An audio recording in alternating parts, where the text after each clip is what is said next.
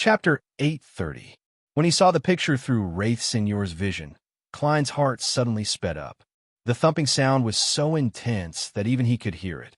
As a seer who was good at deciphering revelations and symbols, he felt the blood in his body surge towards his head, making his head swell and feel dizzy, as though it was preventing him from thinking further. But even so, there was an illusory voice that belonged to him echoing in his mind. It was filled with horror. Teach that figure that had been dismembered and devoured should represent the ancient God of the sun, the Lord that created everything, the omnipotent and omniscient God that the city of silver believed in, and the three evil figures surrounding him. I've seen them before. In the underground ruins of Bakeland, in the place where terrifying evil spirits were sealed. They existed in the form of statues, and they weren't as evil as the picture. They respectively represented the eternal, blazing sun, the Lord of storms, and the God of knowledge and wisdom. Suddenly, Klein recalled a term he had once obtained. It was a term he had obtained from facing the eternal blazing sun directly. Pure white angel. It can't be. Could it be that the eternal blazing sun was once an angel beside the ancient God of the sun? Little Son had previously mentioned that he had heard a creator's ecclesiastic muttering in a confessional and prophetic tone in Afternoon Town. One of the lines was, "The kings frequently came to the palace belonging to the twilight to plot." The eternal blazing sun was originally called Pure White Angel, and he was also a king of angels. He had also betrayed the Creator, and the Lord of storms, the God of knowledge and wisdom, as well as the swarthy infant who represents an unknown existence, had reaped the greatest benefits and shared the corpse of the city of silver's creator. In the books of the various churches, it is recorded that these three most ancient deities were formed from the original creator's spirit. From a certain point of view, this seems to be a hint to the dark history. If my guess is correct, then the Lord of storms and the God of knowledge and wisdom should also be the creator that the city of silver believes in, the kings of angels beside the ancient sun god. Perhaps they should be called the angel of wind and the angel of wisdom. This way, the 8 kings of angels are gathered. The dark angel, the white angel, the wind angel, the wisdom angel, the angel of imagination, the angel of time, the angel of fate, and the red angel. From what young Son heard and the subsequent actions of these kings of angels, it seems that apart from the 2 sons of God, Ammon and Adam, the other kings of angels have betrayed the Creator. Isn't this ancient sun god a little too tragic? However, this painting might not be real. It might be a slander. I wonder who the swarthy infant sitting in the belly of the ancient sun god represents. I feel that the true Creator is very suspicious. Klein instantly thought of many things. The more he thought about it, the more he had the urge to turn around and leave, pretending that he had never seen the painting. At this moment, the uncontrollable fear in his heart even made him have the illusion that the eternal blazing sun, the Lord of storms, and the God of knowledge and wisdom were casting their gazes down from the astral world and watching him. Who left this painting behind? Who knows so many secrets and is clearly on the side of the ancient sun god? The other angels and saints who have always followed the city of silver creator and have always believed in him. Cold sweat seeped out of Klein's back as his body trembled slightly. Although Alger's observational skills weren't as good as Miss Justice's, he was still an experienced beyonder. In an environment that required high vigilance and vigilance, it wasn't difficult for him to discover that something was wrong with the German sparrow. It was slightly abnormal. "What's wrong?" he asked with a suppressed voice. Klein was suddenly jolted awake. As he made Wraith Senior look away, he pointed at the circular area without the sarcophagus. "You'll understand once you take a look. Will I lose control when I see a painting that can make Gehrman tremble?" He didn't stop me and instead suggested that I take a look. It shouldn't be a problem. However, I can't eliminate the possibility that he has already lost his mind and is only pretending to be a normal person. Several thoughts flashed through Alger's mind instantly. Finally, he held the lantern and steadily walked forward towards the central area. After 7 or 8 steps, he saw the dark painting clearly. In just 3 to 4 seconds, Alger's hands, which were holding the dagger and lantern, began to tremble uncontrollably, as though he had contracted some sort of brain disease. He had once seen the human statues of the 6 orthodox deities at the World Gehrman's place on the tarot, so he naturally recognized the 3 figures who were gnawing on the arms, tearing out the hearts, and sucking out the brains. They were the Lord of Storms, the eternal, blazing sun, and the God of knowledge and wisdom. Although he had once been disloyal to the church under Zillings's coercion, and although he had joined the tarot and distanced himself from the abyss of storms, believed in Mr. Fool, and sought greater strength and authority, and although he had repeatedly betrayed the church's intelligence and slacked off on certain matters, he ultimately felt that he could still be considered a believer of the Lord of Storms. It was just that he wasn't too devout or fanatical enough. And at that moment, he truly believed that he had committed a grave sin of blasphemy. He nearly dug out his own eyes out of fear. Not directly committing suicide means that I've really become a false believer. Alger didn't dare to take another look. He turned around and looked at German Sparrow. He asked with a trembling voice, "Those 3 are kings of angels." "I can't give you a definite answer. All I can tell you is that the eternal blazing sun and the white angel have a close relationship," Klein replied vaguely. Indeed, Alger immediately felt that the Lord of Storms, the eternal blazing sun, and the God of knowledge and wisdom were once kings of angels. As for German Sparrow being unable to confirm the situation, he wasn't surprised. After all, he was only a blessed, not Mr. Fool. Alger was just about to speak when he suddenly heard a sharp screech. It was as though someone was inside a sarcophagus, using their fingernails to scratch at the lid. No, it's not as though. It's exactly like that. Screech. Sizzle. Sizzle. There were a total of 3 sarcophagi on the left and right, emitting a sharp, ear-piercing sound. Then, the heavy, grayish-white coffin lids were either lifted or exploded. 3 distorted figures stood up. One of them was draped in an ancient white robe that was almost gray. Its face was filled with potholes, and its neck, forehead, and the back of its hand were covered in deep eyes. The one beside it had a huge palm with thick fingers that looked like they were carved out of wood. Its surface was covered in a layer of yellowish-green pus, and it emanated a fog of the same color that could corrode the sarcophagus. The other one was wearing a tattered brown jacket and a triangular hat with a white skull on it. Many parts of its skin had completely rotted away, revealing its bones. Beneath its clothes and pants, there were thick, slippery tentacles inlaid with fish scales. They naturally emitted a dignified, violent, and terrifying aura. This even made Klein feel like he was facing a high-sequence beyonder of the storm pathway. However, its condition didn't seem to have reached such a level. The 3 deceased who crawled out of the sarcophagus cast their gazes in the direction of German Sparrow and Alger. One of them was surrounded by a silver-white light as electric currents crackled. The other reflected their figures in countless eyes. The last one let the yellowish-green fog spread out, creating brown vines. At the same time, heavy and hurried footsteps could be heard. It seemed that a 6-winged gargoyle was rushing over. Upon seeing this, Klein didn't panic at all. With Lamino's travels in hand, he reached into his pocket and tore through the wall of spirituality. With 2 fingers, he took out Aztec's copper whistle. Right on the heels of that, he flicked his wrist and threw the copper whistle to the other side of the hall. As expected, he saw the 3 deceased with terrifying auras turn around and run over like trained hounds.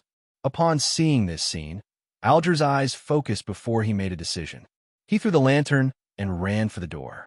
His experience told him that German Sparrow could deal with the 3 terrifying deceased at the same time. As for him, what he needed to do was hold back the 6-winged gargoyle, preventing it from interfering with the crazy adventurer's battle. Bang! Just as Alger came to the door, he saw the tall stone door shatter into pieces. A 6-winged gargoyle wielding a stone halberd that was 7 to 8 meters long slammed in.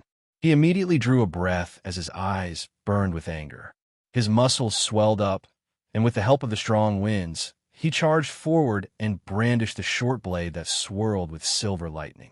Bang! He dodged the heavy stone halberd and cleaved at the gargoyle's abdomen with his fist and short blade. Instantly, lightning flashed as stone fragments flew everywhere. Alger was sent flying backward, and the six-winged gargoyle's forward momentum was forcefully interrupted. Alger slammed heavily to the ground. As he had created an air cushion in time, he didn't suffer any serious injuries. And at this moment, the three deceased had gathered together and were vying for Aztec's copper whistle. Klein looked at them as he calmly flipped open Lamino's travels, allowing the upward-facing side to stop on the charred yellow paper with complicated patterns and symbols. This was a demigod-level power that he had recently recorded, Lightning Storm. Then, Klein extended a finger from his death knell-wielding palm and easily slid across the page of the notebook. At the same time, he looked at the three mutated deceased who were vying for Aztec's copper whistle and greeted them in a deep voice. Bye-bye. Amidst the sizzling sounds, bolts of silver lightning leaped out of thin air. They intertwined and transformed into a storm that enveloped the area where Aztec's copper whistle was, as well as the three deceased who had mutated. The entire tomb was instantly illuminated as though it was daytime. It made Alger nearly unable to open his eyes as he instinctively trembled from the violent and terrifying aura. With the help of the wind, he bounced up with the storm forming in his eyes and charged at the six-winged gargoyle that was attempting to attack German Sparrow. Mobile version of the fastest updated website. Chapter 831. Against a beyonder creature like the six-winged gargoyle, which had a sturdy body and wasn't afraid of lightning strikes, Alger knew that he didn't have any good solutions other than the Sailor Pathway's Raging Strike. Of course, the singing that resonated with the other party's auditory organs and body of heart and mind was definitely the most effective one. If he were to encounter it elsewhere, Alger would definitely circle around the six-winged gargoyle and influence it with his singing to affect it while using sharp wind blades to attack the same spot. Through the accumulation of damage and the stacking of time, he could slowly grind the enemy to death. However, he was now in the tomb, and the environment was restricted. Once he avoided a frontal assault, the six-winged gargoyle would definitely turn towards the German Sparrow and attack him with a stone halberd that was 7 to 8 meters long, preventing the crazy adventurer from obtaining the opportunity to finish off the three deceased. And most importantly, Alger suspected that the effect his singing had on the German Sparrow might be even greater than the six-winged gargoyles. Bang! The stone halberd slammed heavily into the ground, creating an exaggerated crater. It caused the entire tomb to shake as though there was an earthquake. As for Alger, he didn't forcefully block it.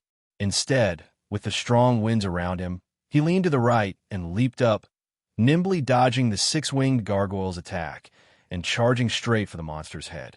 At that moment, he saw the pair of burning grayish-white eyes. Alger's thoughts turned sluggish as his body instantly stiffened. He felt like he had been petrified once again, but the grayish-white color didn't surface or spread across his skin again. Under the effects of inertia, he continued leaping up, but he didn't have the time to swing his dagger. He slammed straight into the six-winged gargoyle's head and flew backward with a thud, his entire body aching. His eyes reflected the heavy, grayish-white halberd again, but his thoughts were sluggish, preventing him from making an effective response. Suddenly, a hand grabbed his shoulder and pulled him to the side. Bang! Rocks flew as sparks flew. The six-winged gargoyle's heavy halberd smashed open another huge crater in the ground.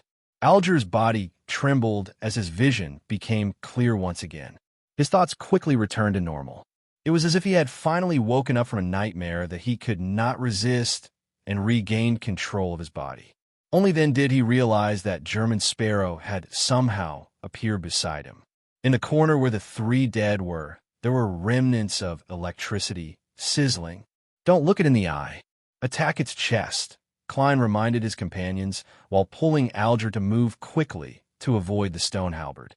Alger had personally experienced and witnessed many battles, so he didn't need German Sparrow to explain anything to understand what he was trying to express. He immediately got rid of the help and nimbly circled to the side of the six-winged gargoyle. Thud! Thud! Thud! He ran towards the six-winged gargoyle with large strides. Only when the stone halberd swung at him did he suddenly soar high into the air to avoid the attack. Woo! Another hurricane pushed Alger toward the six-winged gargoyle's chest. During this process, he closed his eyes and pulled back his right arm, causing the corresponding muscles to swell up one by one. Then, based on his judgment of distance as a seafarer, he swung his right fist that was clenched tightly with a short blade. Whistling wind blades and sizzling lightning appeared at the same time as his fist shot forward. Bang! Alger's right fist struck the six-winged gargoyle's chest heavily, producing an explosive effect. It first caused the grayish-white stone to be covered in fine cracks. Silver-white lightning bolts leaped before it cracked open and turned into a pit. Kacha! His dagger immediately exploded, turning into pieces that flew in all directions. The powerful rebound sent Alger flying backward. In midair, he saw from the corner of his eye that the silk-top hat-wearing German sparrow had circled to the front of him at some point in time and pulled the trigger. Right on the heels of that, the cold adventurer suddenly raised his hand and aimed the dark muzzle at the six-winged gargoyle. Bang! Amidst the loud echo, a bullet pierced through the pit in the gargoyle's chest. A rumbling sound erupted as the grayish-white stone monster's body shook violently a few times. The burning flames in its eyes quickly extinguished. After a brief pause, it fell forward like a collapsing mountain, creating an exaggerated sound and earthquake-like shaking. Death knell sounded. It was a fatal blow. At this moment, Alger had just maintained his balance and stabilized his body with the help of the wind. Klein didn't speak to him, nor did he search for his spoils of war. He turned around and faced the charred ground where Aztec's copper whistle lay silently. Slippery tentacles covered in fish scales moved, and a dead person that had lost half its body stood up. There were bolts of lightning snaking across its body. It was the dignified, rash, and tyrannical dead person. It was originally wearing a tattered brown jacket and a pirate captain's hat. Now it had lost its left arm, right leg, and half its head. The surface of its body was covered in charred and melted marks. But even so, it didn't sleep in peace. It was still attempting to fuse with the surrounding flesh and blood to enter a more powerful state. After all, Klein had just used Lightning Storm, which he had recorded from the Sea God Scepter. Even if it had been weakened due to the recording, it was definitely a genuine demigod level beyond her power. From the fact that the other two dead people didn't even grunt before completely calming down, it was obvious how powerful it was. There's something wrong with this awakened dead person. Klein's heart stirred as he immediately made Senor jump onto the smooth surface of Aztec's copper whistle. Then, he attempted to reflect it on the fish scales of the dead person's slippery tentacles. At this moment, through his marionette, Klein felt a violent, high-level repulsive force. The wraith was unable to possess him. Senor even bounced back, revealing his body uncontrollably. Upon seeing this, Alger didn't ask why. He raised his hands and created a swirling wind around the dead person in a bid to restrain its actions. However, the wind didn't sweep inwards as though it was afraid of something. It forcefully spread outwards and quickly vanished. The only thing worth rejoicing over was that the dead person didn't immediately attack the duo. Instead, it jumped to the left and bent down in an attempt to pick up Aztec's copper whistle. Klein immediately shook his left hand, making Lamino's travels accurately flip to the page with the abyss shackles. This was a Beyonder power recorded by Emlyn. It belonged to Sequence 7 Vampire. As Klein held Death Knell with his right hand and slid it across the notebook, the shadows around the dead person suddenly came alive, transforming into chains that bound it firmly to its spot. Taking advantage of his opponent's momentary pause, Klein raised his revolver without any expression, turned the cylinder, and pulled the hammer. Different colors immediately appeared in his vision: red, green, and ghastly white. Aiming at the ghastly white, Klein pulled the trigger. Bang! A pale gold beam flew into the remaining half of the dead person's head, causing it to explode into a rain of blood. At the same time, the purifying bullet emitted a light that resembled the sun, illuminating the target's entire body.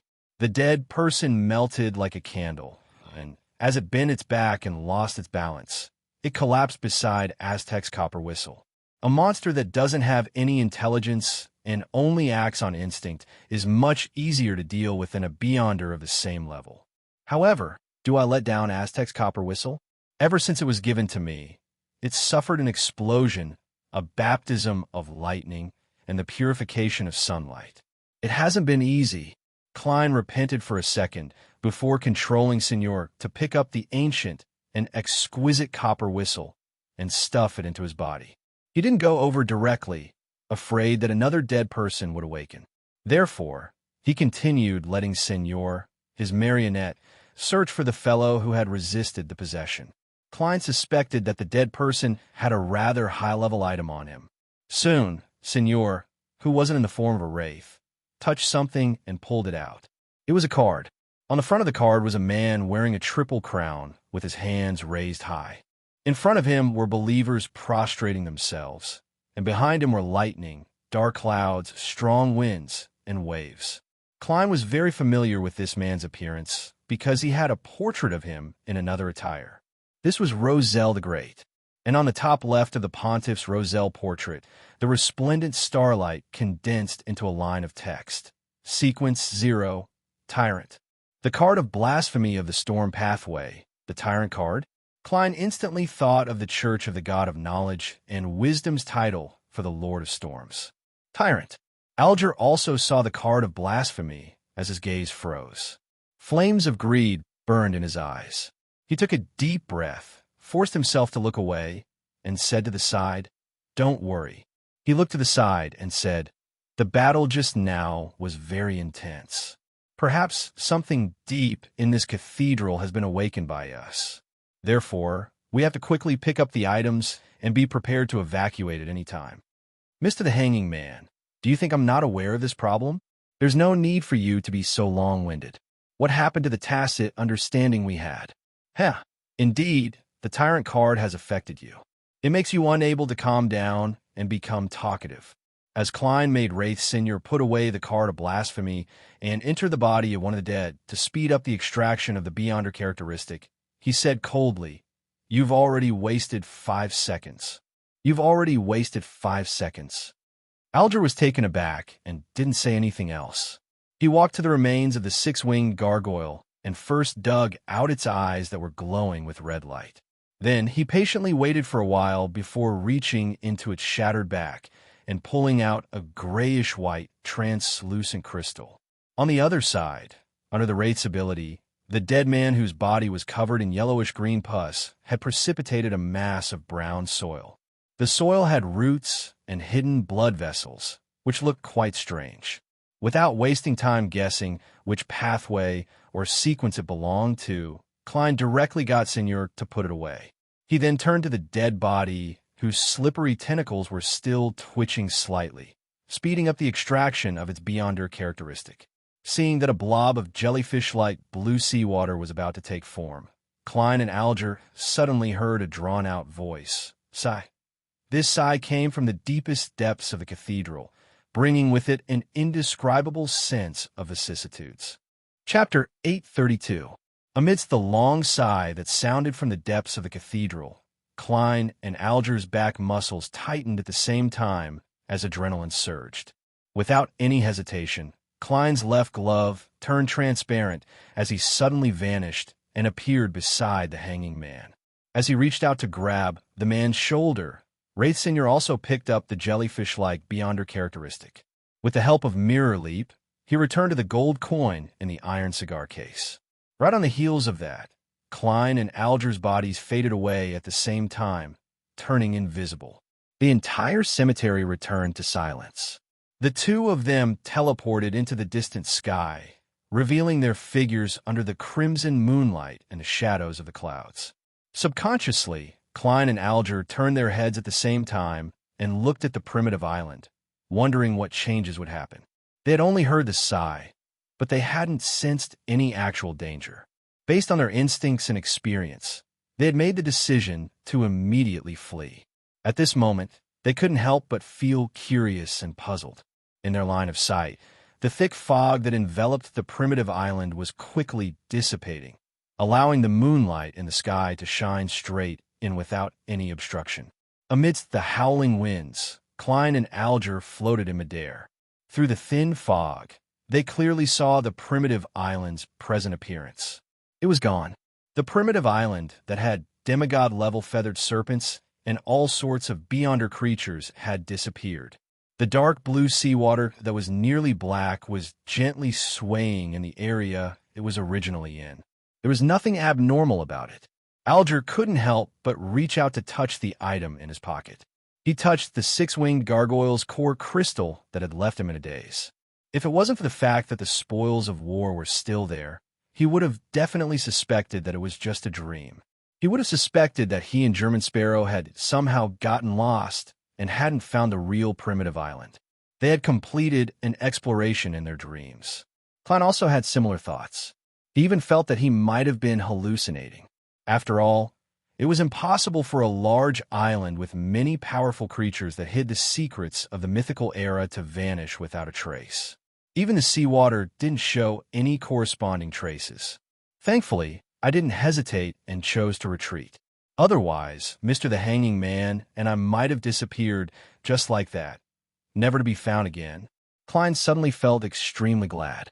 He didn't dare stay any longer and activated traveling again, disappearing in midair with Alger as they traveled through the spirit world. And the last scene that froze in their eyes was of the fog spreading again, becoming thicker and thicker. After another teleportation, Klein and Alger returned to the deserted island from before. Standing on the reef, they watched as the waves flooded the beach with crashing sounds. Alger looked around and let out a sigh of relief. He took out the six-winged gargoyle's core crystal and eyeball. These are our shared spoils of war. You get first pick. After weighing the pros and cons, he only treated the six-winged gargoyle as a monster that the two of them had killed together, while the three deceased belonged to German Sparrow alone. Klein didn't directly respond. He made Wraith Seigneur appear beside him and took out the Tyrant card, the brown Earth-like Beyonder characteristic, and the Jellyfish-like Beyonder characteristic. The latter was suspected to correspond to Ocean Songster. After doing all of this, he said, "I'll pick first in this battle. One battle. I'll pick first. 3 times." What he meant was that this was a battle between the two of them and 3 deceased and a six-winged gargoyle. The other party had contributed quite a bit to the overall battle situation. Therefore, all the spoils of war obtained in the tomb belonged to the public. Of course, according to the contributions made, German Sparrow had the right to pick first and 3 times in a row. Alger was taken aback as he gained a new understanding of the crazy adventurer. Then he nodded. All right. Klein then reached out to his marionette and calmly took the Tyrant card with Roselle's face. It counts as 2 times. With this card of blasphemy and the sea god scepter, he could barely be considered a pseudo-demigod when he moved around in his spirit body state. This was also very useful when acting as the sea god. Of course, the most valuable thing about the Tyrant card was that it came with the Storm Pathway's full sequence potion formula, as well as the ability to subtly sense the ingredients he needed after reaching sequence 4. It was precisely because of this that Klein stopped midway to distribute the spoils of war before returning to the city of generosity, Byam. He was afraid that the Tyrant card would attract Sea King John Cotman. "I'll count as many times as you say." Alger didn't retort, nor did he wish to retort German Sparrow's words. He watched him reach out his hand towards the blob of jellyfish-like Beyonder characteristic that likely corresponded to an ocean songster. To Klein, this could be used to create a mystical item in the Storm Domain to replace the Murloc cufflinks that Admiral Hell had abducted. It could also be bestowed to the Rorsted Archipelago's resistance in the future, increasing their survivability at sea. Of course, the prerequisite was that they greatly please Sea God. After putting away the Tyrant card and the jellyfish-like Beyonder characteristic, Klein glanced at the Hanging Man, indicating that it was time for him to choose. Alger deliberated for a moment. "Can I choose the sequence 4 potion formula in the card of blasphemy?" "No problem." Klein nodded expressionlessly. "I'll give it to you later." Although the Tyrant card had already been activated, Activating it would definitely cause a commotion. Therefore, Klein was cautious and decided to study it above the gray fog after returning to Bakeland. All right, even with Alger's stoicism, he couldn't help but reveal a smile. After this adventure, when the ocean songster was more or less digested, he would showcase his abilities and take the path of advancement within the church. When the time came, drinking more potions wouldn't be a problem.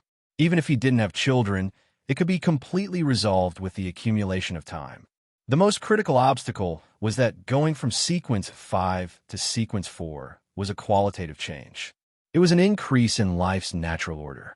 Countless ocean songsters within the Church of the Storm had worked hard for decades, but to no avail. Alger didn't believe that as a mixed blood, he would receive any preferential treatment after slowly rising up from being servant. He would feel fortunate and thankful that he was good at behaving. Furthermore, within the church, advancing to sequence 4 was directly given the potion formula. There was no such thing as knowing the formula ahead of time and making his own preparations.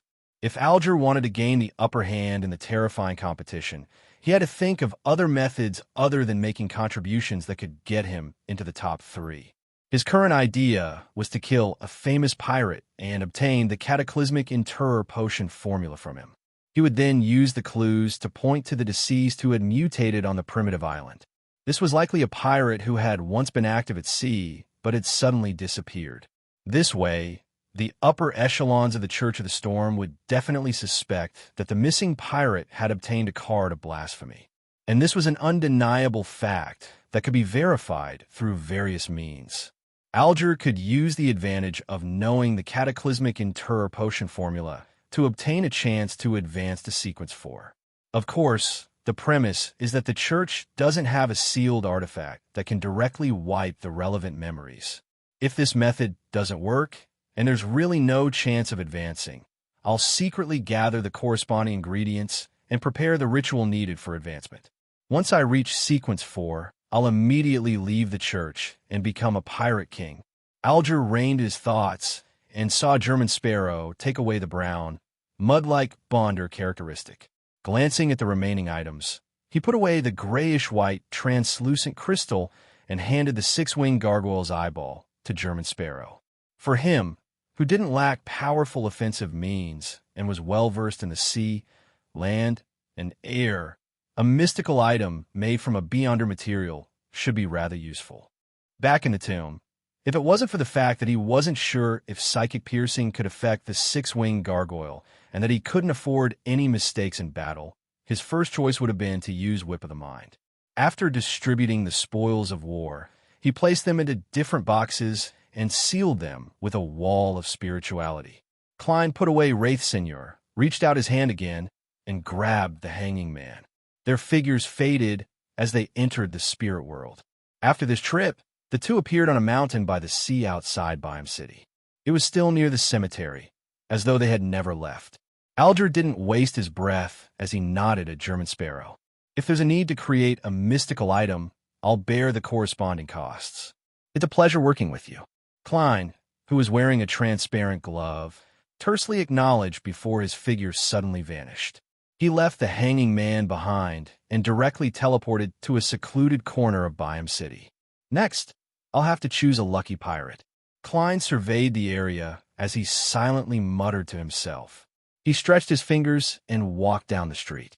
Of course, he didn't forget to change his appearance and smear blood on Lamino's travels. After all, there were German Sparrow's wanted posters everywhere, and Sea King John Cotman was standing guard in this city. It wouldn't be good if he was recognized or lost. At the waist of the mountain range outside the city, Alger looked up at the dark night sky, the crimson moon, and the few stars. He slowly took a deep breath and exhaled, allowing the refreshing and salty sea to cleanse his body. The exploration from before was the most dangerous adventure he had ever experienced. If it wasn't for German Sparrow using creeping hunger and having the beyonder power of teleportation, he suspected that the two of them wouldn't have escaped alive. However, as Mr. Fool's blessed, world should have other trump cards. For example, the demigod-level beyonder power in Lamino's travels. But if that's the case, I might not be able to successfully reach the tomb. There'll be more trouble along the way.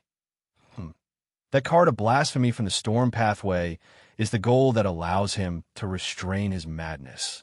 Is this Mr. Fool's instructions? He really did foresee this. Perhaps he even knows the existence that sighed deep in the cathedral. Back then, Zillings might have seen that tyrant card, but he didn't have the ability to obtain it. That's why he said that. Alger's thoughts churned as he slowly walked to the foot of the mountain. Chapter 833. Bakeland, 160 Buckland Street. German Sparrow's figure suddenly appeared in the master bedroom. His black trench coat fluttered as he straightened his half-top hat. Don Dantes, who was lying in bed, immediately turned incorporeal and shrank into a palm-sized mirror. It's likely that no one came to visit tonight. Rhodes didn't cause any trouble. Upon seeing this scene and the surrounding peace, Klein secretly heaved a sigh of relief. His figure grew a little taller as his sideburns rapidly turned white. His blue eyes deepened as he transformed back into Don Dantes. At the same time, the mirror's surface rippled as silver light gathered to form words. Great and Supreme Master, I didn't do anything tonight. No, I seriously acted as the sleeping Don Dantes. In addition, I encountered something. Would you like to know? Ignoring Rhodes's request for praise, Klein's heart skipped a beat. As he took off his hat and threw it onto the reclining chair beside him, he replied in a deep voice. Speak. On the mirror's surface, the original words disintegrated as they squirmed to form new words. A lady glanced at this house when she passed by this street. What's going on? There aren't many people who pass by here every day to admire the surroundings. Klein was just about to say something when he saw the surface of the mirror ripple with aqueous light, reflecting a figure. To a normal person, the figure would be dressed strangely. She was wearing a spirit medium's black robe, and her eyeshadow and blush were blue. She looked gorgeous and demonic. She was none other than Daily Simone. This lady was riding a carriage through Buckland Street. When she passed by Unit 160, she turned her head to look out the window for more than 3 seconds. Man, not only does she have an impression of Don Dantes because of his eyes, but she has also grasped some information in passing. Klein frowned slightly and asked, Is there nothing else? Is there nothing else? No. As Rhodes reflected the words on the mirror's surface, he outlined a simple drawing that symbolized swearing. Klein nodded. Ignoring the enthusiasm of the magic mirror, he forced it to leave. After doing all of this, Klein took out a candle and prepared to set up a ritual. He would summon himself and respond to himself. He would bring all the spoils of war and the clothes he wore above the gray fog. He planned to make a distinction between German Sparrow's clothes and Don Dantes' clothes to prevent any future problems with this detail. Ha! He snapped his fingers, causing the candle's wick to burst into scarlet flames. Flames! Flame! Klein's gaze froze for a few seconds. He quickly closed his eyes and turned his back to the candle. Then, he controlled Wraith Signor to approach the desk. During this process, Signor's body trembled more and more violently, but he finally reached out his right hand and extinguished the candle flame. I'll sleep first and think about it tomorrow. No, the tyrant card is on me, and it has already been activated. Although there's a wall of spirituality sealing it, it might not be able to completely isolate its ability to attract and gather people of the same pathway. Perhaps it can only weaken the effects and drag it out. Back when I was in Biome, I entered and left quickly. I didn't dare to stay for too long. Just as Klein calmed down, he thought of some problems. A few seconds later, he slowly took a deep breath, raised his hand again, and snapped his fingers to light the candle. Right on the heels of that, he controlled the fear in his heart and controlled Signor to take out the other 2 candles and set up a sacrificial ritual. This way, he wouldn't have to respond to the summoning and pass through the candle flame to come to the real world. When everything was ready, Klein turned around with great difficulty and piously lowered his head, not daring to look at the candle flame. Then, he seriously chanted the honorific name of the fool. Relying on his perseverance, he finally completed the ritual after nearly bursting into tears. He sacrificed all the items that needed to be sent above the gray fog. Phew! Klein exhaled, took 4 steps counterclockwise, and arrived at the silent, mysterious space. He sat in the chair that belonged to the fool, picked up the tyrant card, and triggered the contents inside. The card of blasphemy immediately became three-dimensional, like a palm-sized book. The book flipped, and on every page, there was a Roselle Gustav. He was either a sailor, wearing a captain's hat, holding a sextant, or singing loudly in the background of the sea. Klein was rendered speechless when he saw this. He increasingly felt that his fellow countryman was too king narcissistic. If the Demoness card was still using his own image, then I'd really be convinced. As Klein lampooned, he browsed through the corresponding contents and analyzed the sequence names and material rituals of the entire storm pathway. Sequence 9, Sailor. Sequence 8, Folk of Rage. Sequence 7, Seafarer. Sequence 6, Wind Blessed. Sequence 5, Ocean Songster. Sequence 4, Cataclysmic Interrer. Sequence 3, Sea King. Sequence 2, Calamity. Sequence 1, Thunder God. Sequence 0, Tyrant. This ritual to become a tyrant, which is also the Lord of Storms, is very different from the Black Emperor. First, it requires hundreds of thousands of followers who believe in him out of fear. Second, he has to challenge a true God alone, which is another sequence 0, and survive. Finally, he has to consume the potion amidst the atmosphere of fear and obedience to complete his advancement. This is a bit of a scam. A sequence 1 who hasn't undergone a qualitative change to challenge a sequence 0 true God will die 7 or 8 times out of 10. Besides, what if there aren't any other sequence 0s in that era? Then wouldn't I have to think of a way to nurture one myself, or switch to a neighboring pathway? Of course, the ritual might not be necessary. As long as I'm lucky enough, it's not impossible to directly drink the potion. See God Cavituous is an example. He didn't consume a potion, but an unblended Beyonder characteristic. The core of this ritual is the courage to challenge a deity, as well as a large amount of fear and obedience. Yes, Tyrant doesn't seem to have the special ability of the Black Emperor to distort the rules and use them. He's unable to revive from the dead and return from the void, but he seems to have the terrifying ability to transform into lightning for a short period of time. He might even have the ability to create a planet-level disaster. Roselle the Great's records focus on the formula and ritual. There's too little description of the corresponding Beyonder powers and deity authorities, and it's very vague. Klein casually summoned a piece of paper that wasn't conjured and used a fountain pen to copy the cataclysmic Interrer potion formula. He then wrote a sentence in the tone of the world's German sparrow. Try not to recall the contents of that painting.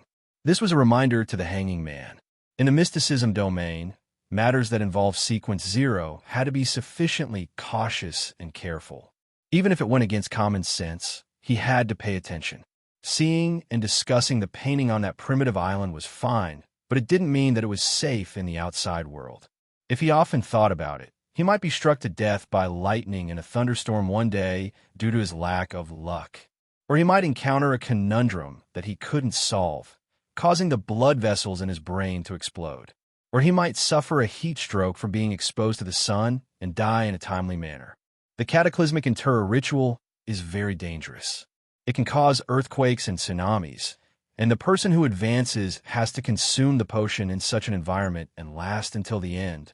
Klein folded the piece of paper, placed it to the side, and put away the Tyrant card. After using divination to identify that the 3 Beyonder characteristics he had obtained belonged to the Black Emperor Pathways sequence 5 Mentor of Confusion, the Storm Pathways sequence 5 Ocean Songster, and the Planner Pathways sequence 5 Druid, Klein finally had the time to recall everything that had happened during his exploration and pondered over the information contained within. The eternal blazing sun is clearly of the Sun Pathway, and the City of Silver's creator is also known as the ancient god of the sun. This can be concluded from the history left behind by the 4th epoch and the murals of the elves. According to the law of conservation, where there's a sequence 0 and no sequence 1, the pure white angel back then shouldn't have been a king of angels. But if he wasn't a king of angels, he wouldn't have the right to participate in the feast of the city of Silver's creator.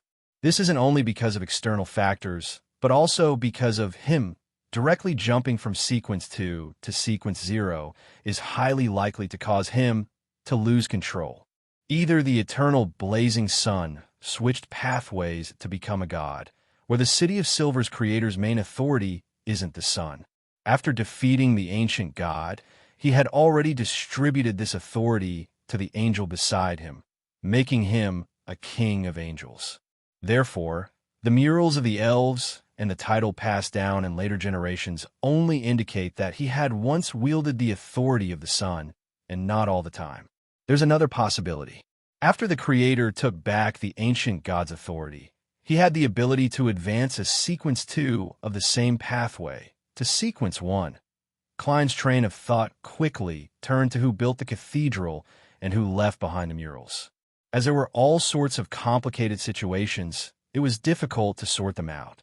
He decided to conjure a piece of goat skin and summarize the main points by writing to find a connection. That primitive island was discovered by Zillings and Mr. the Hanging Man together. Zillings accepted a mission from the Twilight Hermit Order, and for a valuable item, he headed to Bakeland to assassinate the Duke of Negan. He died at the hands of Mr. Aztec. Zillings told Mr. the Hanging Man that deep in the cathedral ruins was a precious item that wasn't inferior to Roselle's tarot cards. However, one had to be at sequence 5 to obtain it. He later obtained creeping hunger and became a pirate admiral. His strength was already equivalent to a powerful sequence 5.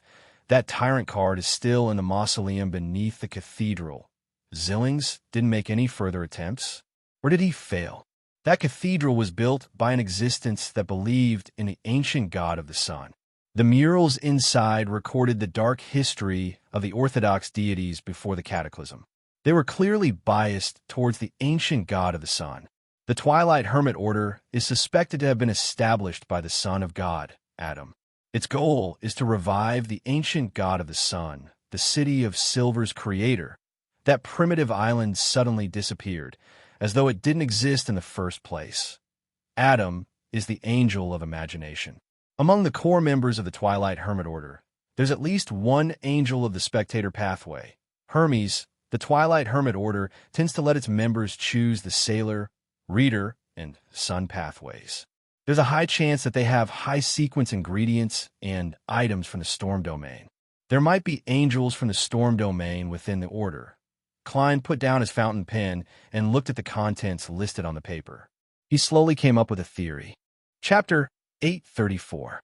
Looking at the list of important points, Klein tapped the edge of the long, mottled table with his fingers as he silently muttered to himself. The person who sighed deep in the cathedral is a member of the Twilight Hermit Order? It was because of that deep exploration that Zillings was chosen by the Twilight Hermit Order, allowing him to advance and obtain creeping hunger to become a pirate admiral. If that's the case, it can explain why he didn't return to the primitive island after having the strength of a sequence 5 and think of a way to take away the tyrant card. You can only take what's given to you, and you can't touch what's not given to you. Of course, it's also possible that Zillings established a connection with the Twilight Hermit Order member during his second exploration of the cathedral when he had sufficient combat strength regardless. The possibility that the primitive island has something to do with the Twilight Hermit Order isn't small. The reason why we were able to pass through the different regions and arrive at the tomb, where we saw the painting of a king of angels eating the creator, was it because of the Twilight Hermit Order members' deliberate indulgence deep in the cathedral? To them, if there's a chance, they'd definitely be happy to publicize that erased piece of history. However, what they describe from their own point of view might not necessarily be the truth after that. The Twilight Hermit Order member probably didn't expect us to finish off the awakened deceased and the six-winged gargoyle so quickly and obtain the tyrant card. That's why he sighed. According to the normal script, he should have taken action to quell everything when we were in danger, and he would have spoken to us across space, allowing us to become peripheral members of the Twilight Hermit Order. Klein cautiously used him to refer to the existence deep in the abandoned cathedral. He even suspected that he might be the former king of angels, the son of God, Adam. Of course, he wasn't completely certain that the primitive island belonged to the Twilight Hermit Order. He believed that even divination wouldn't be able to obtain a definite answer. This was because there were too many possibilities. It might involve other hidden existences, and the information regarding the spirit world had definitely been wiped or hidden. If it was as I suspected, did this mean that I had missed a chance to join the Twilight Hermit Order? As long as I can pass their test, I might even be able to take a glance at the second blasphemy slate and obtain the high sequence Beyonder Potion formula for Seer. What a pity. However, German Sparrow's origins are mysterious. The existence behind him is something that the upper echelons of the various factions at sea know of. The Twilight Hermit Order is the oldest and most secretive organization, so it's impossible that it doesn't know of the corresponding situation. German Sparrow's outcome is likely to be eliminated on the spot, and he'll seek answers through mediumship. Klein first felt a sense of regret before he felt a lingering fear. As his thoughts raced, he even thought of sending the Hanging Man to the primitive island again to find an opportunity to become a peripheral member of the Twilight Hermit Order and enter its core. Sigh, the problem is that the primitive island has disappeared. Otherwise, Mr. the Hanging Man would really have a chance of becoming a spy for 3 sides. No, for sides. Klein flicked his finger, making the piece of paper in front of him vanish.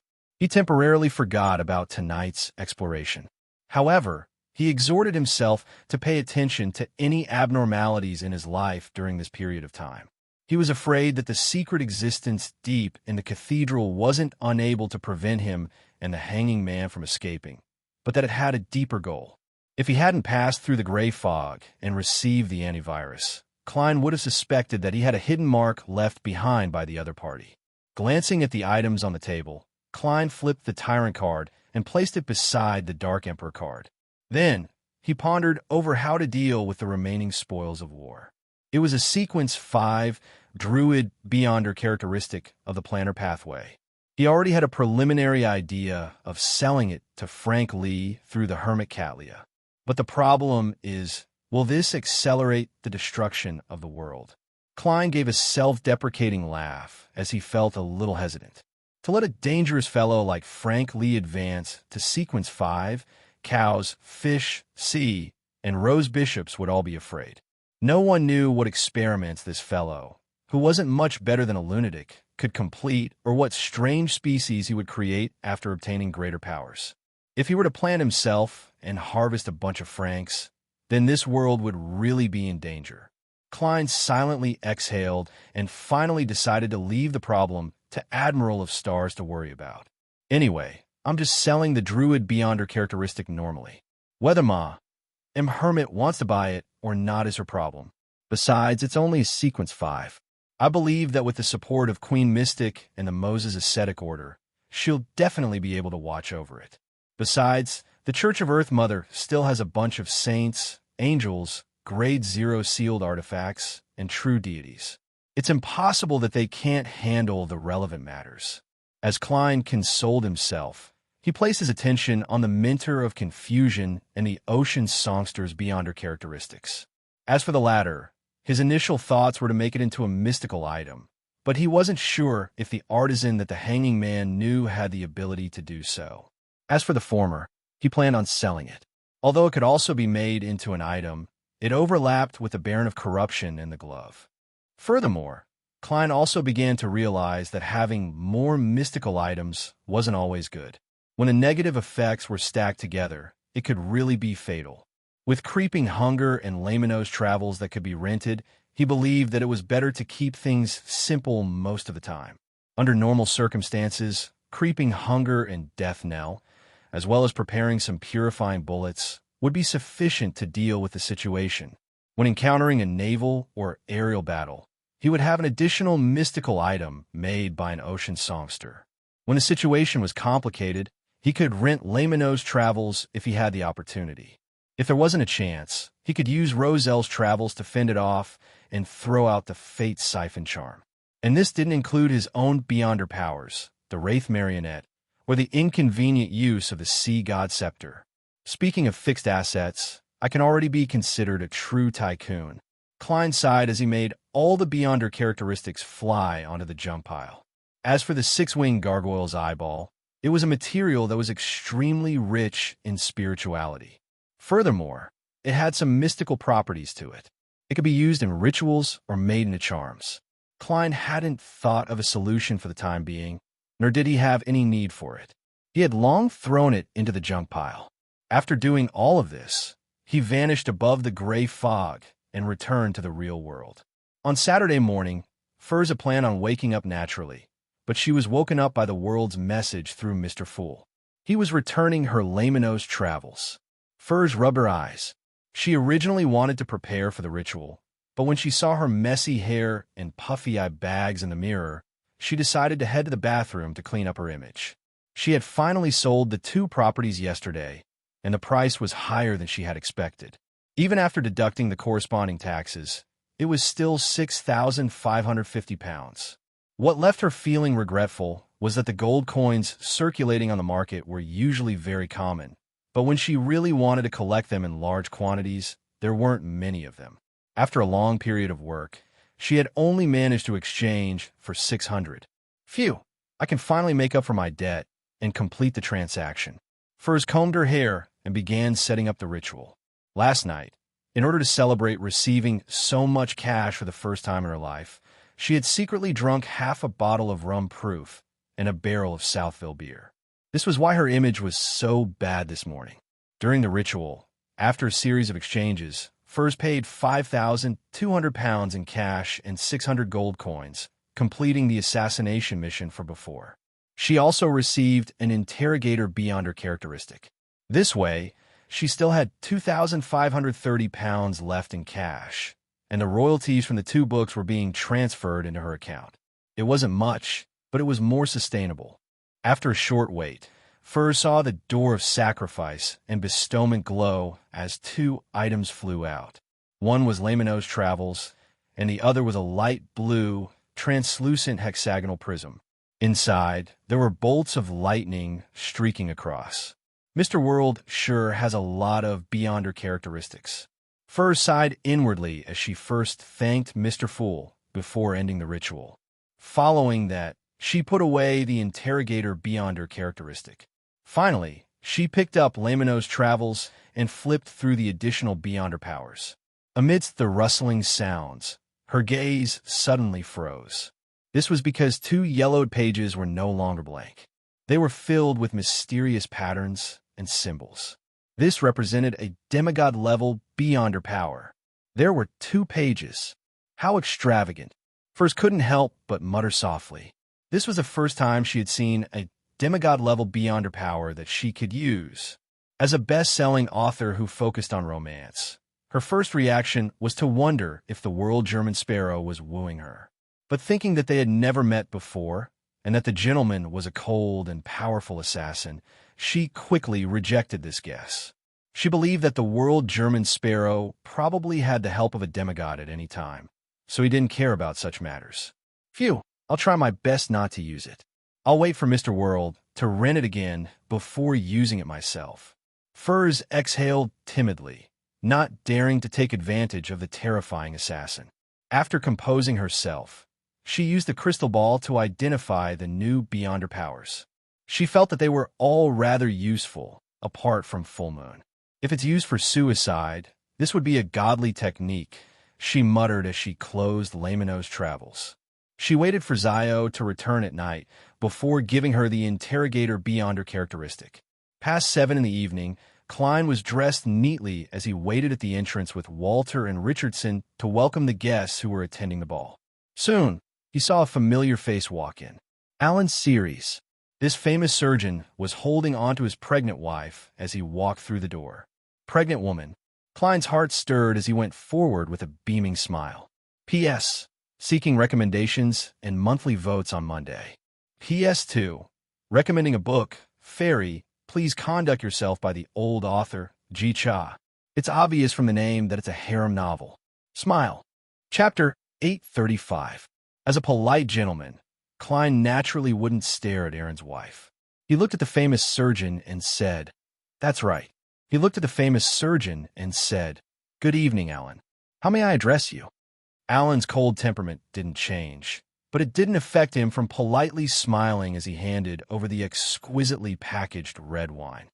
"My wife, Wilma Gladys, is a high school teacher. It looks like you're going to be a father again. When's the expected delivery date?" Klein received the gift and asked. He had originally prepared a topic for Dr. Allen to discuss the recently reported new surgical techniques, but he never expected him to bring his pregnant wife along. This was a pleasant surprise for him. This was because the unborn child in Wilma Gladys's womb was the snake of Mercury, Velociptan. Allen subconsciously glanced at his wife's stomach and smiled. "Early July. If you don't mind, I hope to invite you to his birth banquet." Just as he said that, the beautiful black-haired lady, Wilma, suddenly held her stomach and let out a soft cry of pain. "What's wrong?" Allen blurted out. "He kicked me. He's calmed down now," Wilma said as her expression relaxed. She then looked at Dwayne Dantes and curled her lips into a smile. "Due to my pregnancy, I haven't participated in a ball like this in a long time. I'm always staying at home, and I feel a little depressed. Therefore, I got Alan to bring me here. Although I can't dance, I can chat with the ladies and even find some time to play cards. It's my honor to have you here." Klein replied sincerely. "I'll be attending his birth banquet in early July." He wasn't affected by the small accident from before.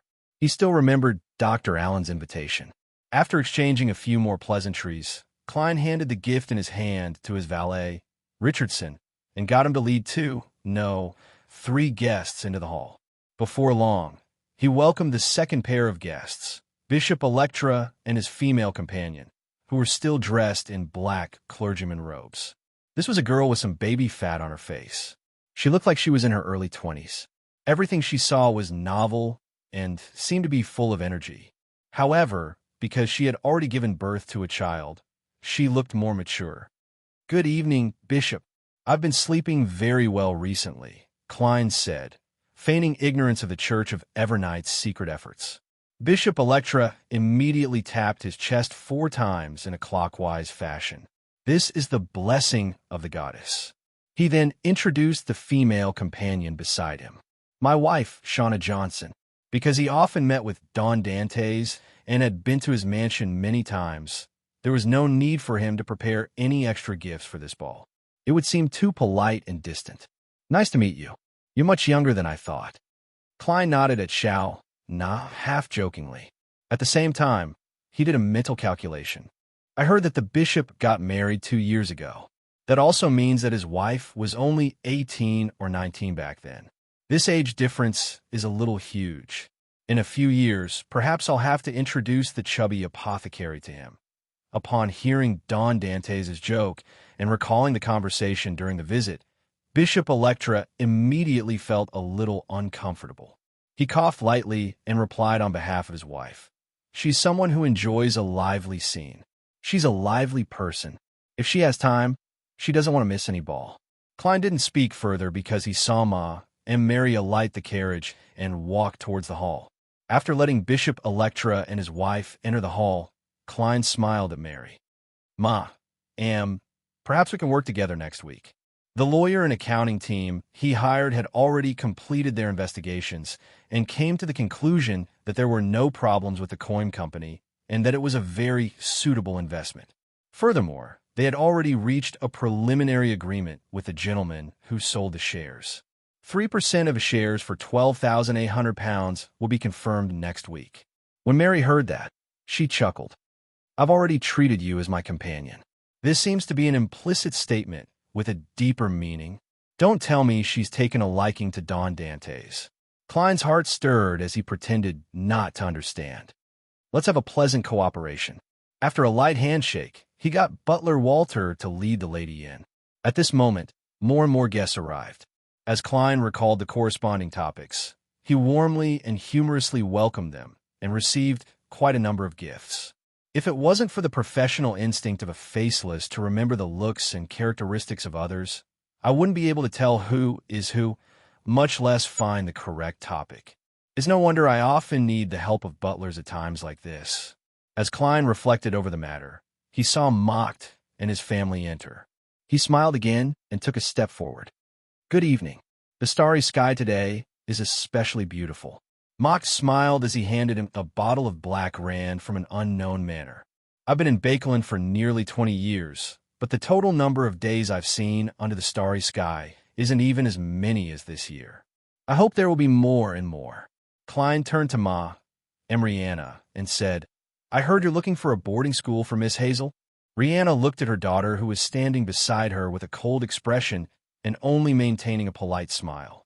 Schooling is becoming more and more popular these days. It's the same for women. And most importantly, Hazel might be able to make more friends. Unfortunately, she doesn't seem too happy about it. She can't bear to part with us. In Bakeland, boarding schools for girls of high society had already sprung up.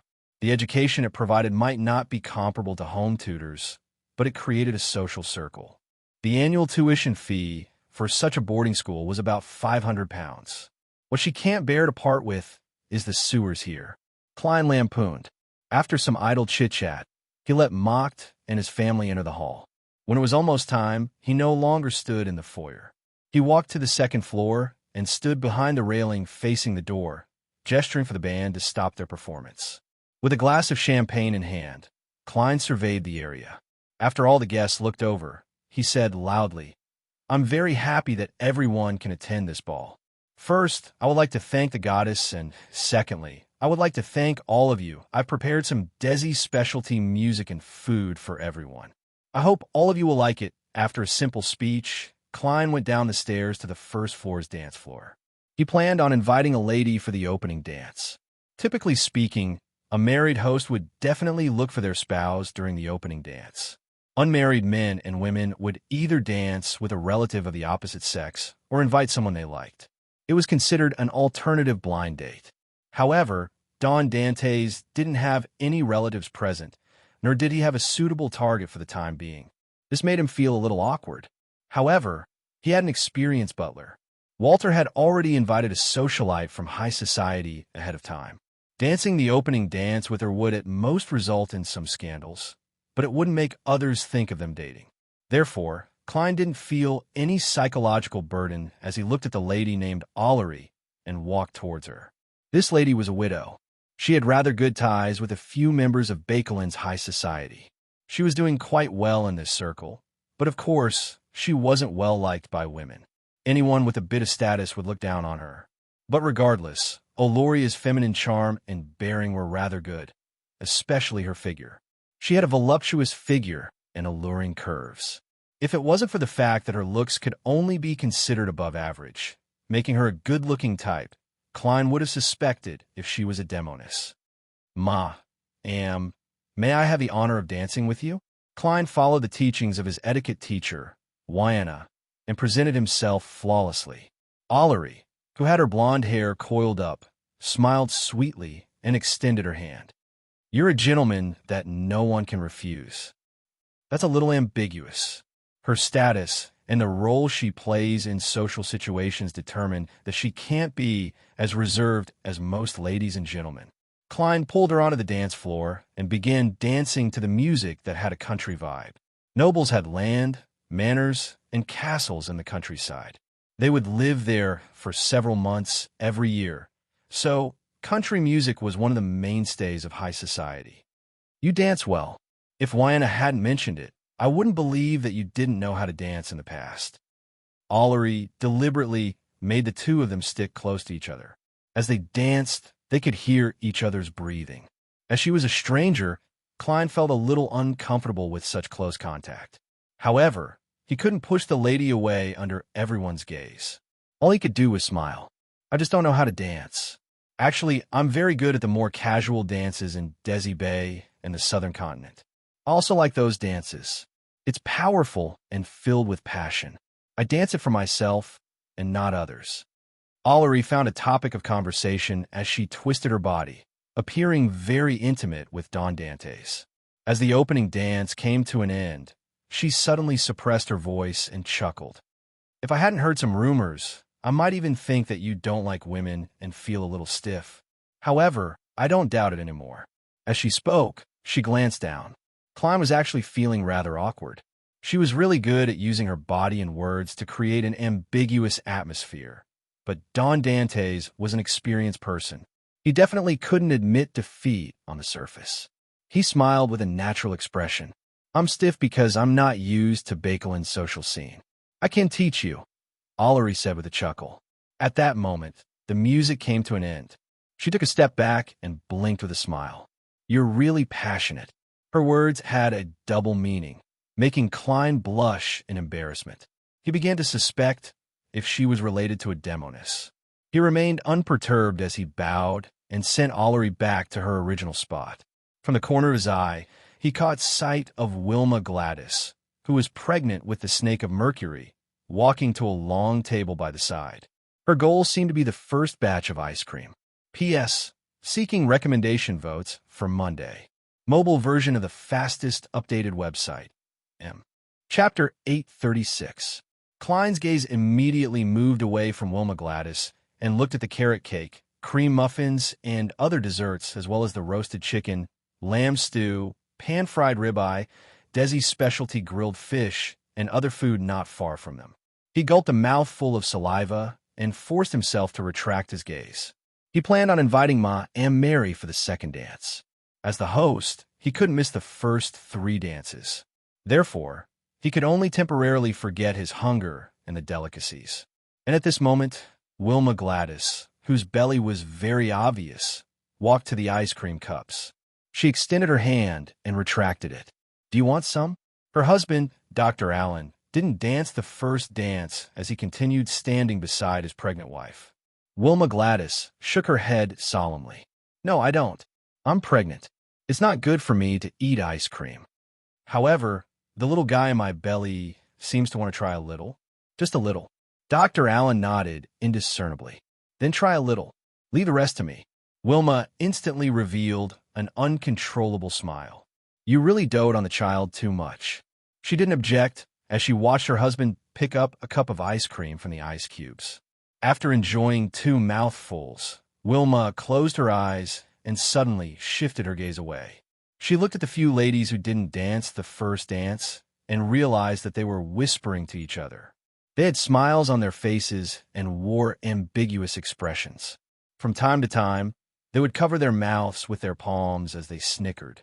What interesting things are they talking about? Wilma's curiosity was piqued.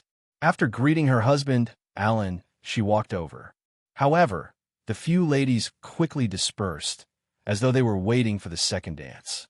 Wilma felt disappointed as she said to the only beautiful lady who remained in her spot, Do you know what they were talking about?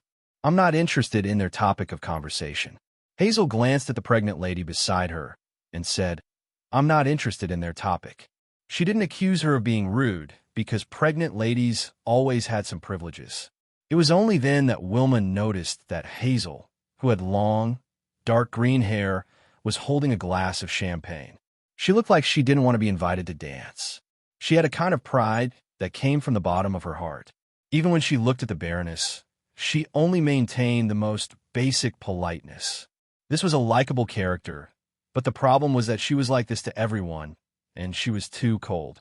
Perhaps she was in the rebellious phase that Roselle the Great mentioned. As a middle school teacher, Wilma couldn't help but comment inwardly.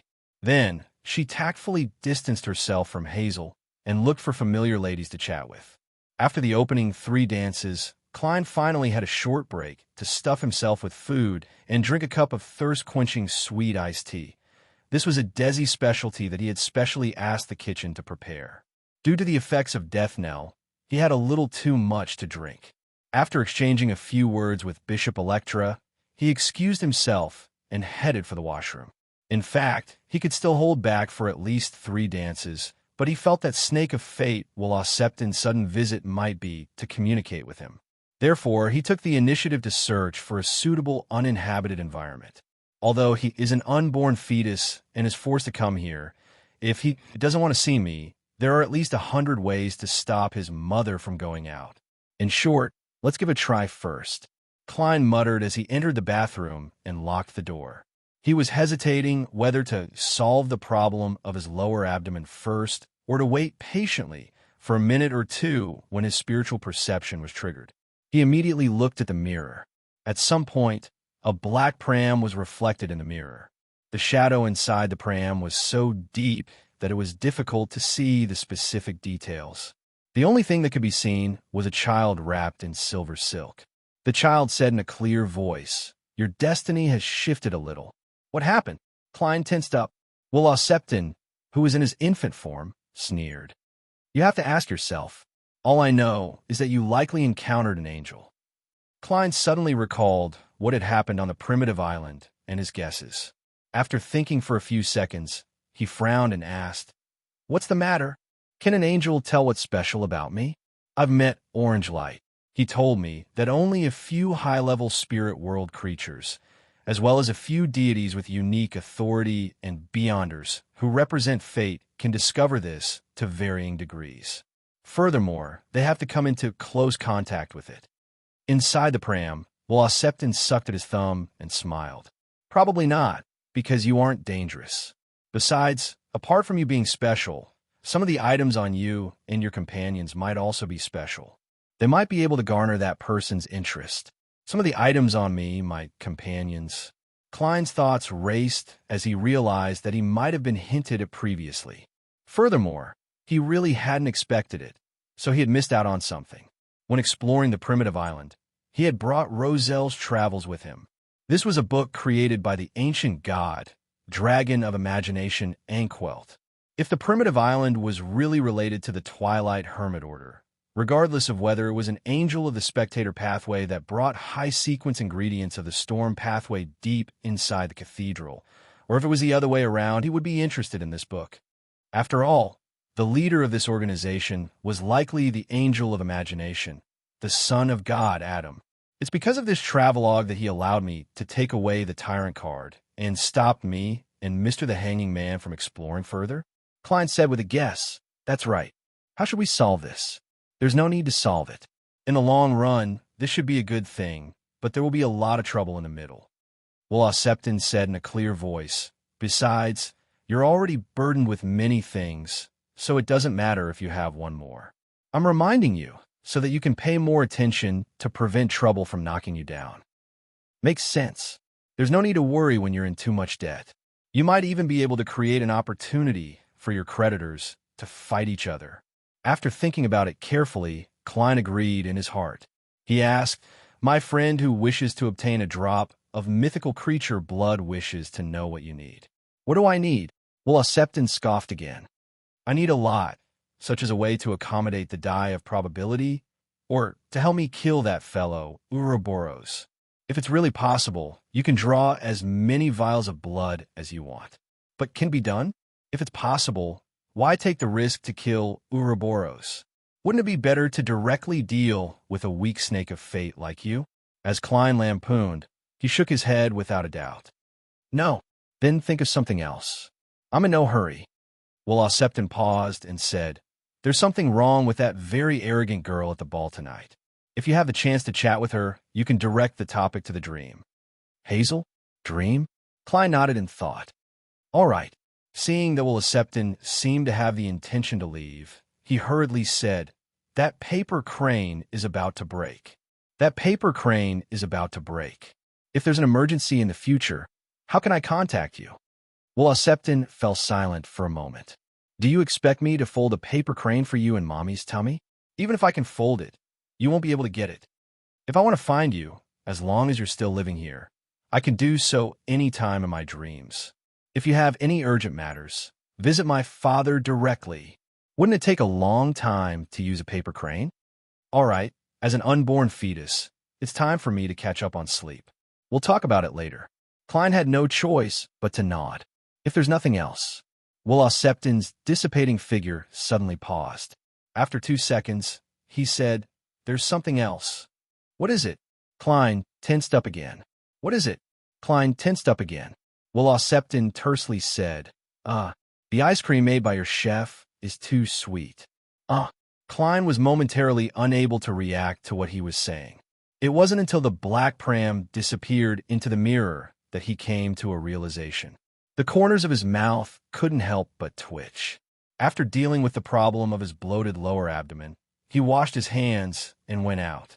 He found his valet, Richardson, and instructed, "Go to the kitchen and get them to reduce the sweetness of the subsequent ice cream." Richardson didn't ask why and immediately did as he was told. Only when he was about to enter the kitchen did he think of a question.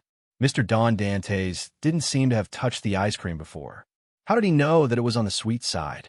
Richardson quickly had an answer to this question. He believed that one of the guests had informed his employer of the problem after tasting the ice cream. Although it was a little rude, it wasn't something rare, especially for close friends.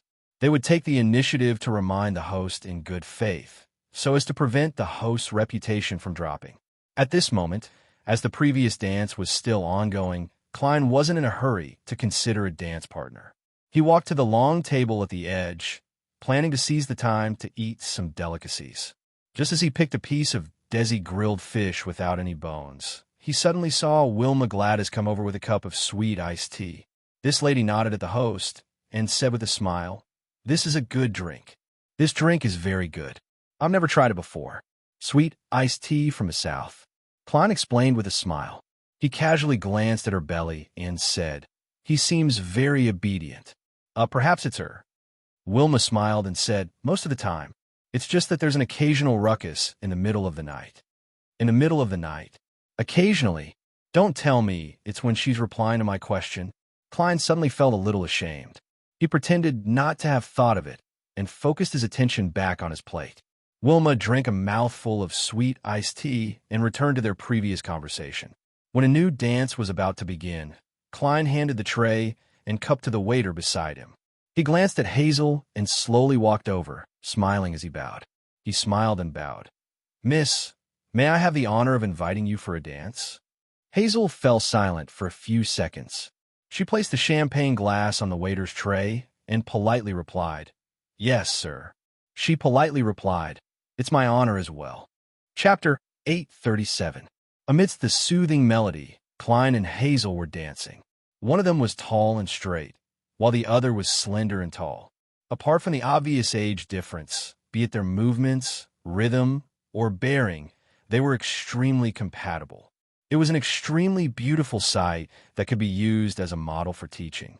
Klein took the initiative to break the silent atmosphere and said in a seemingly casual manner, "That's right." Amidst the light twirls, he said in a seemingly casual manner, "I've been having nightmares for some time. Thankfully, I was blessed by the goddess. After praying a few times in the cathedral and drinking a few cups of holy water, I didn't wake up in the middle of the night." Hazel looked up in silence. After 2 seconds, she said, "Yes." After 2 seconds, she said, "What kind of nightmare?" To think that he's interested in such a topic. Well, Septon isn't wrong at all. Klein replied with a smile. "I was in an abandoned and dilapidated cathedral and was being chased by all kinds of monsters. But you should know what happened in the dream. I'm unable to remember the details, so it's difficult for me to describe what the monsters look like." Hazel didn't say a word, but her dark brown eyes were filled with disapproval. This also meant that she believed that it wasn't impossible to remember what happened in the dream. Klein hugged her and took a diagonal step forward. He smiled and said, "Indeed, I've had a very clear dream in the past. At that time, I was still in the southern continent. I dreamed of an inverted mausoleum. It was made of pitch-black boulders, and it extended underground. A living corpse covered in white feathers came out and tried to capture me. I had similar dreams for a few consecutive days. It's a little embarrassing to talk about it.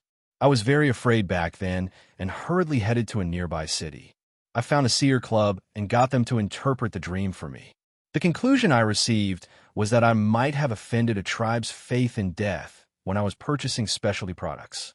Strangely, after I apologized to the tribe, gave them gifts, and participated in one of their celebrations, I never had that dream again. The above was something he had fabricated from the perspective of a seer. His goal was to pique Hazel's interest and see if she would unknowingly reveal anything. At the same time, it was also a suggestion that wouldn't arouse suspicion. The hidden meaning was that if Hazel was troubled by the dream, it was best to get a member of the seer club or a cathedral priest to interpret the dream. She shouldn't blindly believe the contents of the dream and make rash attempts herself. When Septon mentioned that there was something wrong with Hazel and that he could talk to her about dreams, Klein suspected that the contradictions she showed might have stemmed from the continuous dreams. Otherwise, it would be difficult to explain why she lacked common knowledge about the mysterious world despite having the strength of at least a sequence 8. Furthermore, she was a lady of high society who had been raised at home. It was unlikely for her to come into contact with wild beyonders of unknown motives. After all, her father was a member of the House of House, so there was no lack of abaters. Therefore, Klein believed that it was very likely that Hazel had come into contact with some item, or due to a problem with her personality, she had been fancied by a powerhouse. Through a dream, she was slowly guided to become a beyonder without being given the necessary common knowledge. At the same time, she was lured into digging in the sewers in search of something. And there were two factors that made him more certain of this guess. One was Will Septon's words, and the other was the fact that the Marauder Pathway Sequence 5 was Dream Stealer. It couldn't possibly only have the beyonder power of stealing one's thoughts. Hazel silently listened to Dawn Dantes' recount as she subconsciously opened her mouth before closing it again. After nearly 10 seconds, she said, "Why didn't you go to the goddess's cathedral back then?" As expected, she has a reaction to the topic of dreams. However, she's still rather cautious and didn't reveal anything. Klein smiled bitterly. There aren't any goddesses' cathedrals nearby. It's a region that believes in the god of steam and machinery. Hazel didn't continue the topic as she focused her attention back on the dance, as though she was immersed in the music. Klein similarly quietened down as he immersed himself in the beautiful melody with the girl. After the dance ended, he sent Hazel back to her original spot. Then, due to his thirst, he headed for the long table area, hoping to get a cup of sweet iced tea. At that moment, he saw Bishop Electra enjoying red wine. Unlike the Church of the Storm and the Church of the God of Combat, the clergymen of the Evernight Goddess weren't allowed to drink alcohol. They had to reject distilled alcohol, and they could drink small amounts of champagne, beer, and red and white wine. How is it? This should be the first time you've held such a grand ball, right? Bishop Electra smiled as he raised his cup. Klein replied with a smile, "It's very troublesome, and also very, yes, interesting. It's very troublesome, but also, interesting. The biggest problem is that dancing so many times in one go always makes me tired. I keep sweating and want to drink water." Bishop Electra laughed out loud. "Now that you're in Bakeland, there's no need to cut back on your physical training. Sometimes, social occasions are more tiring than you imagine." Having said that, he revealed a teasing expression. O'Lory spoke rather highly of you, believing that your inner qualities match your outer appearance." Thank you for her affirmation. Klein was momentarily at a loss for words, so he could only reply in a joking manner. All he could do was reply in a joking manner. A person's inner qualities can't be seen through a single dance. Without waiting for Bishop Electra to reveal a smile that all men understood, he said, "Bishop, I recently interfered in a business deal. Bishop, I've recently interfered in a business deal. I might have offended a powerful man. I'm a little worried." He was referring to the Coin Company and Baron Cindrus. Bishop Electra took a sip of his red wine and said, Don't worry. Backlund is a place of law. Besides, the goddess will protect you. That's a relief. Praise the goddess." Klein seriously drew a crimson moon on his chest. By the time Bishop Electra headed for the dance floor, his gaze gradually sank as he sighed silently. He wasn't feeling fear or hatred, but rather feeling a little guilty. At least up to now, the Church of Evernight had treated him pretty well. Although it was due to money, they had indeed provided him with plenty of help and were even willing to provide him with a certain level of protection. However, he was planning on dealing with the Keepers and how he could steal the items from the core seal behind Cheney's Gate. If this plan needs to be completed over a long period of time, then I really have to undergo regular psychotherapy. Otherwise, there will be more mental problems. Klein examined his emotions and shook his head indiscernibly. Sherwood Borough, in a house. Zio placed the huge Fainapotter pie and Desi Bay sweet iced tea on the dining table and said of Furs, "Don't eat such food often. Don't eat this kind of food too often. It's not healthy." "Why do you say that?" First took a pie embedded with fruits and ham and took a bite. I saw in a magazine, as a bounty hunter, maintaining one's figure is essential. Zio hesitated for a moment before grabbing a piece of pie and bringing it to her mouth. Furs scoffed. You're a beyonder who's more inclined towards combat, not an ordinary bounty hunter. You don't need to be too deliberate to maintain your figure. Perhaps you missed the final chance to grow taller because of this. All right, I heard that the warrior pathway can effectively make a person taller. Just look at those barbarians in Faceac. Zio was taken aback as she suddenly sighed. But I was born half an arbiter. There's no way for me to become a warrior. Clearly, she had given it serious consideration. Seeing that she had evoked her friend's memories, Furs hurriedly pretended not to say a word as she focused on enjoying her late dinner. After having her fill and tidying up, she pulled Zio into her bedroom and cleared her throat. You've helped me a lot recently. I've decided to give you a gift. What troublesome matter needs my help again?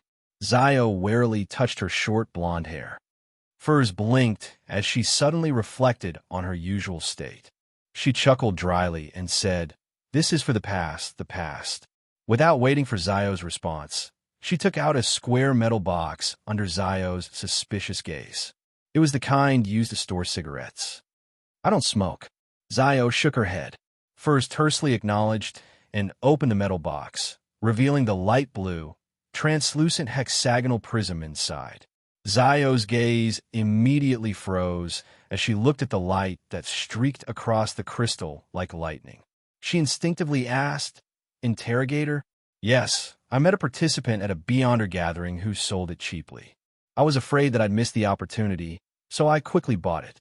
Furs spoke the truth without any falsehood. "As you know, I recently received a reward from teacher for something. I'm not lacking in money." Zio knew that her friend had been out a lot recently, claiming that she was working for her teacher.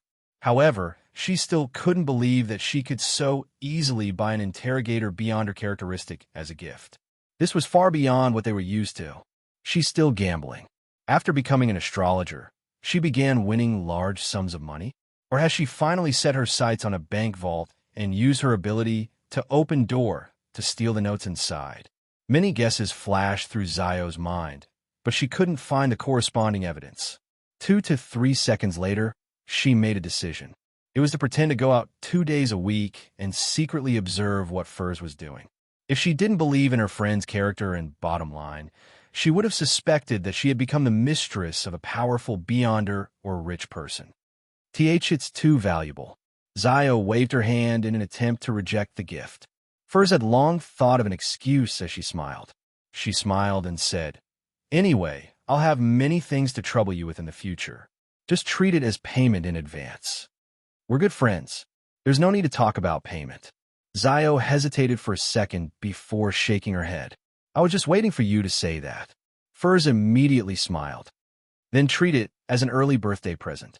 You're not allowed to reject it. But my birthday is still more than half a year away."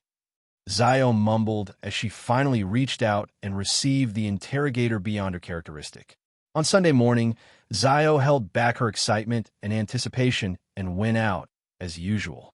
She planned on going to a specific place to leave a corresponding mark and meet the masked man from MI9 Deep in a remote alley at night.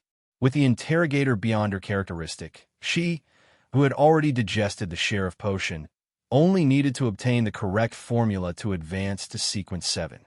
She would then take a solid step in investigating the truth of the past and restoring her family's glory. Therefore, she couldn't wait to take on a few more military missions to quickly accumulate enough contributions. After doing this, she planned on visiting a few places in East Borough to see if there was any important news. Then, she would return home and tail Furs to figure out what her friend had been up to recently, and if she was in any danger. However, just as she entered East Borough, she felt as though someone was watching her. Mobile version of the fastest updated website, M. Chapter 838. Who? As a sheriff, Zio had a sharp intuition when it came to monitoring and being monitored.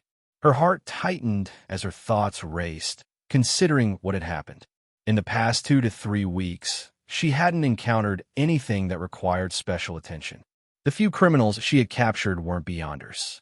At most, they were related to a particular gang, so no one would offend a rather famous bounty hunter in East Borough for them. Therefore, she quickly narrowed down the scope of her targets and vaguely guessed which faction the person secretly watching her belonged to. A member of the Aurora Order? I didn't attend Mr. X's gathering the last time, and an accident happened. It was said to be a shocking scene. MI9 told me that Mr. X was killed on the spot, and his corpse was taken away. Furthermore, the assassin used demigod-level strength. Is the Aurora Order investigating the culprit? Every person who received an invitation to the gathering is their target. Although Zio could be rash and careless at times, and her train of thought was rather direct, she had a strong intuition when it came to such matters. She could always think of the crux of the matter. And regarding the matter of Mr. X's death, she was glad that she had been pulled away by furs and hadn't attended the gathering, allowing her to avoid the accident. On the other hand, she believed that there was nothing wrong with her and that she could withstand any investigation. Therefore, when she met the masked man from MI9 last week, she was calm and confident and accepted the mission of investigating the truth of the case. Unfortunately, she didn't know which other Beyonders had attended the gathering, so she had no idea where to start. Yes, that gentleman from MI9 told me that the members of the Aurora Order are either lunatics who have already acted up or lunatics in hiding. I can't use normal logic to infer their actions. Even if they confirm that there's nothing wrong with me, they might kill me in passing to vent their anger and warn the real murderer. Zio walked forward with high tension as she replanned her activities in East Borough. On this route, she could receive help from her friends at any time.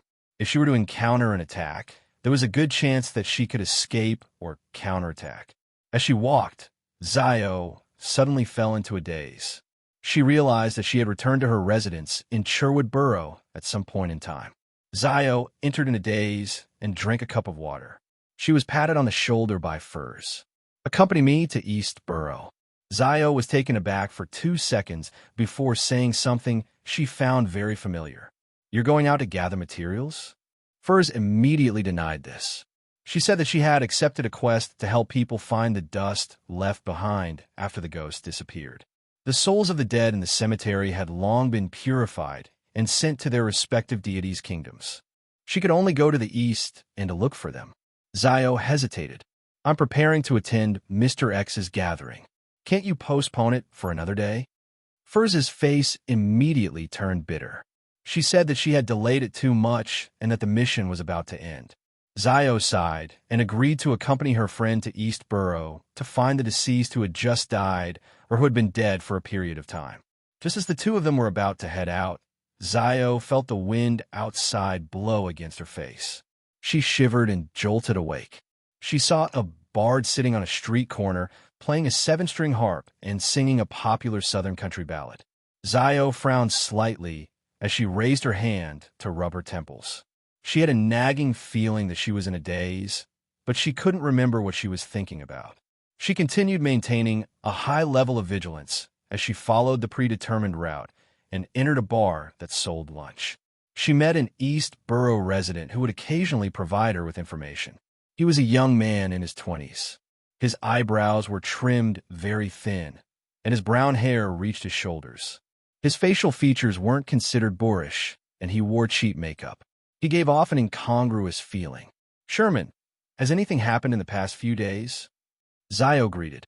As far as she knew, this young man named Sherman had always thought that he should be a woman, but fate had played a nasty joke on him and made him a man. This caused him to suffer from severe discrimination in the past many years. Sherman smiled, revealing his teeth. "It's very peaceful. No man has treated me to a drink." "It's not good to drink," Zio warned him seriously as she walked past him and walked to the bar counter. Sherman spat and walked out the door with a swaying waist, heading straight for the apartment he rented. He stopped at the door for nearly a minute before taking 2 steps to the side and knocking on the door next door. The wooden door creaked open as a deep but unconcealable sweet female voice sounded. "Have you made up your mind?" Sherman walked in and closed the door behind him. He looked at the girl in a black dress sitting by the bed and said, "I'm still in disbelief. I don't believe that there's such a magical thing. In his eyes, the girl's face was slightly round, and she had a gentle bearing. Not only was she sweet, but she also had a different charm to her. She was very charming and charming. Of course, to Sherman, he was more envious than infatuated. The girl in the black dress replied, without any expression, "Haven't you already seen my past photos?" As her eyes darted around, she couldn't help but look a little melancholic. "But that might be your twin brother or brother. I find it hard to believe that there's really a way to turn me back into a woman," Sherman said with uncertainty. The girl in the black dress smiled without a hint of a smile. "Then you can pretend that this matter is fake. You can go back." Sherman clenched his fists and fell silent for a long while. "I am willing to give a try. Although I know that you might be lying to me, I still want to give it a try. Then, what price will I have to pay? Listen to my orders and help me do certain things." "Don't worry, it's definitely something you can do," the girl in the black dress said.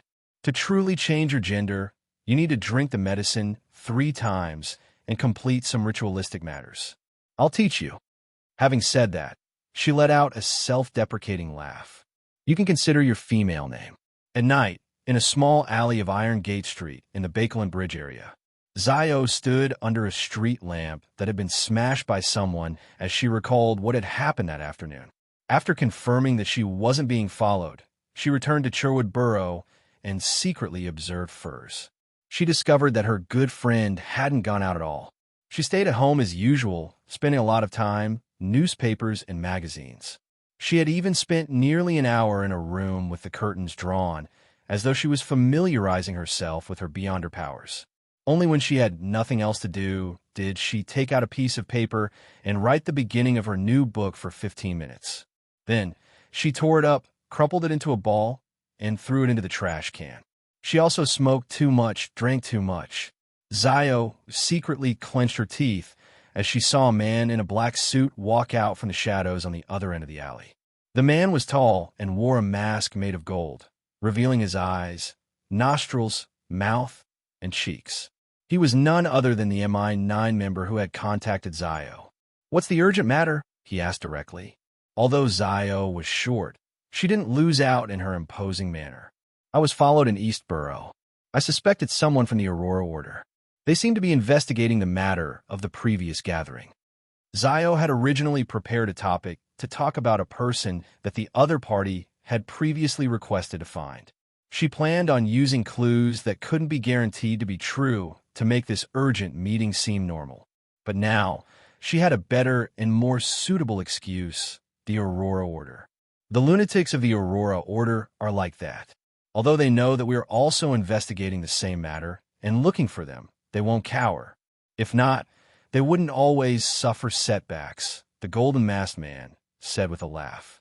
The Golden Masked Man laughed and said, "To be honest, I'm surprised that they didn't surround you and bring you to a secluded place to interrogate or channel your spirit." Zio was just about to reply that the Aurora Order hadn't been tailing them for too long when she suddenly thought of the days she couldn't let go of. "I don't know what happened to me. For such a short period of time, I seemed to be a little confused and couldn't remember what I was thinking." The Golden Masked Man fell silent. "The investigation on you should be over by now. The importance that the Aurora Order places on this matter far exceeds my expectations. I'll report it to my superiors." You previously mentioned that there are quite a number of Beyonders who received invitations, but didn't attend the gathering?" Zio nodded. "No more than a third of the people who receive the invitation will participate in each gathering. This is the normal state of most gatherings, and Mr. X's is no exception." The Golden Masked Man thought for a while. "Did you find any clues about the person I asked you to look for last time? The one whose real name is Trissy?" Zio shook her head when she saw him nod. "Not yet. She should be a veteran."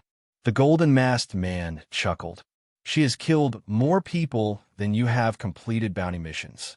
If you have any clues, try not to get close to her. She is very dangerous." Zio tersely acknowledged and got to the point. "Is there a new commission this time? Why did you suddenly become so proactive?" the Golden Masked Man asked, slightly surprised. Zio replied frankly, "That's right. I've almost accumulated enough merit points to exchange for the interrogator potion formula. I hope to obtain it as soon as possible. Actually, there's no need for that. You can directly exchange for potions. That will save you quite a bit of merit. The Golden Masked Man said from Zio's point of view. I already have a Beyonder characteristic. Zio shook her head. That'll take a long time. Perhaps I can buy the ingredients at other Beyonder gatherings. The Golden Masked Man didn't try to persuade him anymore. Good luck then. This time, there's a rather complicated mission. If you can complete it, you should have enough merit points. Zio held back her joy and asked, What mission? The Golden Masked Man's tone was a little strange. Keep an eye on the people Viscount Stratford interacts with, and report each one to me. You don't have to monitor them often. When you're free or pass by, just pay attention. Trust me, you're not the only one doing this mission. As long as you can submit a valuable report every week, you'll be rewarded with a certain amount of merit points. Viscount Stratford. Zio suddenly fell into a daze again, and this time, she knew why. This Viscount was the head of the palace guards and her father's former assistant. P.S. Recommending a book, Plague Doctor. I read The Sacrifice to the Banyan Tree in one go and thought it was pretty good. I want to keep it and see how it unfolds before I take the initiative to help promote it. After all, it's the genre I like. It has a modern setting and a strong Cthulhu flavor. After adding the doctor profession, the details are very solid and have a sense of texture. The story is also very suspenseful. I hope Comrade Wally can hold on at the end. Those who like this genre can go take a look. Mobile version of the fastest updated website. Chapter 839. Zio fell into a daze for about 10 seconds before she remembered to respond. She looked at the Golden Masked Man and nodded. All right, I'll take note of the people Viscount Stratford has come into contact with. The Golden Masked Man didn't seem to notice her dazed state as he said, There's another mission. The Church of Evernights Red Gloves are investigating matters related to the Charismatic Order. If you obtain any relevant information, immediately contact me. Zio tersely acknowledged, unable to extricate herself from her previous emotions. The Golden Masked Man fell silent for a few seconds before deliberating. Are you interested in joining our MI9 directly? You can maintain your present identity and be active in East Borough. Zio was taken aback for 2 seconds as her mouth turned agape, momentarily unable to make a decision. The Golden Masked Man didn't request an immediate answer as he said with a smile, There's no rush. There's no rush. You can tell me the answer after you become an interrogator. With that said, he retreated step by step, fusing into the shadows on the other end of the alley. On the same night, Klein jolted awake from his dream once again. The mental mark he set up in the sewers of Buckland Street had been triggered. Who wouldn't sleep in the middle of the night?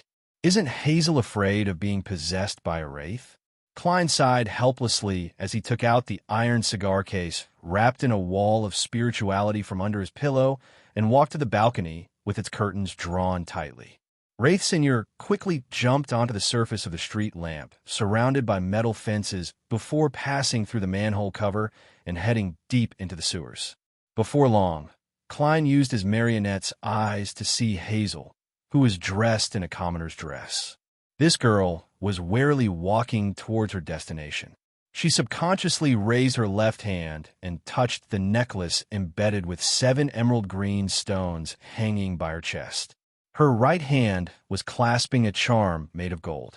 Although the charm hadn't been activated, it exuded a warm feeling akin to sunlight. It even had the freshness of the morning dew. Upon seeing this scene, Klein suddenly recalled what he had encountered during his morning stroll. Hazel had woken up early and was strolling in her garden. Back then, she was searching for the ingredients to create a charm in the sun domain. The morning dew? Klein guessed with uncertainty as he found it odd. This was because not only was Hazel semi-literate in mysticism, but she was also a believer of the Evernight goddess. For such a Beyonder to pray to the eternal blazing sun, there was basically no response. Even if there was a special occurrence with a low probability, he would still be punished. As she hadn't been digging and searching in the sewers for too long, the Beyonder who guided her through a dream turned anxious. Therefore, with the help of a dream, he taught her how to create charms in the sun domain. Yes, the corresponding pathway begins with Marauder. The high sequence representative, Amon, is also known as blasphemer. Does this mean that at a certain sequence of this pathway, one would have the ability to disguise as a believer of other deities, bypassing their defenses and stealing their responses to create all sorts of charms? This does match their usual behavior. Through Wraith Signor's vision, Klein watched Hazel walk deep into the sewers. According to his spiritual intuition, although the charm in the Sun Domain was targeted at a Wraith, it was still far from enough to truly threaten a Sequence 5. At most, it could cause a certain amount of damage. After all, Hazel wasn't able to obtain any high-grade ingredients. However, Klein didn't allow his Wraith to possess her again, afraid that it would alarm the Beyonder who was using a dream to influence Hazel. After the tarot ended tomorrow, he would likely be able to obtain low-grade items from the Marauder pathway and do the corresponding investigations. Before that, maintaining normal was the best choice. Of course, the premise was that he was certain that Hazel wouldn't be able to dig up anything in a day or two. He had plenty of time to prepare, and as a seer, there were many ways to confirm it. The simplest way was to head above the gray fog. Dispelling his marionette, Klein took 4 steps counterclockwise and came to the ancient palace that was propped up by stone pillars. He conjured a pen and paper and wrote the corresponding divination statement. Something major will happen in Buckland Street in the next 3 days. With the topaz pendant, Klein received a negative revelation. This also meant that in the next 3 days, Buckland Street wouldn't be affected by any major accidents. As for Hazel really digging up something, it would only affect him. It was a trivial matter for Buckland Street, so he didn't mind it. This was because a trivial matter meant that it wouldn't interfere with his subsequent plans. He didn't have the belief that he had to stop it. He had previously hinted at her at the ball that if Hazel didn't understand or didn't take it to heart, it was her problem. Klein wouldn't feel any psychological burdens because of it. After returning to the real world, he waited for nearly 45 minutes until Hazel came out. After confirming that there were no changes underground, Klein lay back in bed and quickly fell asleep through cogitation. Monday afternoon, 3 o'clock. Dark red beams of light soared up from both sides of the long bronze table, appearing in the eyes of the fool Klein, the sun, and the world German sparrow. Audrey was still in a good mood as she bowed at the figure shrouded in gray fog. "Good afternoon, Mr. Fool," Klein nodded with a smile, responding to the girl who always made him happy. At the same time, Audrey swept her gaze and discovered that there was an additional card beside Mr. Fool's hand. A new card of blasphemy? I wonder which pathway it's from. I really hope it belongs to a spectator. Audrey's heart stirred as she exchanged greetings with the other members. After everything calmed down, she looked at the end of the long modeled table before Cattleya could. "Honorable Mr. Fool, I've found 3 pages of Roselle's diary. This was actually obtained by the Rouen Relic Search and Preservation Foundation, but as the founder and main sponsor, she easily had the chance to copy it." With regards to this, Audrey was very proud. She increasingly felt that establishing such a foundation was a wise decision. Unfortunately, in order to not expose her identity, she couldn't share this matter with the other members of Tarot. "Very good." Klein smiled and nodded, indicating that Miss Justice could conjure the diary. And at this moment, Cattleya didn't interrupt, as though she hadn't obtained the new Roselle diary. Queen Mystic hasn't replied to her yet? Or is her attention focused on something else? Klein thoughtfully looked at the 3 diary pages that Miss Justice had conjured and made them jump into his palm. With a sweep of his gaze, the corners of Klein's mouth nearly twitched. This was because he had encountered the familiar Roselle's erotic diary. Compared to the diary pages that Queen Mystic Bernadette had carefully selected and contained a lot of information, the other members usually didn't receive anything important. The content was more inclined toward Roselle's daily life. The 3 pages provided by Miss Justice were such a situation. Klein casually flipped through them and found that there was only one diary entry worth reading in detail. As for the rest, it was either a record of fooling around with a certain lady or a certain madam. It was also a disdain for people who relied on their status and not their intelligence to survive. It even expressed its yearning for a demoness after hearing some erotic rumors. Soon, Klein focused his attention on the most valuable diary entry. Some information obtained from the church shows that psychically stitched monsters really do exist. After a high-sequence Beyonder dies, the Beyonder characteristics they produce will have their psychic imprints left behind. It's very strong and very tenacious. Just by relying on time, it might not completely disappear even after hundreds or even thousands of years.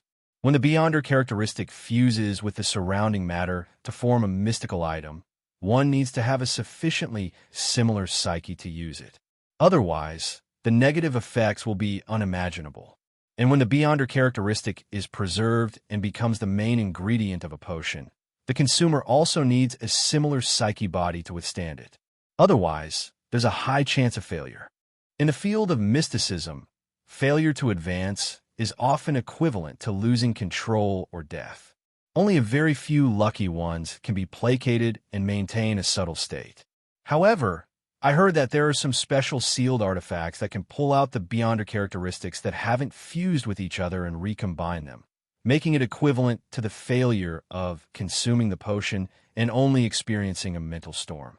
But according to my guess, there should still be some mutations left at the genetic level. This is because the information mentioned that those who fail to advance by relying on such methods will mostly suffer from terminal illnesses in the following 5 years. Therefore, consuming a potion that's similar to one's soul body can effectively reduce the difficulty of advancing, but one will be affected by the psychic imprint left inside, unknowingly developing a split personality. Step by step, one will evolve into a psychically stitched monster, just like how the original high-sequence Beyonder was resurrected in his body. Resurrection. On careful thought, it's really a little terrifying. However, the church told me that there are 2 or 3 ways to remove the high-sequence Beyonder imprint in a Beyonder characteristic. As for what it is, they didn't say. It doesn't seem that easy. It's no wonder the Sauron family likes descendants who resemble their ancestor. They call it having talent. Had talent. I have to say that I pity Florin a little. Psychically stitched monster. High-sequence Beyonder imprint. It sounds a little terrifying. So high-sequence potions have such problems. Yes, the church should have a way to resolve it. They don't lack angels or grade 0 sealed artifacts. They can shatter and reassemble the Beyonder characteristic, thus completing the purification. Those ancient families might not be the same. They might not have the protection of angels. They might have 1 or 2 grade 0 sealed artifacts, but they aren't that easy to use. Besides, different grade 0 sealed artifacts should have different uses. They might not be good at such matters. Klein's thoughts raced as he made the diary in his hand vanish. Then, he looked at Miss Justice and asked with a chuckle, "What do you want in exchange?" Audrey was just waiting for the potion ingredients. She didn't lack anything for the time being, so without a doubt, she chose to satisfy her curiosity. "Honorable Mr. Fool, is the additional card beside you a card of blasphemy? Which one?" Chapter 840. I knew that Miss Justice wouldn't ignore the additional card. I easily muddled through another question. Klein chuckled inwardly as he casually flipped over the new card of blasphemy and showed it to Justice. Tyrant. Indeed, the German sparrow had handed it over. Is this Mr. Fool's goal? The hanging man Alger was the first to glance at Roselle the Great, who was wearing the papal tiara, and he sighed inwardly. He had already obtained the potion formula for the cataclysmic interrer, and had figured out what kind of ritual was needed. At that moment, he was in an extremely good mood. He felt that although there were obstacles ahead of him, the light was shining and filled with hope. Audrey quickly took in all the details of the card of blasphemy. Tyrant card. It looks like it's from the Sailor Pathway.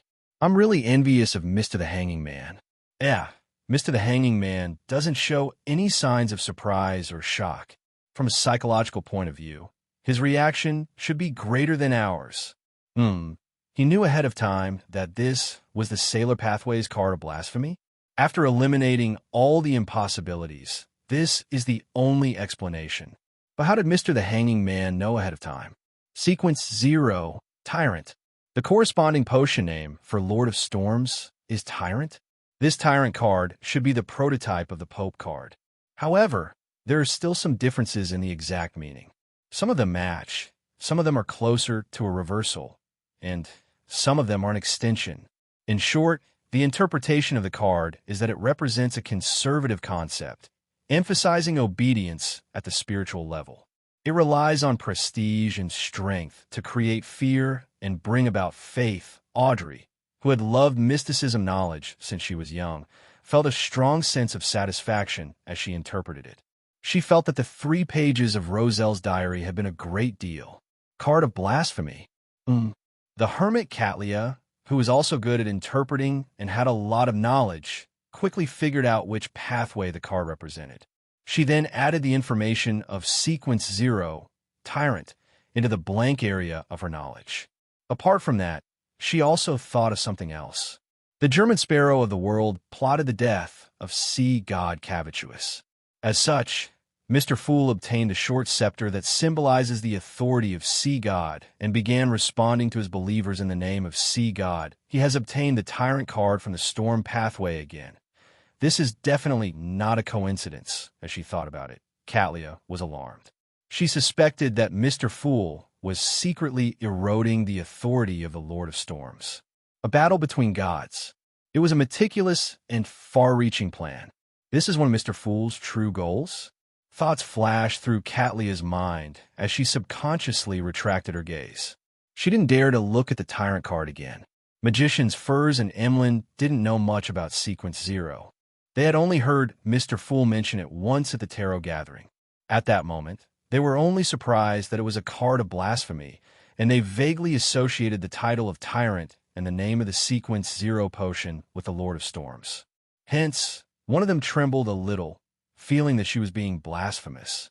The other made the connection and guessed what the artificial vampire pathway's Sequence 0 was called. It's definitely the moon, or the crimson moon. Emlyn's thoughts raced as he came up with an answer. As for whether it was correct or not, he didn't care. After all, he felt that it was definitely close to the truth. Son had received a very solid mysticism education in the City of Silver, so he wasn't unfamiliar with the concept of Sequence 0. He had even set his goal at that level, because only by doing so could he bring light and warmth to the City of Silver, as well as hope and a future.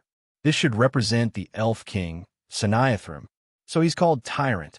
However, his authority seems to be a little more than what this card shows. Derek thought with a rare sense of deep participation. After showing it for 2 seconds, the Fool Klein covered the Tyrant card again and casually glanced at Ma. Hermit. Catlia hurriedly said, "Honorable Mr. Fool, there's no new Roselle diary this time." As expected, Klein nodded slightly and smiled. "It's your turn." Just as he said that, the World German Sparrow looked at the hanging man.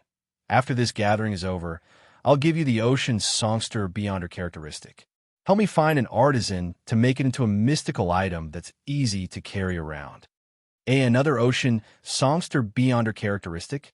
The same thoughts surfaced in the minds of Audrey, the Moon, and company.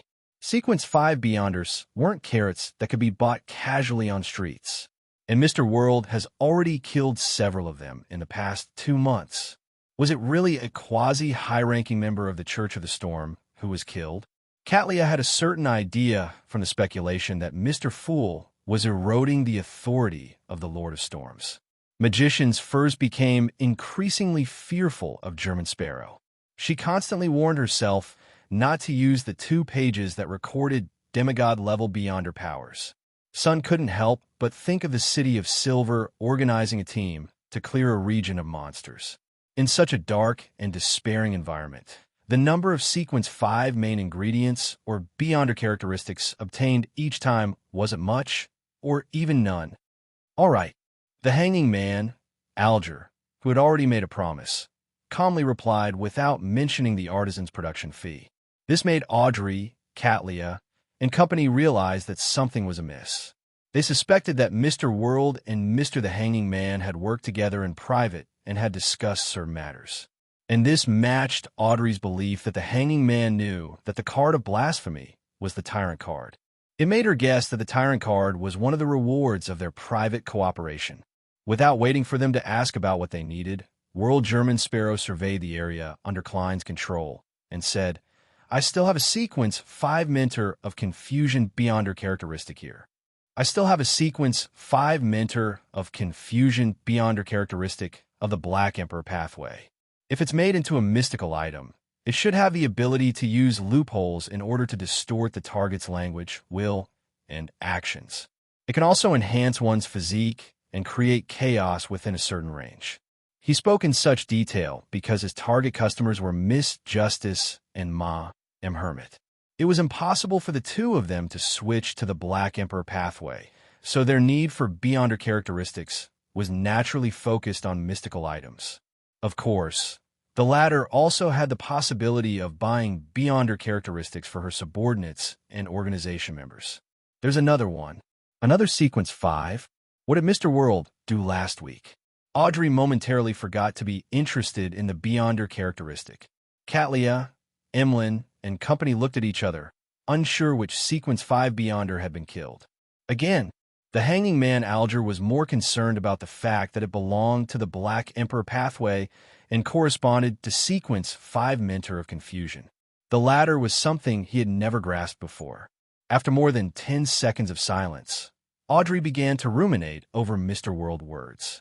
Grasp loopholes in order, create chaos, enhance one's physique, distort the target's language, will, and actions.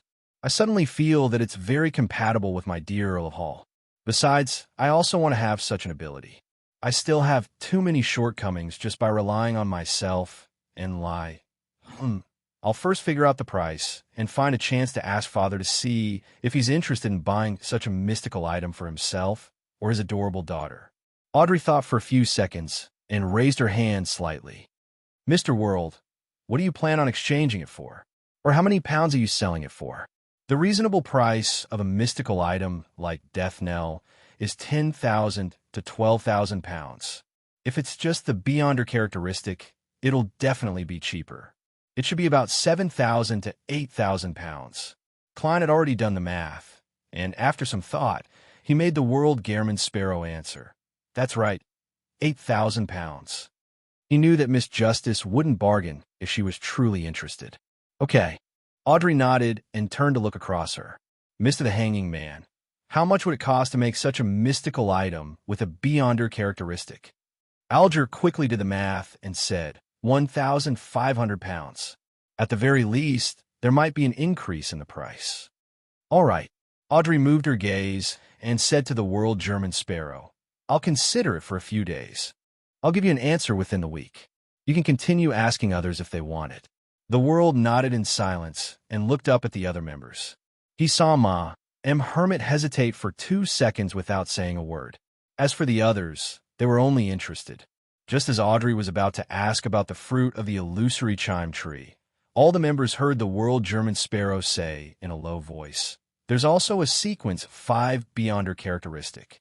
There's also a sequence 5 Beyonder characteristic, Planner Pathway, Druid. Suddenly, the palace that resembled a giant's residence became extremely quiet. Apart from Mr. Fool, who was leisurely watching everyone, only the Hanging Man Alger didn't have any other thoughts. There's still one more. When did sequence 5 Beyonder characteristics become so common? What did he do? Katlia suddenly had an inexplicable feeling. She felt that she had taken a risk and worked hard for years, but in the end, it was no different from the goods in the World German Sparrow's hands. T2 terrifying. Magician's Furs had already imagined a series of stories in her mind. Impressive. Sun worshipped Mr. World more and more. Audrey and Emlyn were speechless for a long time. At that moment, they felt the lack of language in their bodies. After nearly 10 seconds, Katlia finally understood the hidden meaning behind the World German Sparrow's words. He didn't mention the effects of a druid Beyonder characteristic being made into a mystical item. He's asking me if I should buy it for Frank? At that moment, Katlia was in an unprecedented dilemma. P.S. Recommend a book by a book friend. Ren Xiaoming's Tomorrow's Not Here. It tells the story of Lu Yuan, an 18-year-old youth who was reborn after the sun was extinguished. This is a story of Lu Yuan eating hot pot and singing while playing games to save the world. Mobile version of the fastest updated website. Chapter 841. As the captain of the future, Katlia had a deeper understanding of Frank Lee's hidden dangers than others. She knew that this first mate's whimsical ideas could sometimes bring about terrifying and crazy developments. If it wasn't for the fact that those creations couldn't be spread and lacked the necessary elements, Katlia believed that the world would already be different. Of course, if such a day really came, she would definitely eliminate Frank Lee first and throw him into the sea to feed the fish. Without godhood, even if something succeeds, it will only be limited to a very small area. It won't spread out and bring about a huge disaster. Just advancing to sequence 5 won't result in any qualitative changes. Furthermore, Frank has been more restrained recently. He's focused on researching plants that can survive in the darkness or grow by feeding on the corpses of monsters. As these thoughts repeatedly circled in her mind, Katlia finally made a decision. How much money do you want to exchange it for? She could vaguely sense that the World German Sparrow was in need of money recently. 8,000 pounds. If you use a large amount of gold coins as a replacement, you can obtain a discount. Klein secretly heaved a sigh of relief as he controlled the fake world to answer. Thinking that Frank Lee likely had such a sum of money and that he definitely couldn't reject a druid's beyonder characteristic, Katlia pondered for 2 seconds and said, "Deal. Give me a week to raise it." "No problem." Klein made the World German Sparrow retract his gaze. If it wasn't for the fact that he had attracted the attention of the existence deep in the cathedral, he felt that this trip to the primitive island would have given him full marks. In less than half a night, he had obtained a card of blasphemy that couldn't be measured with money, a mystical item worth no less than 10,000 pounds, and possibly 16,000 pounds. Furthermore, he didn't need to pay taxes. Even robbing a bank wouldn't be that fast. It's a pity that the primitive island is gone. Otherwise, I can head there to take a look when I'm short of money. As Klein's thoughts wandered, he saw Miss Justice look at Mr. the Hanging Man. Do we have the fruit of the illusory chime tree? In fact, Audrey had already somewhat expected the answer to this question. This was because Mr. World had recently obtained so many sequence 5 beyonder characteristics, and Mr. the Hanging Man seemed to have secretly cooperated with him in the past week. It was unlikely that he hadn't obtained anything. This can be inferred from Mr. the Hanging Man's confident and satisfied state. Justice Audrey was becoming more and more confident in her observations. The Hanging Man Alger chuckled. "I was just about to tell you that I've already obtained that fruit." "Great." Audrey controlled herself and did not show too much excitement. This meant that she had already gathered all the ingredients for the hypnotist potion. Once the psychiatrist potion was completely digested, she could attempt to advance. And it wouldn't take long. Audrey, who had already become a listener and resolver of the troubles of the nobles in Eastchester County, thought with great certainty. Frankly speaking, if she hadn't deliberately led the nobles to speak, Audrey really couldn't imagine that most of them, who were glamorous and always had a smile on their faces, were under a lot of pressure and suffering that others couldn't imagine. The changes of the times and the trends of society made many people constantly worry about the future of their families and themselves. Of course, this also had to do with the fact that they weren't great nobles and had relatively insufficient resources. These matters made Audrey truly understand the concept of a persona mask. She understood that when facing different targets, everyone would wear different masks. After concluding the situation in this regard, her psychiatrist potion was instantly digested, and her progress clearly sped up. Perhaps 2 weeks, maybe even shorter or longer. In short, I should be able to become a hypnotist before I return to Bakeland. Audrey looked at the Hanging Man Alger with bright eyes. "What do you want to exchange it for?" Not long after advancing to Sequence 5, Alger, who had already obtained the key to the door of a demigod and was about to obtain a powerful mystical item, lacked money the most. Therefore, he didn't hesitate to say 2,000 pounds. "Deal," Audrey replied in a rather relaxed manner. This sum of money didn't need to be reimbursed. She could easily fork it out herself. After reaching an agreement, Audrey couldn't help but heave a long sigh of relief. Finally, she didn't feel like she was about to fall behind. During this period of time, She had watched helplessly as furs became a sequence 7, watched as Mr. the Hanging Man approached a high sequence beyonder, watched as Mr. World killed one sequence 5 after another, taking out the corresponding beyonder characteristics. As for herself, she was still at the level of a psychiatrist, stuck at sequence 7. It was inevitable that she felt a little pressured and irritable. It was all thanks to her consolation and Susie's guidance that she didn't have any emotional problems. Now, she could finally take a step forward and head for sequence 6. In a good mood, Audrey enjoyed the gathering even more. She heard Mime Hermit say to Mr. World, "I can answer the questions related to that drop of mythical creature blood. I can answer the questions related to that drop of mythical creature blood. Do you need to communicate in private?" The fool Klein asked as he controlled the world's German sparrow with interest. "If it's an exchange of knowledge, it's equivalent to me making a killing," he thought in anticipation. Katlia looked around and pondered for a few seconds before shaking her head. "There's no need. I can provide 2 types of payment. One is to take a look at the Wheel of Fortune card. I believe you should know what the card of blasphemy created by Roselle the Great represents. The second is to provide a method to temporarily recover a certain amount of strength during one's period of weakness. Please pass on these words to that angel and ask him which type of payment is satisfactory. Provide a method to temporarily recover a certain amount of strength during one's period of weakness? Has Queen Mystic guessed that it's related to the Snake of Mercury? That doesn't make sense. Angels clearly include sequence 2 prophets. Can't the fool be served by an angel of the destiny pathway? I wonder if Osses knows the method to become a sequence 0 of his pathway.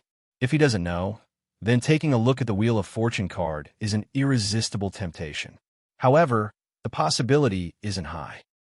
Has lived for so long and is a sequence 1. It's unlikely that he hasn't grasped the apotheosis ritual. Haha, I wonder what Roselle looks like on the Wheel of Fortune card. A snake or other animal with Emperor Zhang's face. As Klein thought casually, he deliberated and made World say, "Yes. All right, if we finally reach a deal, you'll have to pay me an additional sum of money." "What do you want?" Katlia asked cautiously. The world's German sparrow chuckled hoarsely. "I want to meet Queen Mystic. Don't worry, it's very simple. I just need her help."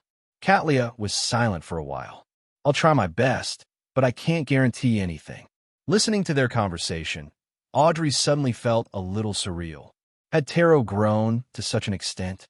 Apart from Mr. Fool's portion, from trading basic mysticism knowledge and sequence 9 potion formulas in the beginning, it gradually developed to the point of trading cards of blasphemy and mythical creature blood between members. It hadn't even been a year. It's really like a dream. I've grown a lot too. As Audrey sighed, the hermit Katlia continued looking at the world's German sparrow. "There's news of the Marauder pathway, mystical item you wanted." As she spoke, she made a request to Mr. Fool and conjured an item that looked like a pair of tweezers. This tweezer was grayish-white in color, as though it was carved from 2 finger bones. Apart from that, it was rather ordinary. Katlia introduced, "It's called Broken Finger. It's called Broken Finger. It improves the stability and flexibility of your wrist and fingers, allowing you to easily steal items from your target's pockets without being discovered. The negative side effect is that you'll develop a thieving habit when carrying it. It costs 500 pounds. Corresponding to Sequence 9 Marauder? There's a certain level of premium." Klein thought for a moment and said, "All right, let's make the transaction as soon as possible."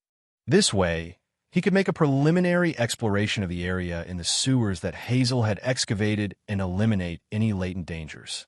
After the two of them finished their discussion, Magician's Furs, who had already requested for the purchase ahead of time, said with a mindset that she could use when the time came, "I need an ancient wraith's cursed item, as well as its remnant spirituality.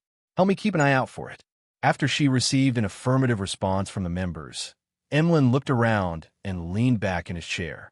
He said to son Derek, "Does your City of Silver have a Sequence 5 Beyonder characteristic that corresponds to artificial vampires?"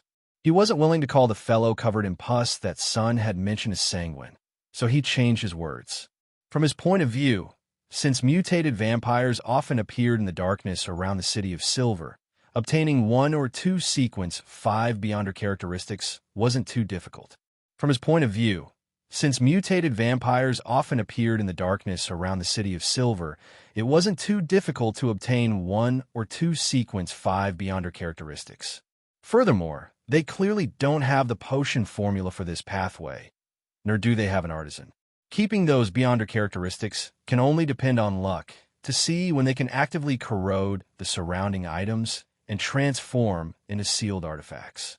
Emlyn tried to convince himself that he was helping the City of Silver and not asking for help from a particular Sunday. Derek was taken aback, but he didn't hide it and answered very honestly, "That's right. Yes. But, Mr. Moon, do you want to be covered in pus?" Emlyn's expression froze. He was momentarily unsure if the other party was mocking him or reminding him of something. Upon seeing this, son Derek hurriedly added, "They all have serious remnants of mental corruption. They all have serious remnants of mental corruption. And without the potion formula, our City of Silver won't waste our energy to remove the problems inside." "Is that so? That's a little troublesome." Emlyn nodded slightly. "Got it." He didn't delve into the possible transactions and planned on consulting the upper echelons of the Sanguine to figure out the mental corruption within the Beyonder characteristics. The trading session ended, and the members of Tarot began to communicate freely. Audrey was the first to look at the world Gehrman Sparrow and said hesitantly, "That's right. Can I know where the Mentor of Confusion characteristic came from? If it involves secrets, you don't have to answer." She was making preparations to convince her father, Earl of Hall, and also to avoid unnecessary trouble. After all, Beyonders of the Black Emperor pathway might have a certain relationship with the royal family and the military. Klein chuckled inwardly and made the world answer. It came from a curly-haired baboon. Chapter 842. From a curly-haired baboon. For a moment, Audrey didn't know if Mr. World was talking about a real curly-haired baboon, or if he was referring to humans who didn't know how to calculate. In the Kingdom of Rouen, curly-haired baboon was a term often used to ridicule others and was often associated with IQ jokes. Note 1. From the looks of it, Mr. World doesn't plan on explaining further. All right, I'll just treat him as a real curly-haired baboon for now. Audrey didn't ask further.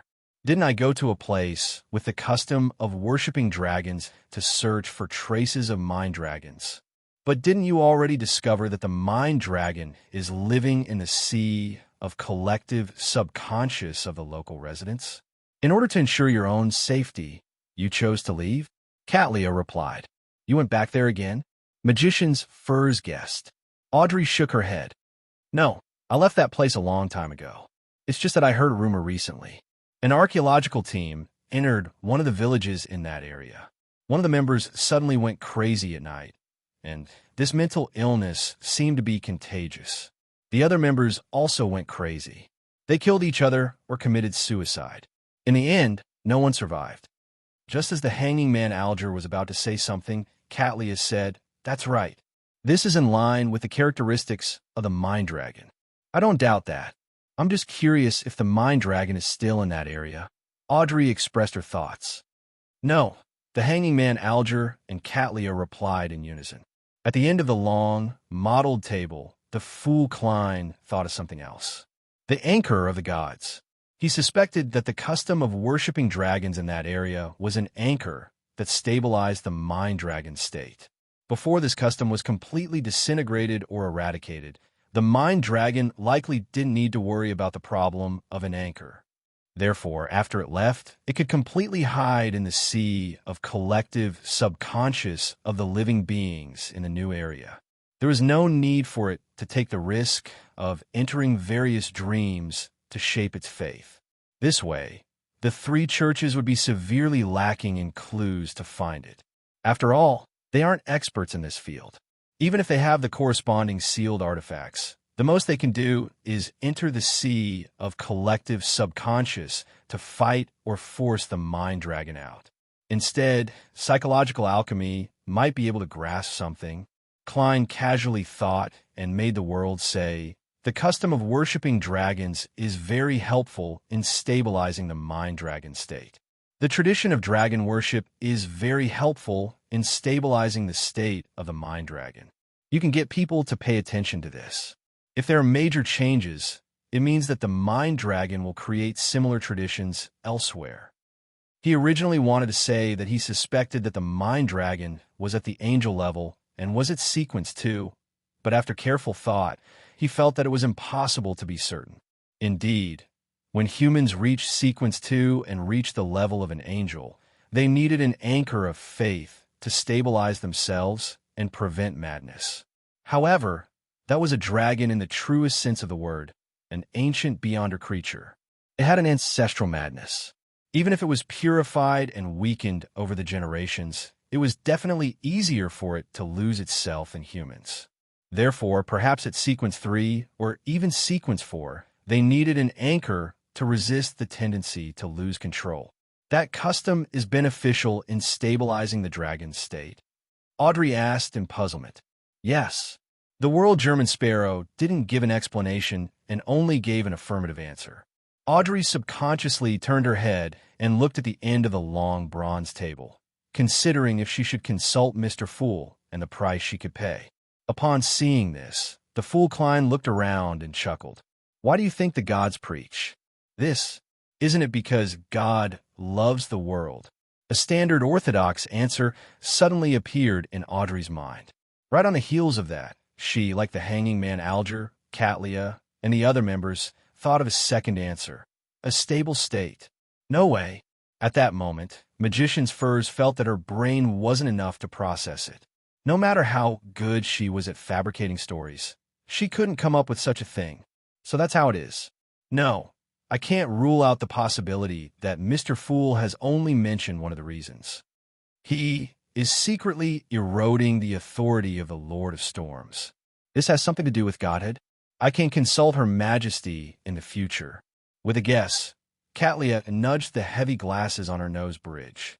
The hanging man Alger had previously seen the mural, so when he heard such a matter again, he no longer felt the same trembling fear. Instead, he seriously considered why faith could stabilize the state of a demigod creature. The other members, including Sun, were a little horrified. They felt as though they had heard something blasphemous. They didn't dare to think too deeply or speak. This wasn't something that only involved the true creator and the other evil gods. It was closely related to the 7 orthodox deities and the state of existence of the former city of Silver Creator. The Fool Klein didn't say anything else as he allowed everyone to maintain their silence. His posture was extremely leisurely. After about 10 seconds, Audrey forced a smile and said, "That's right. That's the only thing I've encountered recently." What she meant was, "It's your turn." Magician's Furs and Emlyn hadn't encountered anything worth telling others this week. They shook their heads at the same time, indicating that they had nothing to say. Of course, the latter actually wanted to flaunt that he had become the final winner of the hunting competition and had obtained a ring made by the ancestor. The hanging man Alger thought for a moment and looked at World German Sparrow. Can that mural be shared with everyone? He believed that the mural was directly related to certain matters that had happened in Afternoon Town and the Giant King's Court. It could allow Sun to understand in advance what he would discover and encounter if the City of Silver continued its exploration. From there, he could make preparations in advance to avoid danger. It was precisely because of this that sharing it was a better choice than hiding it. I have no objections. Klein had similar considerations as he made World German Sparrow reply. What mural? It seems to be very important. This is the mural that Mr. the Hanging Man and Mr. World saw when they worked together to find the Tyrant card. Audrey was filled with curiosity as she waited for the display. Amidst the gazes, the Hanging Man Alger obtained Mr. Fool's approval and conjured the mural of a king of angels eating the City of Silver's creator. The bloody, evil, horrifying, and dark scene left all the members of the tarot stunned. Even the knowledgeable and experienced Catlia momentarily forgot to think. Who are they and what are they doing? Isn't this way of eating too barbaric? Ever since the 4th epoch, we sanguine haven't advocated such actions, respecting life and simply drinking blood. Emlyn was somewhat dumbfounded. This was because he had never seen the 6 statues in the Tudor ruins, so he couldn't recognize what the three around him represented. When the world shared the 6 humanoid statues, he hadn't joined the tarot yet. However, he recognized the victim from the Radiant Cross. He might be the City of Silver's creator, the mythical ancient sun god, Sunday. In the previous free exchange segment, he had displayed the corresponding symbols and sacred emblems of the Lord who created everything. Isn't this the eternal blazing sun, the Lord of storms, and the God of knowledge and wisdom that Mr. World had displayed? Why are they eating humans? No, they are eating the ancient god of the sun, the City of Silver's creator. Audrey suffered a huge blow. She instinctively suspected if someone was distorting and slandering the image of an orthodox deity. As Magician's furs trembled in fear, she felt that the mural was filled with darkness and sinister beauty. It was extremely artistic. In her mind, she had already thought of a title, the title of the mural, The Last Supper. Katlia had similarly never seen the statues of the 6 deities. She only knew the ancient sun god. She subconsciously frowned and blurted out. That's right. She subconsciously frowned and blurted out. The kings of angels? Yes, at least the 3 around us are. The hanging man Alger gave an affirmative answer, but he wasn't sure who the swarthy baby sitting in the chest of the City of Silver's creator represented. As he spoke, Alger turned his head to look at Sun and discovered that the youth's eyes were glazed over. It was unknown what he was thinking. At this moment, son Derek's mind was filled with pain and despair. He recognized that the one being eaten was the creator that the City of Silver believed in. He also recognized the 3 around him as the eternal blazing sun, the Lord of storms, and the God of knowledge and wisdom. This made him doubt the theory of the forsaken land of the gods. In the various books of the City of Silver, they emphasized that God had abandoned this land due to certain reasons, making them the people of the dark. Therefore, as long as everyone sincerely repents and prays for forgiveness, there will come a day when God will truly return and let the sun shine upon the entire world. No matter how much we repent or pray for forgiveness, the City of Silver will never be redeemed. Son Derek muttered inwardly, because God is dead and eaten, he will never return. This meant that the hope that the City of Silver had been waiting for and pursuing was just an illusion that could never be realized. After a long silence, Audrey said as though she was trying to convince herself, this is a distortion of the legend of the 3 deities being born from the creator spirit. 3 deities? Katlia and Emlyn's pupils constricted at the same time. They had already figured out the general meaning of the mural and knew what horror it represented. Perhaps, but there's no way to explain that, baby, the hanging man Alger replied. He secretly glanced at Mr. Fool and realized that this mighty existence had no intention of speaking. All he did was watch calmly. Audrey was speechless. The other tarot members were also speechless. This silence was only broken when the hanging man Alger dispersed the mural and turned his head to ask son Derek, "Have you investigated the matter of the former chief's mausoleum?" Alger asked. Note 1. Originally, I designed the curly-haired baboon to portray Ruan's customs and refer to people with low IQs. In the end, all of you took the corresponding roles, making me embarrassed to write it. All I can do is be a little gentler and say that it has something to do with IQ jokes. Chapter 843. Upon hearing Mr. the Hanging Man's question, Sun replied with some shame, "No, I've been constantly assigned to patrol missions. No, I've been assigned to patrol missions recently, so I haven't had the time to investigate." Alger wasn't surprised by this, but he was curious about something else. Why don't you get help from friends you know? You cannot tell them your real purpose. You can split the whole thing into small, inconspicuous missions and let them collect intelligence from different aspects. This way, nothing will be exposed and they will not be put in danger. After a few seconds of silence, Derek said, "That's right. I don't have any friends." Before his parents died, he actually had a certain number of friends in general education classes and the combat training grounds. After all, there were only a few people of similar age in the City of Silver.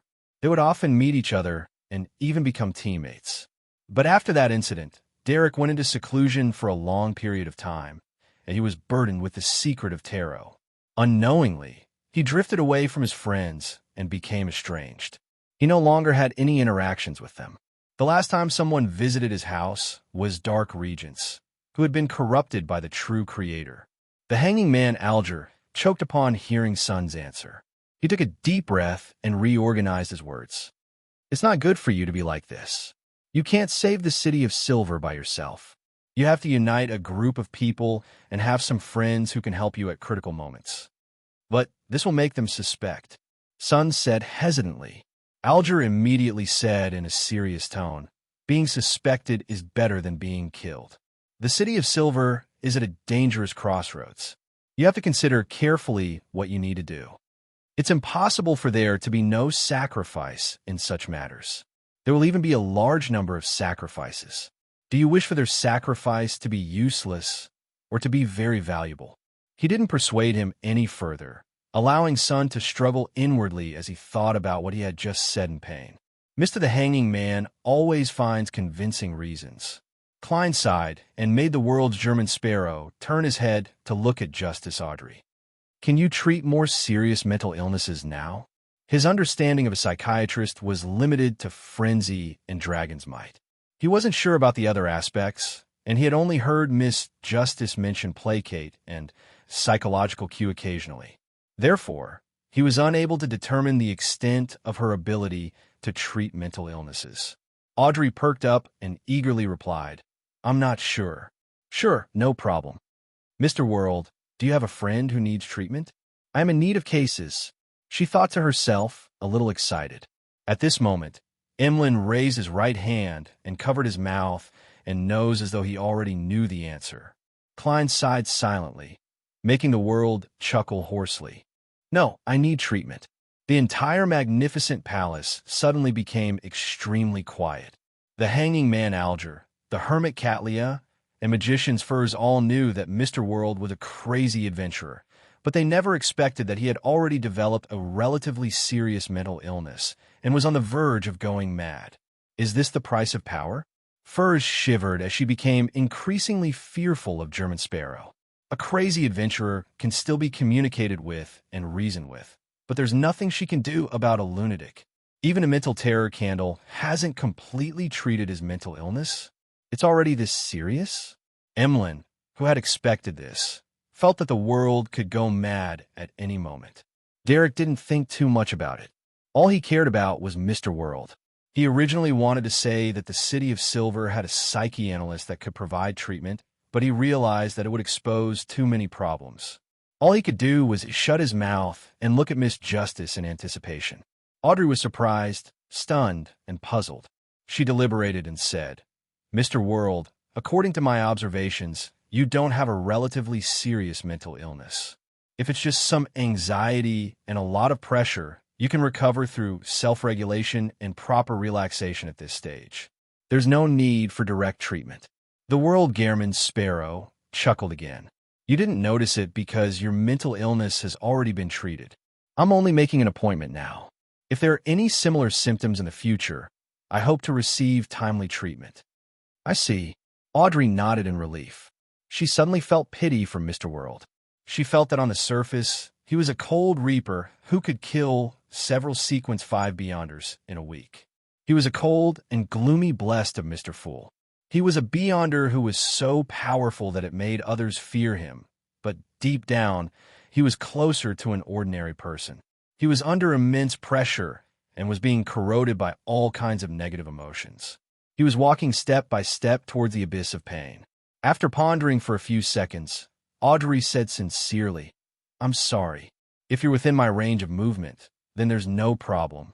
After her coming-of-age ceremony, she already had a certain degree of freedom of movement. She could stay in East Chester County's capital, Stone City, on holidays with her parents. However, such freedom was still restricted. She couldn't go wherever she wanted. Even in Stone City, there were many areas she couldn't go to unless she joined a particular charity organization of the Church of the Evernight Goddess. All right, Klein, who was grazing the traveler, heaved a sigh of relief and got the world to answer. When the time comes, You will be the one to confirm the location and prepare a way to not expose your identity. Audrey tersely acknowledged as a scene naturally surfaced in her mind. She and Mr. World were in two separate rooms, separated by a wall or wooden plank as they conversed and treated each other.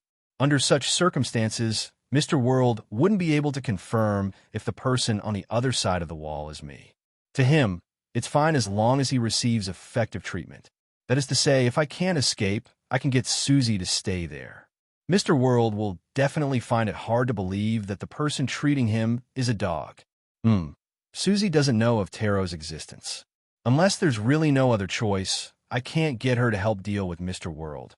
As Audrey thought about it, she suddenly felt the joy of playing a prank. It wasn't easy for her to control the corners of her mouth from curling up. After settling this matter, Klein thought of another problem. He made the world look at the hermit Catlia. Can you provide a crate of explosives? He believed that as a pirate admiral, she definitely didn't lack resources in this area. Yes, when do you need it? Catlia didn't ask why. The German Sparrow world had already killed so many Sequence 5s, so a crate of explosives was trivial. Together with Broken Finger, said Klein as he controlled World. How much is it? Catlia replied without minding it. Just treat it as a gift for buying Broken Finger. A crate of explosives isn't expensive at sea. It's even relatively cheap. I like this method. The fool Klein thought to himself as he made the World nod before reminding him. Don't worry, don't worry. He then reminded them. Try not to recall the mural from before in reality, much less draw it. Audrey and the other members subconsciously glanced at the end of the long bronze table and discovered that Mr. Fool didn't refute this statement. All of them were awestruck and didn't dare to be careless. This also made Catlia temporarily put aside the idea of writing a letter to Queen Mystic Bernadette. She planned on considering a suitable way to avoid the repercussions after the meeting. Following that, the free exchange segment slowly came to an end as the world above the gray fog fell silent once again. After returning to the future, Catlia stood behind the window of the captain's cabin, clearly hesitating for a moment. Finally, she took a deep breath and slowly exhaled. As she nudged her glasses, she left the captain's cabin and walked towards Frank Lee's room. This first mate had recently been voted by all the crew to chase him to the bottom of the cabin, to prevent the products of his experiments from suddenly spreading. Frank Lee was rather pleased with this. This was because the space in his new residence was clearly a lot more spacious. Furthermore, it met the conditions of a dark environment. Knock, knock, knock. Catlia came to the bottom floor and knocked on the door. Wait a moment, Frank Lee replied loudly. It was unknown what he was busy with in the room.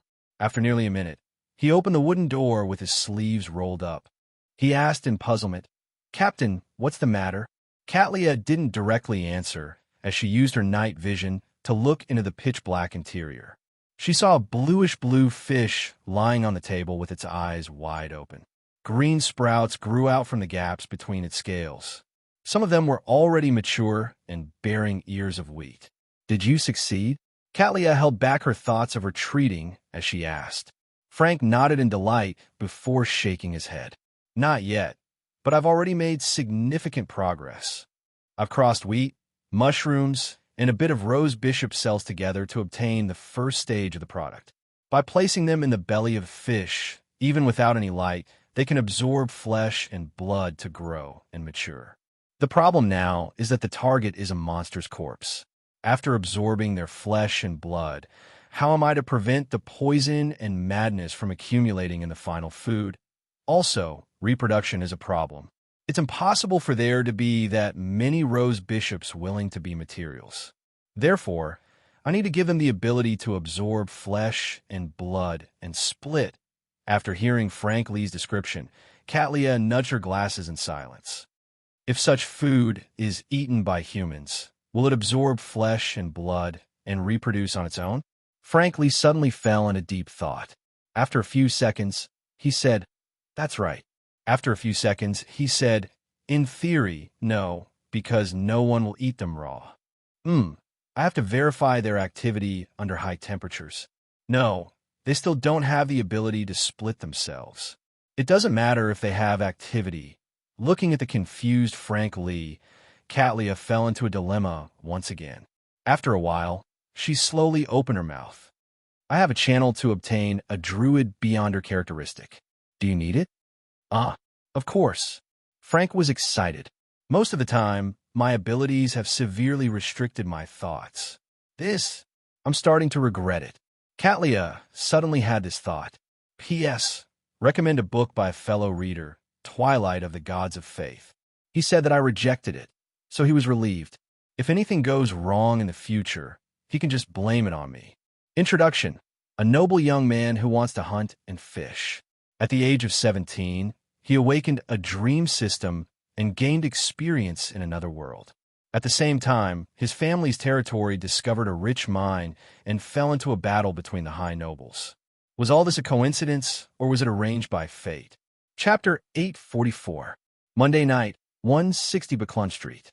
After setting up the ritual, Klein summoned himself and prepared to investigate the secrets hidden in the sewers.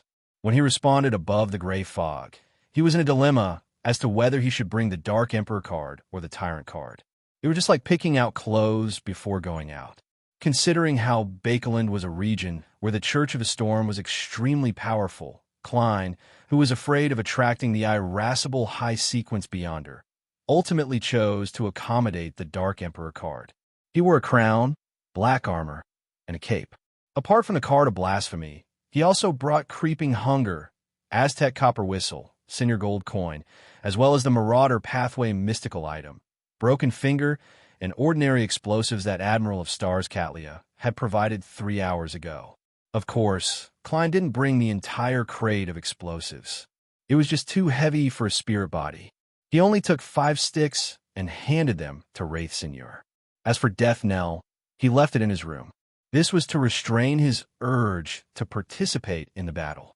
His goal was very clear. Once he discovered a problem, he would immediately leave without staying too long to avoid danger. And weapons always made people bolder, making them want to probe deeper and resolve the problem by themselves. This is Bakeland. It's best not to cause too much of a stir. And I can't predict what's hidden in the sewers. I can only divine that there's danger. Klein looked at the wall clock in the room and confirmed that there was still at least an hour and a half before Hazel's usual time of action. His figure suddenly vanished, passing through the balcony's glass and flying into the streets before entering the sewers. In the dirty and humid environment, Klein took out a Ruan gold coin and made Senor, who was wearing a dark red coat and an old triangular hat, appear in front of him. Following that, he handed a pair of tweezers that looked like they were made of 2 finger bones to his marionette. He nearly couldn't resist the urge to steal the manhole cover after carrying it with him for such a short period of time. Senior held Broken Finger and walked in front. Klein, who was dressed as the Black Emperor, hit his figure and fell behind, opening up a distance of at least 50 meters from his marionette. With such a barrier, his thieving habit could no longer affect him, and Senor, who was essentially dead, had no intention of stealing anything. He didn't have any thoughts. After turning into the corresponding fork and passing through the hidden secret door, Wraith Senior appeared in the half-natural, half-artificial cave with the grayish-white tweezers. Different from the last time he came, the positions of the shovels and other tools wrapped in oilcloth had changed, and the hidden passage on the right that led downward was a little deeper. From this, it was obvious where Hazel's current focus was. Right on the heels of that, Klein, who hadn't entered the fork, leaned against the wall of the sewers. With his back facing the target, he controlled his marionette to step into the secret passageway on the right. Soon, Senior arrived at the end. At this moment, Klein suddenly felt the grayish-white tweezers in his marionette's hand tremble for some baffling reason, as though it was being attracted by an unknown object not far away. The unknown object was deep and serene, like a calm sea, making it difficult for him to see its exact state. It has the characteristics of being alive, and it's closer to a spirit. Klein could only determine this point. He immediately made Senor use Mirror Jump to return to the half-natural, half-artificial cave. He returned to the shovel that had yet to corrode, and he didn't attempt to penetrate the passageway deep underground. Then, Senor, who was wearing a dark red coat, appeared again and placed the 5 ordinary explosives in his body in different spots. Every wraith was an explosives expert. After doing all of this, Senor's figure flashed and appeared on the surface of the gold coin in Klein's hand. As Klein stuffed the gold coin into his body, he raised his right hand and prepared to snap his fingers to detonate the 5 explosives. His idea was very simple. He wanted to use an explosion of a suitable scale to destroy Hazel's hard work and traces, so as to lure the Nighthawks over and completely resolve the problem. That way, no matter what was hidden deep in the passageway, it wouldn't bring him any danger. In Bakeland, knowing how to cleverly sound the alarm was much more effective and safer than rashly attacking. This was especially so since Klein couldn't confirm if this matter involved a demigod. "I'm really a good citizen." As Klein gave a self-deprecating laugh, he was about to ignite the explosives. Suddenly, he shook his head from side to side and lowered his arm, as though nothing had happened. The cautious Klein immediately ended the summoning and returned above the gray fog. Then, he returned to the real world and entered his body.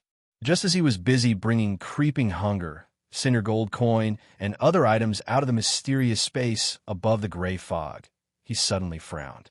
After seriously recalling the entire process of tonight's exploration, Klein was surprised to discover that he seemed to have lost a small portion of his memories. He didn't remember if he had detonated the 5 ordinary explosives. After turning his head to sense his surroundings and confirming that the entire street was very quiet, Klein began to believe that he hadn't snapped his fingers. This is the beyonder power of a dream stealer. It seems to be much stronger than Mobit's. If not for the gray fog, and if not for my habit of summarizing my experiences after the fact, I might not even have discovered that the thought of detonating the explosives had been stolen.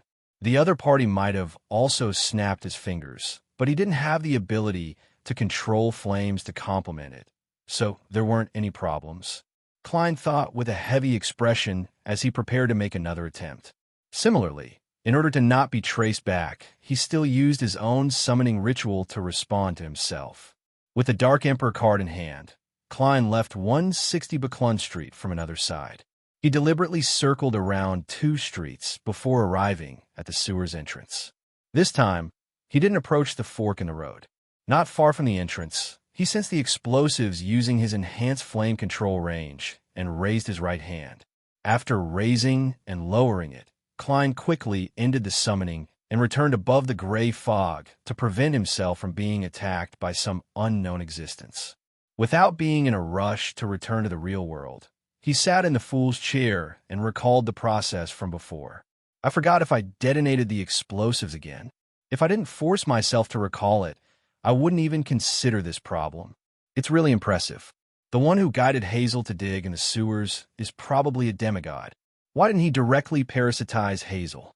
Could it be that for some reason, he's sealed somewhere in the sewers, and he can only release a tiny bit of his strength to drive Hazel to help through a dream?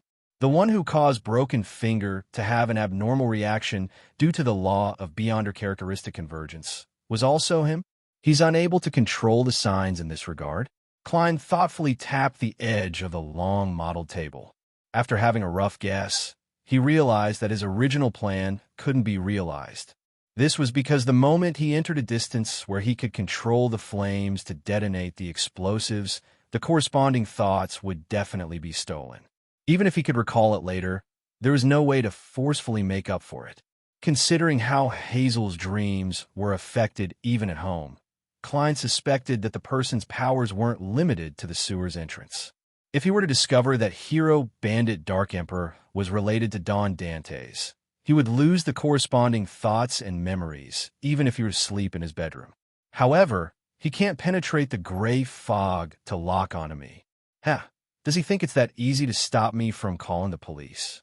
Klein thought for a moment and cautiously beckoned for a paper figurine. He stirred a tiny bit of the mysterious space above the gray fog, and with the help of the ritual that had yet to be interrupted, he conjured an angel and forcefully interfered. After doing this, he carried the Dark Emperor card and used the door of summoning to enter his bedroom.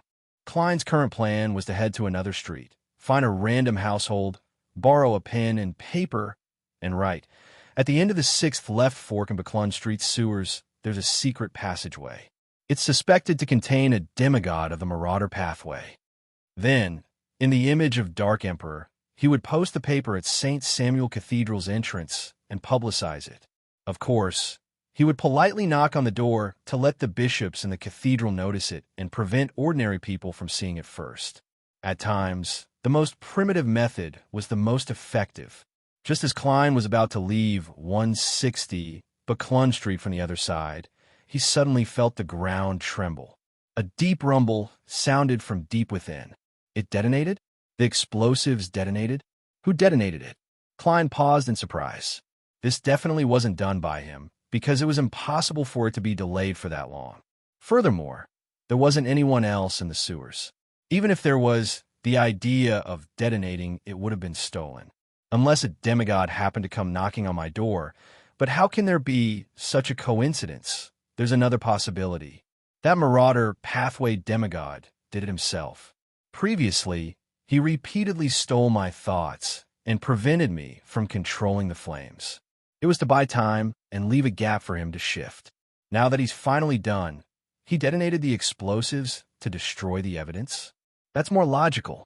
This is because he should know very well that if a powerhouse whose origins can't be traced is determined to call the police, there's no way to stop it.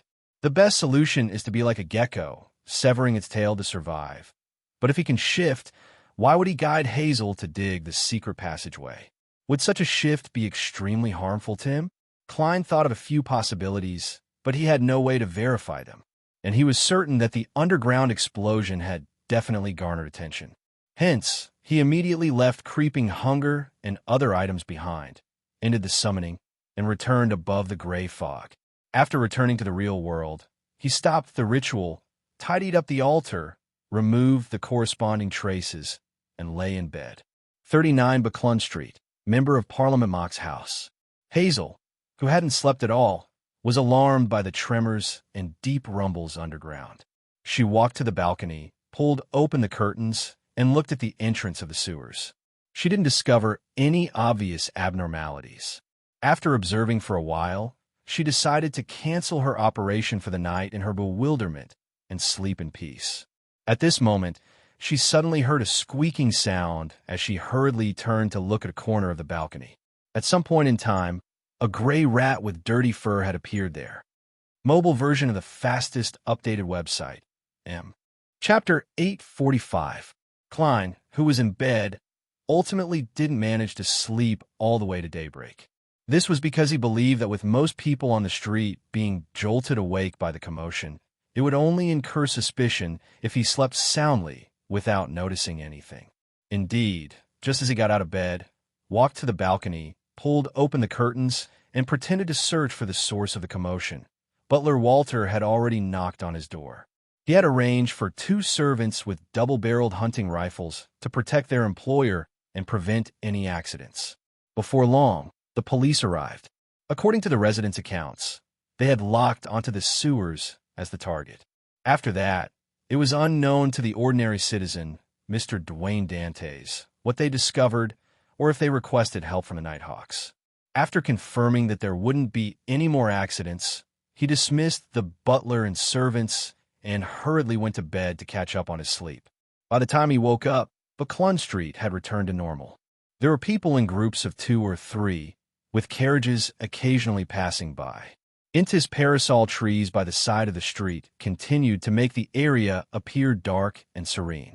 Are the results of the investigations out? As Klein looked at himself in the mirror, he asked his valet, Richardson, who was helping him tidy up his clothes. Richardson had already asked about the matter and was waiting for his employer to ask. He immediately replied. It said that a gang member was trading firearms in the nearby sewers and accidentally triggered an explosion. What a reasonable explanation. Klein didn't ask further. He didn't even consider where the Marauder pathway demigod who had stolen his thoughts had gone, or if he had been found by the Nighthawks. This was firstly because he believed that the demigod's act of detonating the explosives would definitely result in severe repercussions for him. If he had sufficient power or a suitable environment, the demigod would have long parasitized Hazel. There wouldn't be a need to go through so much trouble. This also meant that in 2 to 3 weeks, or even 2 to 3 months, Klein didn't need to worry about the demigod doing anything. Secondly, if he were to continue the investigation and force that person into a corner, Klein had no doubt that he would also be hurt. Once the other party no longer had any reservations and affected the surrounding area on a large scale, even if he did not expose his identity, he would still be attacked by a demigod and implicate the innocent residents on this street. Apart from these 2 reasons, Klein was also worried about something else. If the originally normal Buklund Street continued having abnormalities, it would definitely garner the deep suspicions of the official Beyonders. And with all of this happening only after Don Dantes moved in, Klein wouldn't be able to explain it even if he had a body full of mouths. When the time came, he could only abandon the plan and reconsider other plans. I can't head to the sewers for the time being. There's a high chance that it's a trap set by the officials. There's only one thing I need to do. Yes, I have to secretly pay attention to Hazel and see if there's anything abnormal about her. Once I discover any signs of danger, I'll immediately transform into Hero Bandit and go to St. Samuel Cathedral's entrance to stick a tiny advertisement. Klein calmly went downstairs to have his breakfast before returning to his master bedroom. He got his valet, Richardson, to wait by the door while he took out the nearly torn paper crane from his wallet. He planned on using it one last time to pass the bargaining chip given by Admiral of Stars to Snake of Fate, Wallace Septon, to see if he would agree to it. Typically speaking, he could complete this matter through a visit, but without Dr. Allen's invitation and lacking a sufficient reason, a visit wasn't a good choice. It would easily make others suspect his motives. After all, he couldn't tell Dr. Allen that he wasn't looking for him, but for the fetus in his wife's womb. Carefully unfurling the paper crane, Klein glanced at the pencil words left behind previously. He instinctively believed that as long as he used an eraser, the paper would definitely tear. However, this didn't stump him. He picked up a black fountain pen and directly wrote on the paper. The other party is already given the bargaining chip. The dark blue ink that was nearly black was many times clearer than the pencil marks. Therefore, although the 2 parts of the text overlapped, it didn't affect anyone from recognizing the words at the top. The solution is always more difficult than difficult.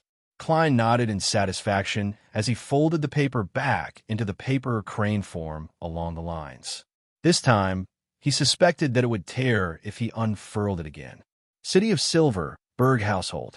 Ever since the end of the tarot, Derek seemed to have turned into a stone statue. He sat by the bed, motionless. After an unknown period of time, he was woken up by the sounds coming from the streets outside. However, the nightmarish feeling still enveloped him, making his footsteps towards the window appear heavy. God might already be dead. God might never return. Such thoughts kept echoing in Derek's mind, brewing uncontrollable despair and pain. Although he had already doubted if God would return when he killed his parents with his own hands, and if he would still care for the people of the dark who had been abandoned by him again, he even wanted to rely on Mr. Fool to transform himself into the true sun and help the residents of the City of Silver escape the curse of fate. However, the education he had received since he was young and the surrounding environment constantly affected him, making him look forward to the return of the Creator. He looked forward to the City of Silver's sacrifice and repentance to receive a response. But now, all of this hope had been destroyed, leaving only the last bit of hope that could be drowned by the darkness at any moment. The City of Silver will continue like this until it completely disappears into the darkness. No one will remember that we once existed or struggled. Derek cast his gaze out the window and saw many residents of the area he lived and gathered together. They were spontaneously praying and repenting to the Lord who created everything. This wasn't a ritual organized by the 6-member council, but a tradition that had been established in the City of Silver for 2,000 to 3,000 years. One had to pray when something good happened, when one's emotions were unstable, when one's family was injured, and when a new life was born. Lightning streaked across the sky, illuminating the streets. Derek stood in the darkness inside the house, staring blankly outside. He didn't move for a long time, but his hands had unknowingly clenched tightly. After the residents dispersed, he finally retracted his gaze, his expression warped. He reached out to touch Thunder God's roar, and his gaze gradually became firm. He was prepared to follow Mr. the Hanging Man's instructions and make some friends to help him indirectly. Soon, he was placed in a difficult position because he didn't know how to take the initiative to make friends, greet others warmly, or find topics to talk about. This was something that went against his character. After some thought, Derek decided to go to the training grounds and use combat to establish a relationship with his old acquaintances. It was a gathering place for the people of the City of Silver, and he often met people he was familiar with. Late at night, Klein saw the dark and barren plains and the mysterious and gloomy steeple in his dream. After passing through one obstacle after another, he arrived at the area where the tarot cards were scattered. A black pram was already waiting there. Wrapped in silver silk, Septon asked in a clear voice, "What bargaining chips do you have? You're very proactive this time. Where's your reserve as a sequence one?" However, that's how kids are. Their mentality is pretty good. Klein chuckled to himself and said, "You can choose one of the two chips. The first is to take a look at the Wheel of Fortune card. The second is a method to temporarily recover a certain amount of strength while I'm weak." Septon was silent for a second before chuckling. "That's Bernadette. My hunch was right. I'll be able to obtain some good stuff this time." Then he asked, "Which chip do you think I'll choose?" Klein's subconscious thought was that I have a chance to ask a question. He then laughed self-deprecatingly. "Two." Septon clicked his tongue. "Do I look like a mythical creature without a similar method? I don't know how many times I've restarted. Of course, I'll consciously prepare in advance." "Makes sense?" Klein nodded.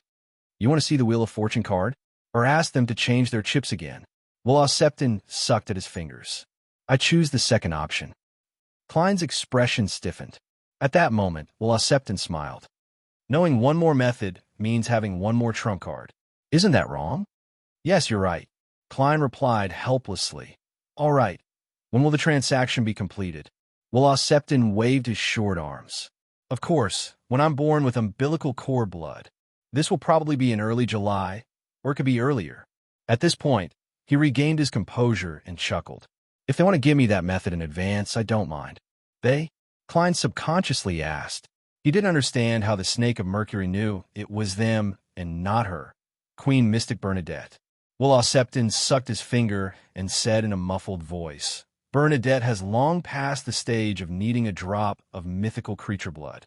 This should be something she prepared for her subordinates." "Is that so? My hermit needs it?" Klein asked thoughtfully. "That's right. What's the use of a drop of mythical creature blood? Is it the main ingredient of some potion?" He made the connection that a drop of eternal blazing sun's divine blood could be used as the main ingredient of the unshadowed potion. "No. Are other pathways suicidal by consuming the blood of a mythical creature of the fate pathway?" Septon scoffed. "I heard that to advance from sequence 5 to sequence 4 of the mystery prior pathway, one needs to completely analyze a drop of mythical creature blood and obtain complex and massive knowledge from it. This is a part of the ritual, and as the mythical creature blood used is different, once it succeeds, they will have different strengths at the mysticologist stage. So that's how it is. The rituals of different pathways and sequences have their own characteristics." Klein bowed in enlightenment. "Thank you for your answer." Septon waved his hand and said, "Don't disturb me again. Don't disturb me anymore. Let me be born in peace. That is the greatest gratitude." Without waiting for Klein's response, he added, "Don't disturb me again. Giving me that method isn't considered disturbing." With that said, the black pram retreated into the shadows and vanished.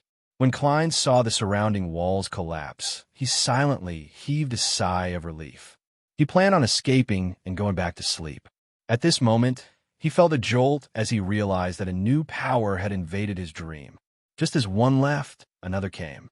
It was even more lively than during the day. As Klein manipulated the dream to change according to his wishes, he pretended to look around in a daze. "P.S. I recommend a very good book, Devil King of the City, written by Happy 2 How. It's exciting and not to be missed. Chapter 846. The dream that Klein had planned for himself was based on 160 Baclun Street. He had pinched many beauties and placed them around Don Dante's, perfectly creating the image of a rich tycoon who was experienced but had no choice but to endure in the real world for the sake of his reputation. He could only indulge in his dreams. Sitting on the sofa, he received a glass of red wine from a young lady. Before Klein could taste it, he discovered that his surroundings had suddenly changed. It went from a brightly lit villa with many elegant beauties to a dark, damp, and dirty sewers. Right on the heels of that, he saw 5 familiar explosives in his hand. Wasn't this planted by me previously? Klein was first taken aback before he pretended to jump in fright. He hurriedly threw the explosives away and warily surveyed his surroundings. Seeing that there were no abnormalities, he retreated step by step and found a vertical metal staircase. He decisively climbed up, moved the manhole cover, and left the sewers. As he returned to Baclun Street, the entire dream shattered, waking him up. Klein opened his eyes and looked at the gold-decorated ceiling in the nearly lightless room. He recalled what he had just encountered. This was done by that marauder pathway demigod. He escaped the pursuit of the Nighthawks and is still hiding nearby. As he's afraid that the Black Emperor who exposed his whereabouts will appear again, he guides the dreams one by one in search of a target. It's very likely. If it wasn't for me being able to maintain my lucidity and rationality in a dream with an intruder, I would have been subconsciously driven to repeat the process of planting the explosives. After all, this is something I've done before, something that I have a deep memory of. Thankfully, I concluded that a marionettist should try his best to hide behind the scenes. Be it exploring the sewers or meeting Trissy, I relied on my marionette. Even if I didn't have enough distance and had no choice but to head over personally, I would have used my spirit body to make a trip through the gray fog. I also carried an item that interferes with prying and divination, preventing others from finding out who the true controller is. If not, I would have long been discovered and targeted. Even if I didn't die, I would have fled Bakeland pathetically. With this in mind, Klein rejoiced. In the beginning, he didn't know what secrets were hidden in the sewers, nor did he expect that there would be a demigod. However, he still abided by the rules of a marionettist and had strict requirements for himself. Therefore, he successfully avoided the tragedy of having his performance exposed. Bakeland sure is a dangerous place. Problems will happen if I'm careless. As Klein sighed, he felt that his marionettist potion had unknowingly digested a little. When he calmed down, he chuckled in his heart. From the looks of it, that person is still in Baclun Street. There's a high chance that he's hiding in Hazel's house or even beside her. If this demigod had invaded my dream a minute or two earlier, he would have seen Snake of Fate while Septon. Although this sequence 1 angel is still in his weak phase, that's only relative to Ouroboros and the other angels. It shouldn't be too difficult to deal with a sneaky person who can't even parasitize Hazel. Ignoring his other powers, just revealing his complete mythical creature form is enough to deal severe damage to the similarly weak one. I dare to bet that Septon must have had a premonition ahead of time, so he chose such a time period to successfully avoid being seen by other demigods. What a pity. I can't let that marauder demigod understand how dangerous it is to randomly invade dreams in Bakeland. Leonard definitely has a deep understanding of this situation. Klein reined in his thoughts and pretended as though nothing had happened. With the help of cogitation, he fell into a deep slumber again. When the sun rose over the horizon, he naturally woke up. He flipped over and sat up, transforming into Gairman Sparrow's appearance. He muttered a prayer. Please inform Ma, Hermit, that the angel has already accepted the condition of temporarily recovering a certain amount of strength during his weak phase. He has agreed to make the transaction at the end of June or the beginning of July. You can ask Bernadette when I can meet her. After praying, Klein transformed back into Don Dante's. He got out of bed and entered the bathroom to deal with his personal problems. After brushing his teeth and washing his face, he felt abnormally energetic. Only then did he take 4 steps counterclockwise and head above the gray fog. He turned the contents of his prayer into an image and threw it into the crimson star that symbolized the hermit. On the future, which was docked at a port, Admiral of Stars Catlia watched as Frank Lee stepped onto the dock, filled with anticipation. He planned on finding a place to sell some items and amass 8,000 pounds to purchase the Druid Beyonder characteristic. She couldn't help but raise her hand to her forehead, feeling a baffling lack of confidence. Although she believed that her level, mysticism knowledge, and mystical items could firmly suppress Frank Lee, who had become a druid, she felt that the problem wasn't that simple when she recalled his fantastic ideas and terrifying practical abilities. She didn't wish to participate in the tarot competition above the gray fog, with a watermelon growing on her head and wheat ears growing all over her body. Thankfully, he doesn't have the druid potion formula. There's temporarily no need to worry about him advancing to sequence 5. Catlia nudged her glasses and consoled herself.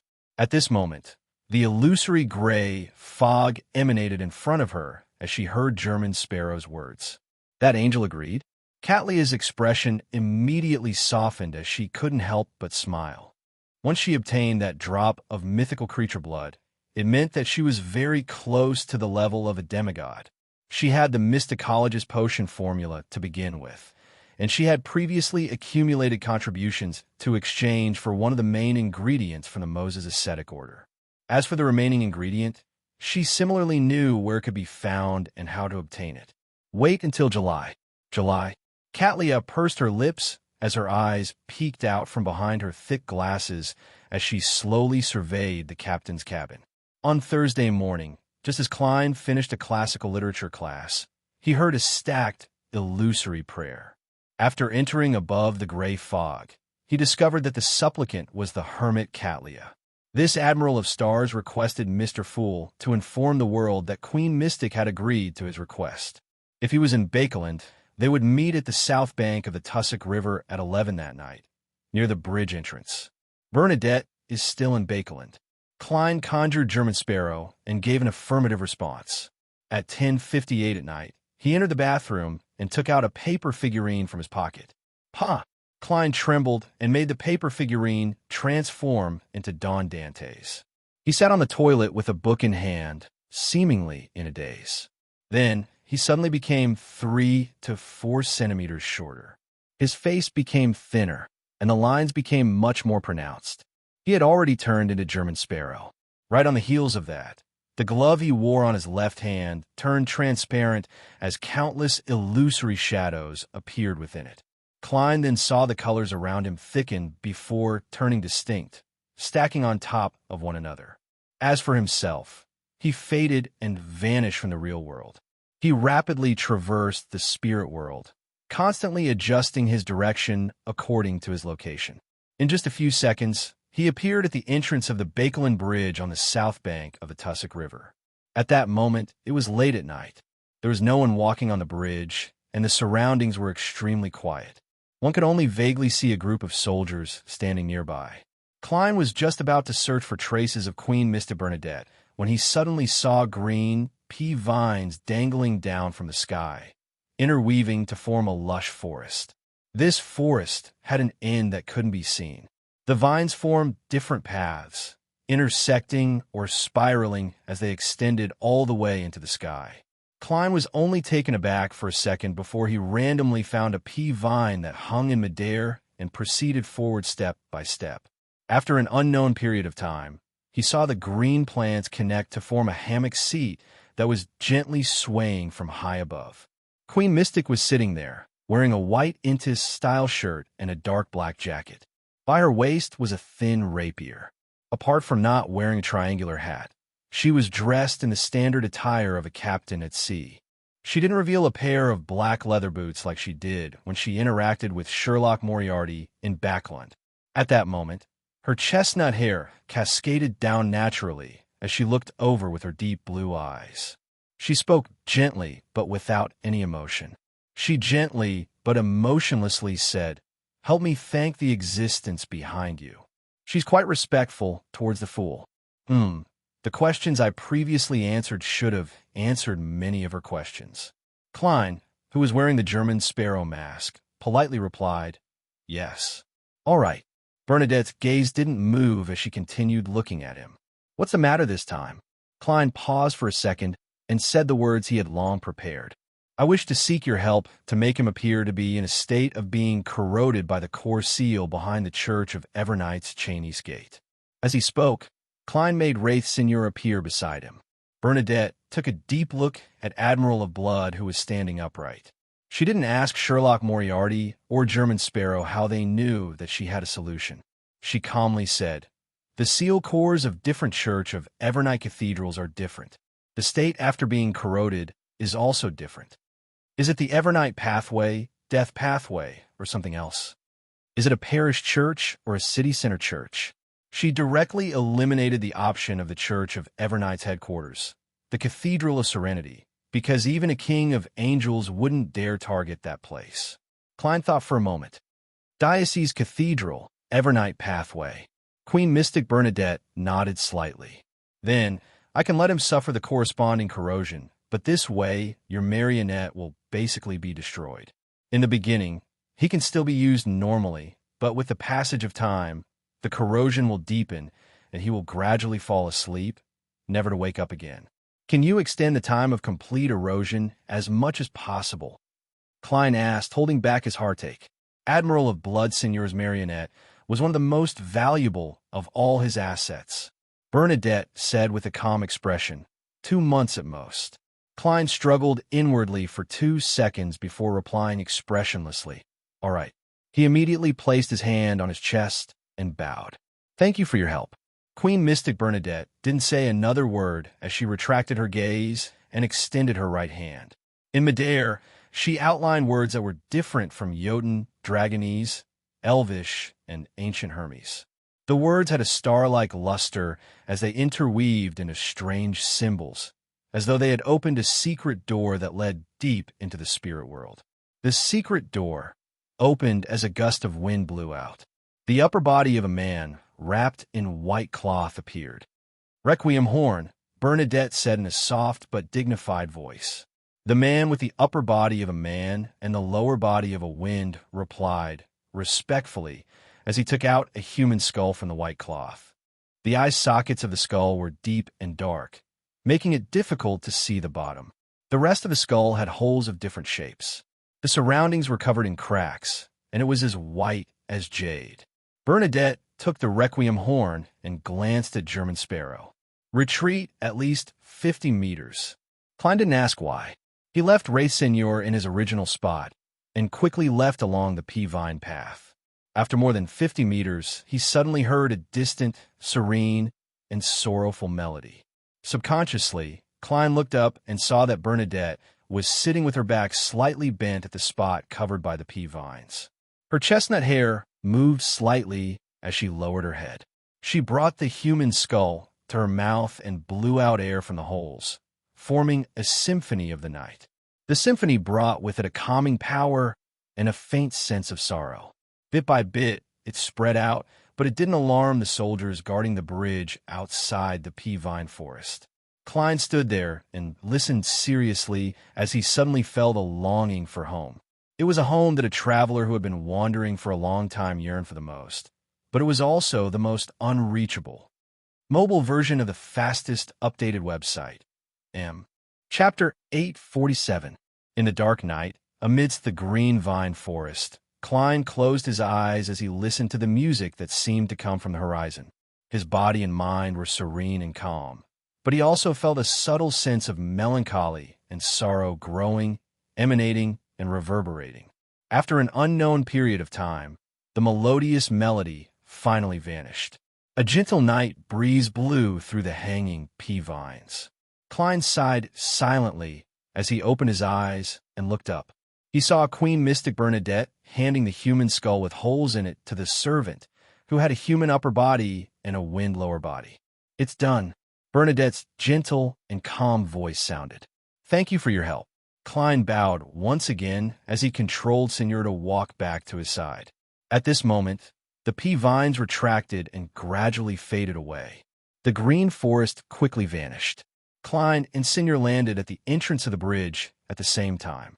There was no one around, and not far away, there was a team of soldiers guarding the bridge with their backs facing them. It was no different from before. The fairy tale-like scene from before seemed to be an illusion. Only at this moment did Klein have the time to examine his marionette. He discovered that he resembled a corpse more than before. His face was pale, and his aura was cold. He exuded an obvious eerie and creepy feeling.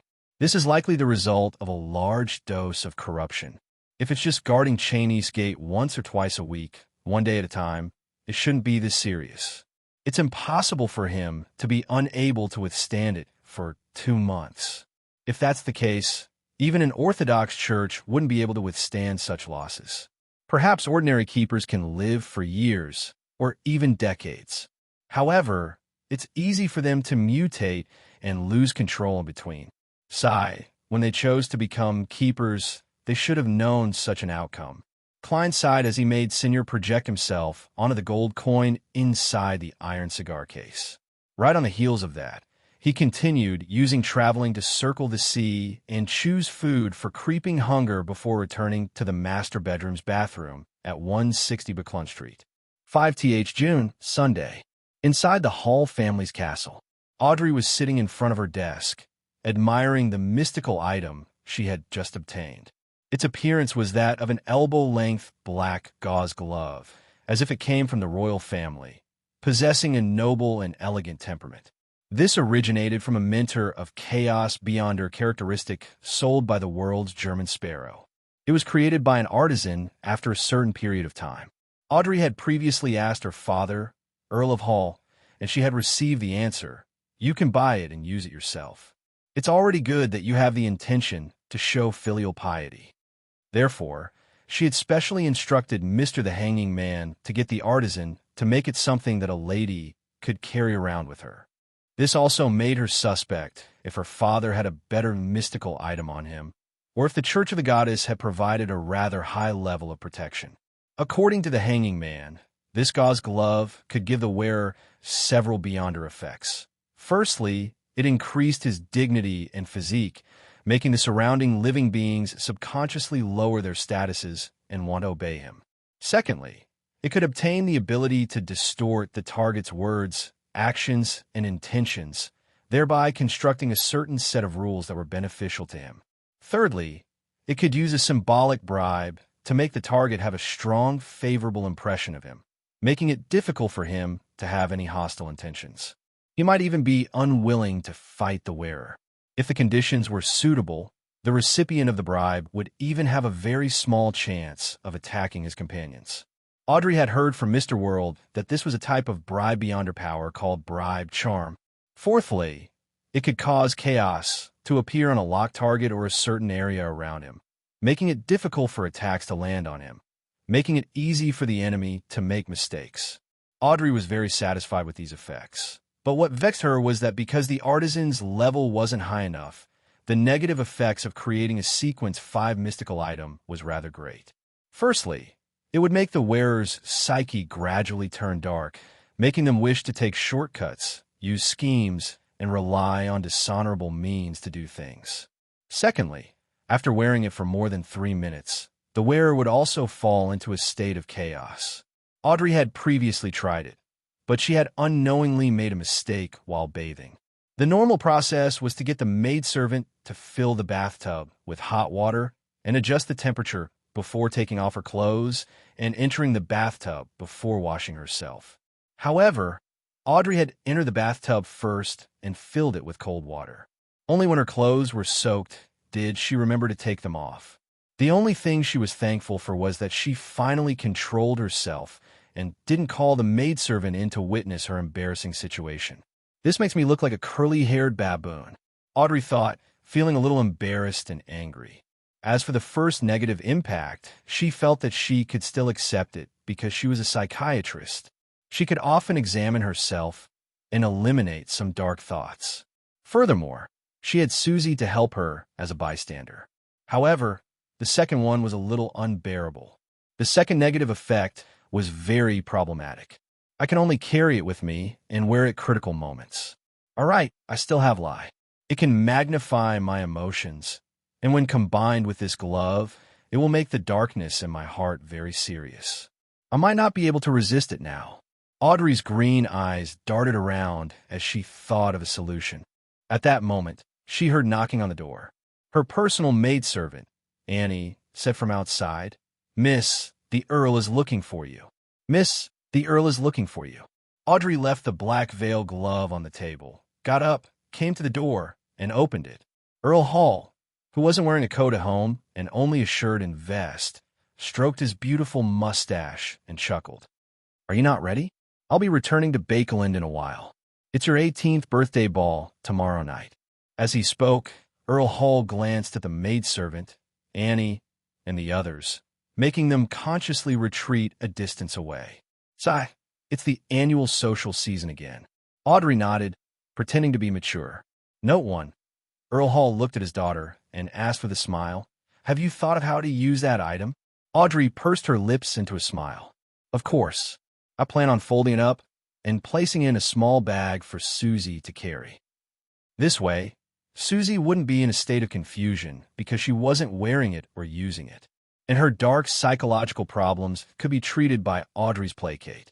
More importantly, without the augmentation of lie, Susie, who is also a psychiatrist, could also examine herself and adjust her mental state from time to time. Earl Hall was taken aback as he praised with a laugh. "Smart idea."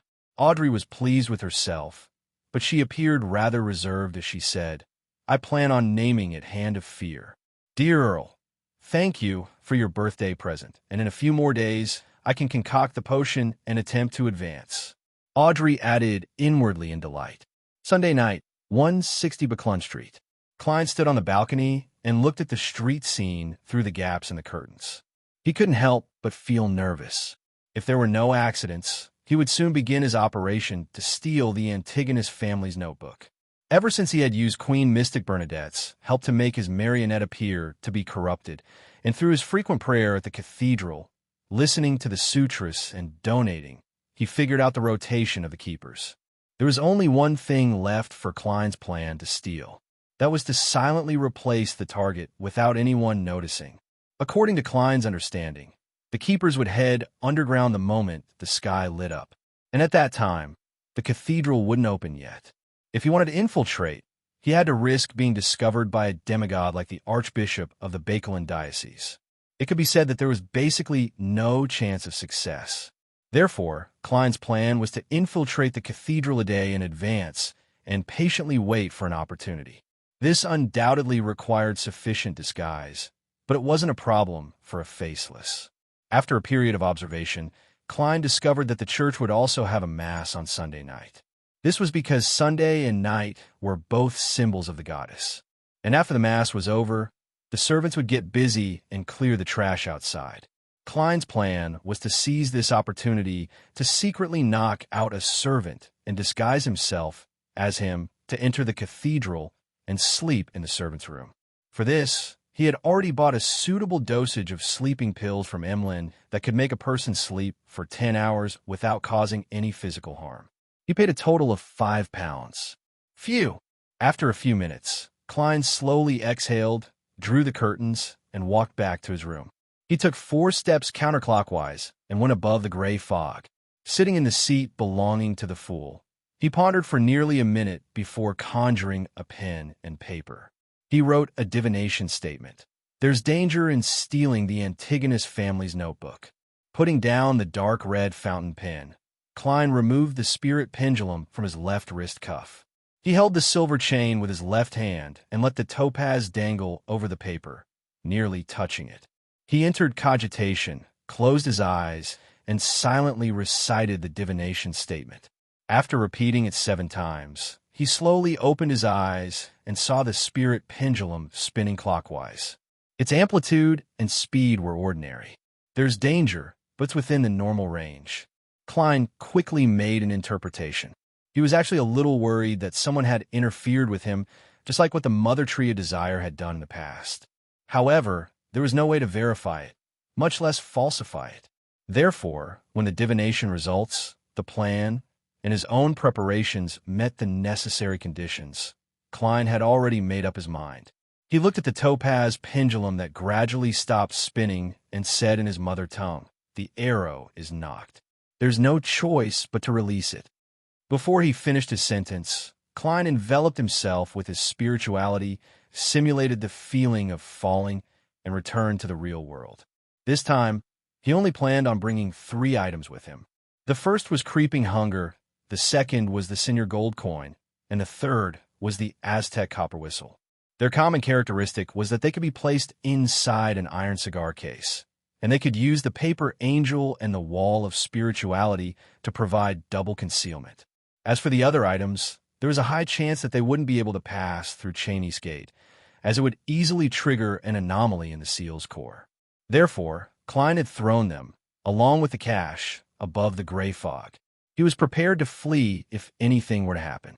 Even the 3% of the coin company's shares for £12,800 can only be tied to the identity of Don Dantes.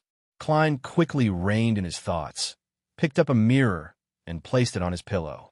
Following that, he drew the mysterious symbol that summoned a Rhodes. Note 1.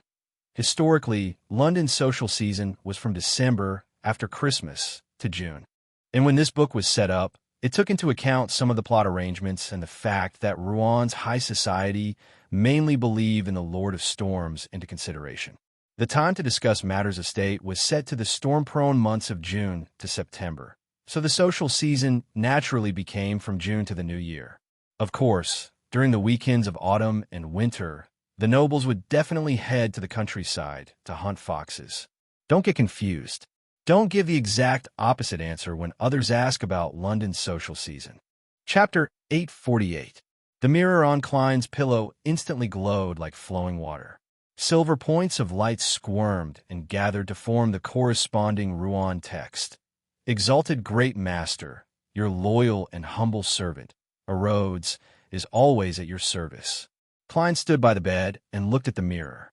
He looked calm as he asked calmly, "Where's the Antigonus family notebook behind St. Samuel Cathedral's Cheney's Gate?"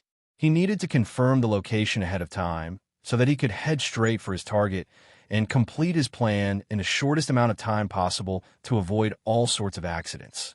On the mirror's surface, the silver words warped and changed, forming another line of text. It's a Grade 1 sealed artifact. It's located on the right side of the second level. I can't see the exact details. Klein tersely acknowledged. It's your turn to ask. A Rhodes immediately made the silver words on the mirror dissipate, and the question appeared in the rippling light. Do you have any other instructions? If he were in his normal state, Klein would definitely have secretly sked, but his highly tense mind made him nod and say, "Look at my illusion like before. Look at my illusions like before and deal with the unexpected." "All right, master." A Rhodes didn't hesitate to give a response. Following that, he added another line of words. I will control my instincts. I swear to you, the great ruler above the spirit world." Klein nodded slightly and took 2 steps forward, allowing the mirror to reflect Don Dantes' appearance. The image became clearer and larger, and finally, it looked real. After some adjustments, Klein made the fake person lie on the bed. It looked like it had fallen asleep. At this moment, he realized that Don Dantes had turned his head and was smiling obsequiously at him. At the same time, he extended his palms and pulled up the blanket. Klein didn't say a word. As he transformed into the cold, crazy adventurer, German Sparrow, he made creeping hunger, which was still on his left palm, turn transparent. His figure rapidly faded as he traveled to the other end of Phelps Street where St. Samuel Cathedral was. Then, he walked to the square where pigeons flew during the day and hid in a dark corner. After a while, a group of believers came out of the church to participate in the evening mass. Soon, many servants left the church with all kinds of miscellaneous items. They walked to the trash cans in the side alley and separated a group of people to deal with the feces at the carriage parking lot. At this moment, one of the servants suddenly trembled. He lowered his head and began to clean up seriously. He even dutifully moved towards the direction of the plaza, as if he wanted to deal with the miscellaneous items there. He gradually moved further and further away until he reached the place with the thickest shadows. When the other servants were no longer paying attention to him, a hand suddenly took shape and seemed to reach out from the void. It grabbed his shoulder, causing his figure to fade and disappear. Klein directly traveled to a two-bedroom apartment in a cheap apartment in East Borough. He had changed his appearance a few days in advance and teleported over to rent the place. The powers of Traveler are really too convenient. The only problem is that every time I want to use it, I need a pirate to sacrifice his life. Klein lampooned to ease his nerves. At the same time, he made the servant lie down on the bed. Then he took out a thin metal test tube and threw it at him. The servant accurately caught it, pulled out the stopper, and gulped down the sleeping pills inside. In just a few seconds, he fell asleep. Ray Seigneur's figure in his old triangular hat and dark red coat appeared beside him. Klein examined the servant on the bed as his body suddenly softened, as though he had turned into a mud monster. However, he didn't collapse into a pile. He only swayed slightly and instantly became 15 centimeters shorter. His skin darkened as his facial features shifted. Soon, he transformed into the servant's appearance. And at this moment, Seigneur had already taken off the servant's clothes. Without wasting any time, Klein quickly changed into the clothes and moved the iron cigar case and other items over. He picked up the broom and examined it.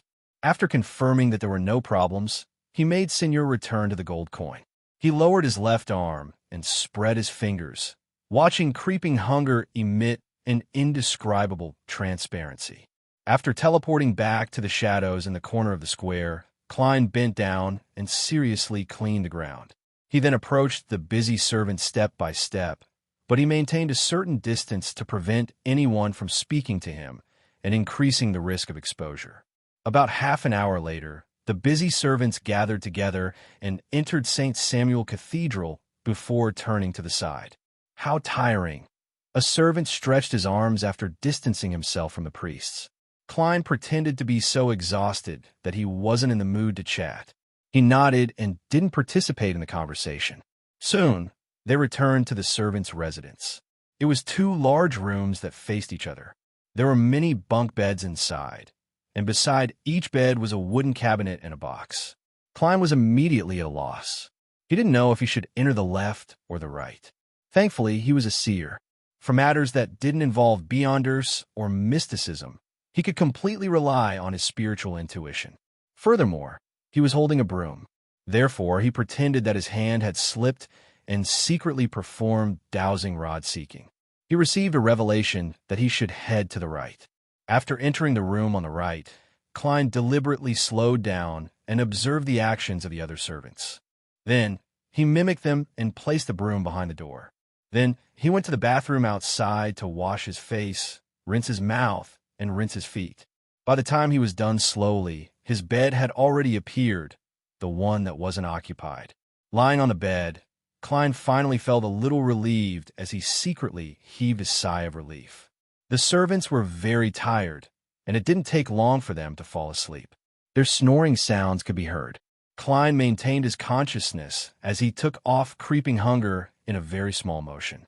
He folded it into a tiny piece and stuffed it into an iron cigar case, placing it together with Aztec's copper whistle and the Seigneur gold coin. Time ticked by. As he was too tense, he was unable to fall asleep. All he could do was rely on cogitation to force himself to sleep for a few hours. When he woke up at a certain time, Klein released Ray Seigneur. This marionette's cold and indifferent aura rapidly fused with his surroundings. The spirit-body threads collapsed inwardly, gradually forming a deep darkness that no longer had an origin. It can still be controlled. Klein nodded indiscernibly, allowing the wraith to use the stained glass windows and the smooth stone tiles on the ground to arrive at the staircase that led to the upper levels of the keepers. He believed that if Seigneur hadn't been corrupted ahead of time and been treated as one of its own by the Seal's core behind Cheney's Gate, he would have definitely triggered a reaction and been wiped out. How could a wraith have the ability to move freely in an Orthodox church's cathedral? And it was precisely because of the Seal's tacit agreement and the paper angel's interference that the spirituality of the archbishop at the demigod level who lived somewhere in the cathedral wasn't triggered. Step by step, he came to the second floor. Using his perception of the corruptive aura, the concealed senior moved left under Klein's control and found the area where the keepers lived. Tomorrow is Monday. This week's Monday should be under the responsibility of the keeper I first met. Klein had long figured out the rotation pattern. He made the wraith in the dark red coat silently pass through the wooden door and float into different rooms to identify the targets. As there were only a few people, he quickly found the elder with loose facial skin, a huge nose, and sparse hair that was the color of frost. Wraith Senior immediately took out a metal test tube filled with sleeping pills and placed it by the side. Then, before the keeper noticed it, he possessed him. Before the slumbering keeper could wake up and resist, he lost control of his body. All he could do was barely open his grayish-blue eyes and see himself pick up the metal test tube with great difficulty. He pulled out the cork and gulped down the liquid inside. His body began to convulse in an uncoordinated and abnormal manner, as though there was an intense internal struggle. After a full minute, he slowly softened and closed his eyes again, entering a dreamless slumber. After doing all of this, Wraith Senior left the keeper's body. Using all kinds of mirrors, he jumped back to the area where the servants lived before entering Klein's body. Klein immediately emitted a cold, silent, and indifferent aura. Even making an expression seemed difficult. He slowly got out of bed and silently left the servants' room. He walked through the shadows and murals that couldn't be illuminated by the moonlight. Step by step, he arrived at the second floor and entered his target's room. Standing by the bed, the servant-looking Klein's figure suddenly grew taller. His sparse hair turned white, and his nose widened a little. In just a few seconds, he looked identical to the keeper who had consumed sleeping pills. Even his aura was no different. Changing into a clergyman's black coat, Klein moved the keeper and servants close to the bottom of the bed before lying down and silently counting the time. At 5:30, he woke up early, ate the white bread he had prepared last night, drank a cup of water, and looked out the window in silence. Just as the sky lit up, Klein maintained his expressionless state as he opened the door and walked out. He went down to the first floor and followed the route he had grasped and turned to the left. After walking for a while, he wasn't surprised to see a priest. This was the experience of a former Nighthawk, so Klein wasn't worried that he wouldn't be able to find the path. The priest stood outside the secret door that led to the underground area. He raised his right hand and tapped his chest 4 times in a clockwise manner. "May the goddess bless you." "Praise the lady," Klein replied in a low voice as he similarly drew the crimson moon. He didn't stop and walk past the priest. Under the illumination of the lights on both sides, he walked up the stairs and arrived at a crossroads. According to his understanding of the surrounding geography, Klein believed that turning to the right would lead him away from the cathedral. It was likely to lead to a particular security company or other organization that the Nighthawks were disguised as. Therefore, he didn't hesitate to turn left. At this moment, he saw a man wearing red gloves walking towards him. The man had black hair and green eyes. He had outstanding looks and was dressed rather casually. He was none other than Leonard Mitchell. PS1. Written by a book friend, Vampire Maiden's Journey to Nairn. P2. Seeking monthly recommendation votes for Monday. Fastest website for mobile version. M. Chapter 849. Upon seeing Leonard Mitchell, Klein's back muscles instantly stiffened. He tensed up like a bowstring that had been pulled to its limits, ready to snap at any moment. He remembered very clearly that his poet had a marauder pathway angel, Palaz Zarost, parasitizing him. Was able to sense his uniqueness and see through his disguise. If that grandpa were to inform Leonard of the problem with the keeper in front of him, it would be troublesome. I can only hope that my poet is afraid of exposing his secret and will feign ignorance. Back in Tingen, although he always said that everyone had their own secrets and that there was no need to mind it, that was only when it wasn't directed at the church. Who knows if he would suddenly have a sense of justice and decide to be loyal to his duty, taking the risk to expose me. After all, this is very similar to the matter within Zangwill. At that instant, Klein's forehead nearly broke out into a cold sweat. To be frank, He didn't expect to encounter Leonard while heading to Cheney's Gate. This was because he was already a Red Glove and not an ordinary Nighthawk. He didn't need to be on duty, and he shouldn't be underground at this time. However, Klein immediately thought of a key point. The one who could sense his uniqueness was Palez Zoroast, not Leonard Mitchell. The former's attitude was more important. This grandpa knows that I know of his existence. Once he sees through my disguise and puts me in danger, he has to be prepared to be exposed by me. When that happens, there will definitely be mutual harm, with no benefits for anyone. And for an angel of the Marauder pathway who doesn't believe in the goddess, there's no need for that at all. If I were him, I would pretend that nothing had happened and not warn Leonard Mitchell. I wouldn't place my safety in the hands of my host. After quickly sorting out his thoughts, Klein regained his composure and walked towards the red-gloved Leonard Mitchell. Leonard looked indifferently at the keeper with sparse, white hair. He couldn't help but raise his right hand and cover his mouth as he yawned. He's not sleeping at night and has nothing to do. So he went to the duty room to play cards? Was standard sleepless. Klein roughly understood why this red-gloved poet would appear here. He recalled the reactions of the keepers when they encountered the Nighthawks back in Tingent City. He silently nodded at Leonard and tapped his chest 4 times in a clockwise fashion with his right index and middle finger, as though he was drawing a full moon. Leonard responded with the same action.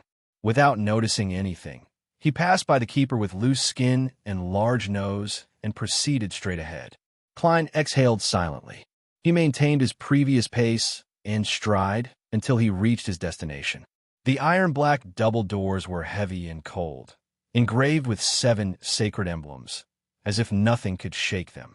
Klein turned his body sideways, took 2 steps diagonally, and knocked on the door of the guardroom. Under the witness of the Nighthawks on duty, he opened Cheney's Gate. The deep darkness inside immediately surged. Even though there were silver candles with engraved patterns burning silently inside, they couldn't dispel the feeling. Instead, the ghostly blue flames deepened the deathly stillness. At the same time, Klein felt an invisible object scrape past his skin in the darkness. It penetrated deep into his body, passing through the boundary between reality and illusion, and connected to Wraith Senior. Suddenly, he saw the black threads that filled the entire area behind Cheney's Gate without activating his spirit vision. They swayed gently, clumped together, or extended, as though a lady was stretching her hair or some strange creature was waving its tentacles. Klein walked forward with an indifferent expression and entered the sealed land. Then, he turned around and closed Cheney's Gate. At that moment, the sound of the outside world seemed to be completely isolated. The silence inside was like a kingdom of the dead. It made one involuntarily connect the dots and feel fear. This reminded Klein of his childhood. Even if he didn't listen to ghost stories, he would occasionally lie on his tiny bed and stare into the darkness, not daring to sleep. It's no wonder the goddess has the title of Empress of Terror. Klein cast his gaze to the side, picked up the lantern in the corner, and lit it up with great familiarity. Faint yellow light immediately poured out, tainted by a ghostly blue tint. Draped in a black clergyman's robe, Klein wasn't in a hurry to head underground to the 2nd level to search for the Antigonus family's notebook. Instead, he stayed behind the door and waited patiently. This was to prevent the Nighthawks from urgently needing something but being unable to retrieve it at night. All they could do was wait until daybreak. According to his experience, the first 5 minutes after a keeper entered Cheney's Gate was the period of time where they were most easily disturbed. As long as they could survive it, and as long as no accidents happened in between, the normal retrieval of materials could only wait until 8 o'clock. It was also the standard working hours for the Nighthawks and civilian staff. In other words, once Klein lasted the first 5 minutes, he wouldn't be disturbed by the Nighthawks for the next 2 hours. Of course, there wasn't that much time for him to take action. The Church of Evernight's cathedral opened at 8, and the servants would wake up at least an hour and a half ahead of time. After 6:30, the other servants might discover that their companions were missing. Time ticked by as Klein's heartbeat sped up uncontrollably. He felt that the 5 minutes were torturous. Finally, he cast his gaze at the stone staircase deep in the darkness. It was the passageway that led to the second level. At that moment, there was no one who could restrain him. At this point, Klein felt that he had already overcome 70% of the difficulty. The remaining 30% was mainly how to leave after he succeeded. Of course, there was always a chance for all sorts of accidents to happen. Klein didn't let his guard down. With a lantern in hand, he walked towards the stone staircase.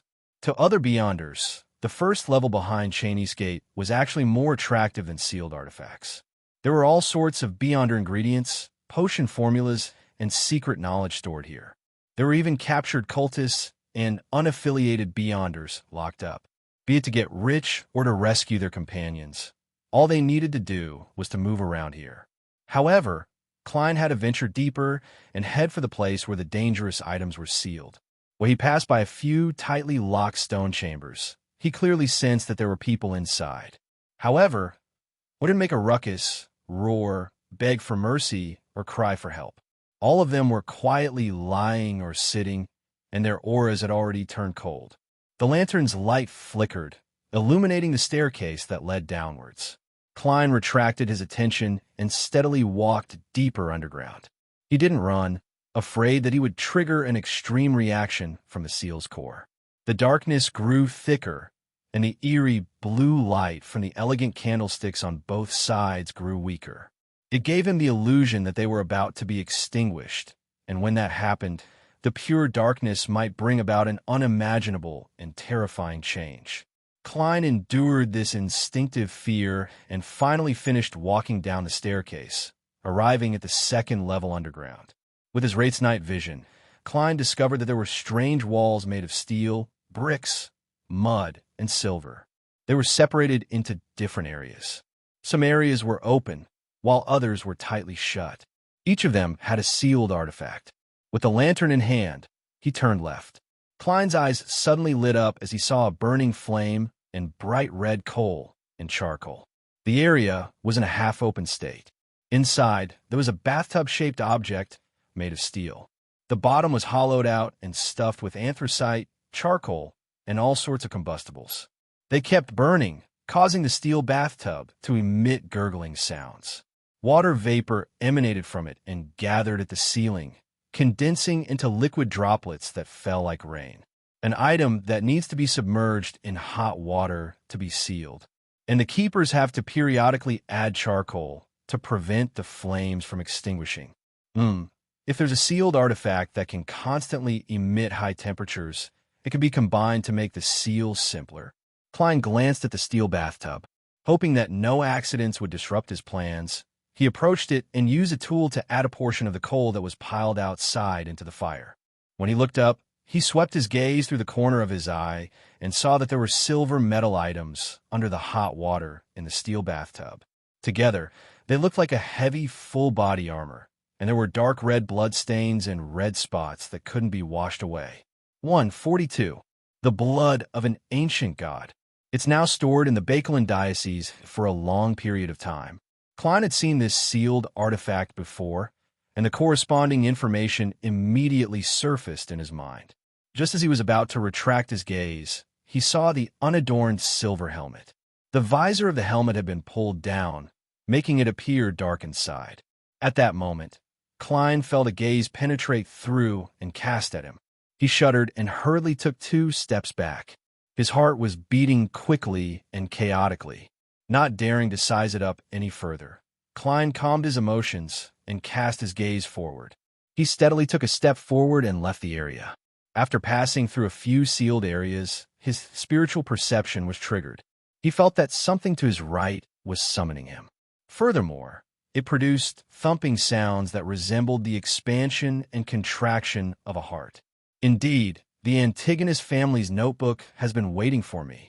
Klein calmly confirmed his previous judgment. He followed the beckoning of the nothingness, changed directions, and approached it. In just 2 to 3 minutes, he saw a room with a half-open stone door. It was dark inside, without any light. Under the illumination of a lantern, an empty bookshelf formed from white bones entered Klein's eyes. On it was an ancient notebook with a hard, pitch-black cover. It was the Antigonus family's notebook. Hornacis. Phlegria. Hornacis. Phlegria, an illusory voice drilled into Klein's ears, making him certain that he had found his target. Everything went smoothly, but Klein didn't dare to be careless or rash.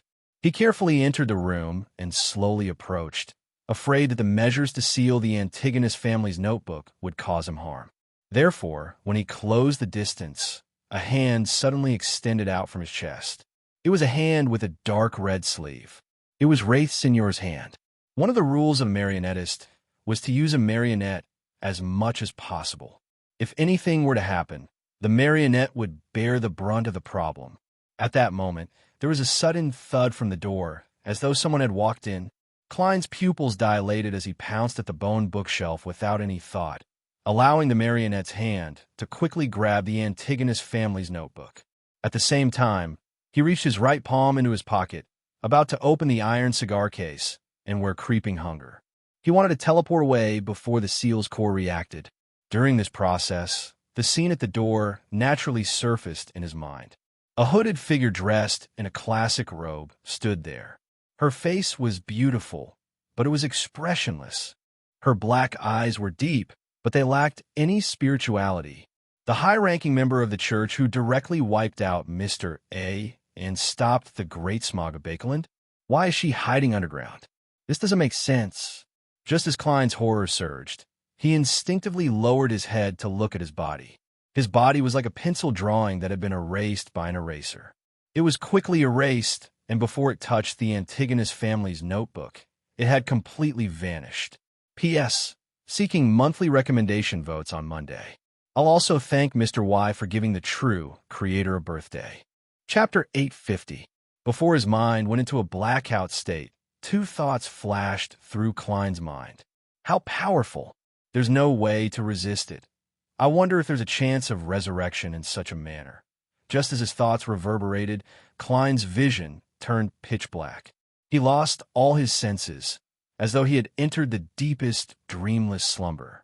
After an unknown period of time, the lightless and silent darkness suddenly shook. He vaguely felt something in his groggy state, believing that a cold wind was blowing at him. His thoughts slowly broke free from the stillness as Klein slowly opened his eyes. He saw fog above him. The crimson moon was hidden in it, appearing and disappearing from time to time. Did I revive again? Or did I enter the underworld? Even if it's the latter, the problem isn't too serious. I might even be able to get the skeleton messenger to help me contact Mr. Aztec. It's just that I'll have to become an undead creature or a spirit world creature in the future.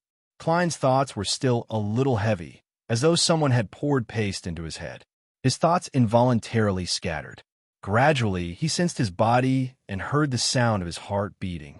His mind quickly became clear. He believed that there was a high chance that he had been resurrected. Perhaps he had even been thrown into the wilderness. Klein's joints cracked as he suddenly stood up. Without bothering to check his condition, he first observed his surroundings to confirm his surroundings.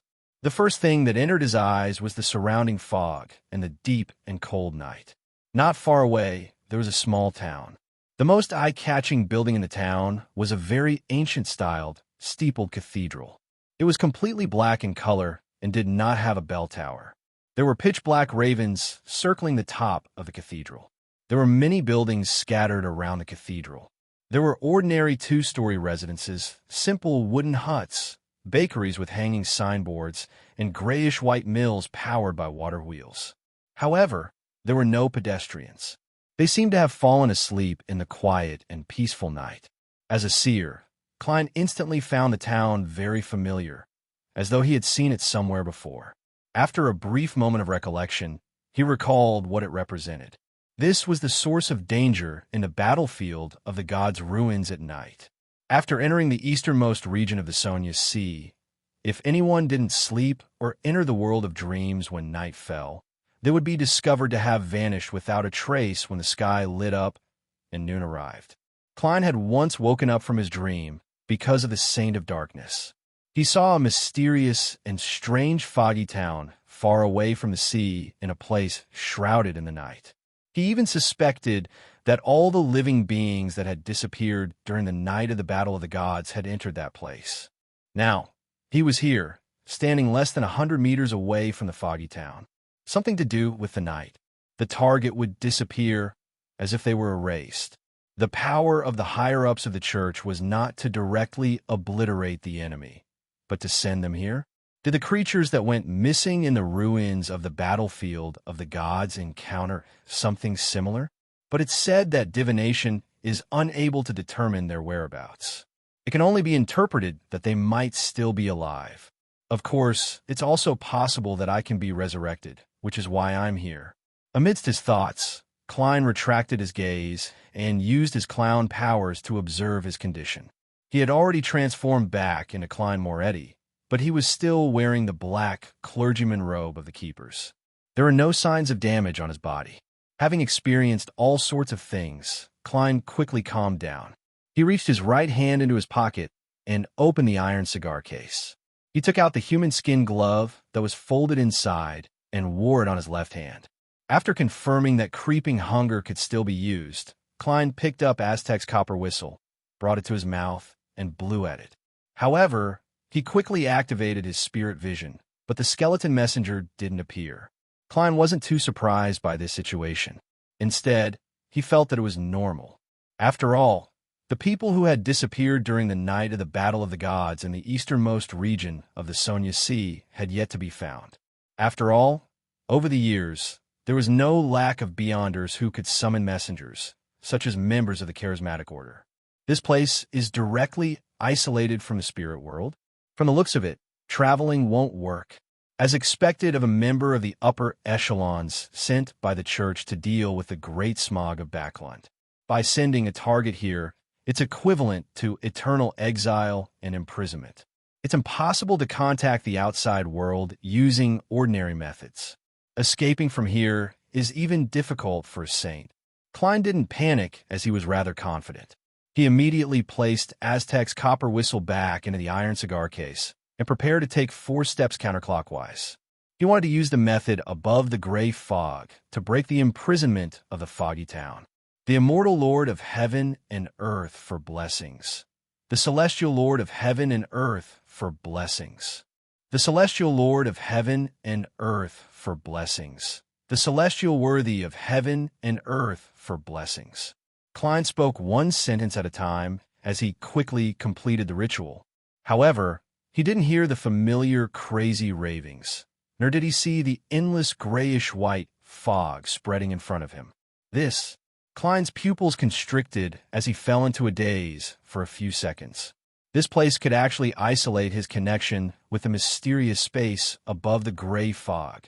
This made it impossible for him to use his greatest trump card. In the past, Klein had relied on his ability to head above the gray fog to escape many dangers. But now this method had failed. This was the first time he had encountered such a situation. Phew, it feels like a cheat has been sealed.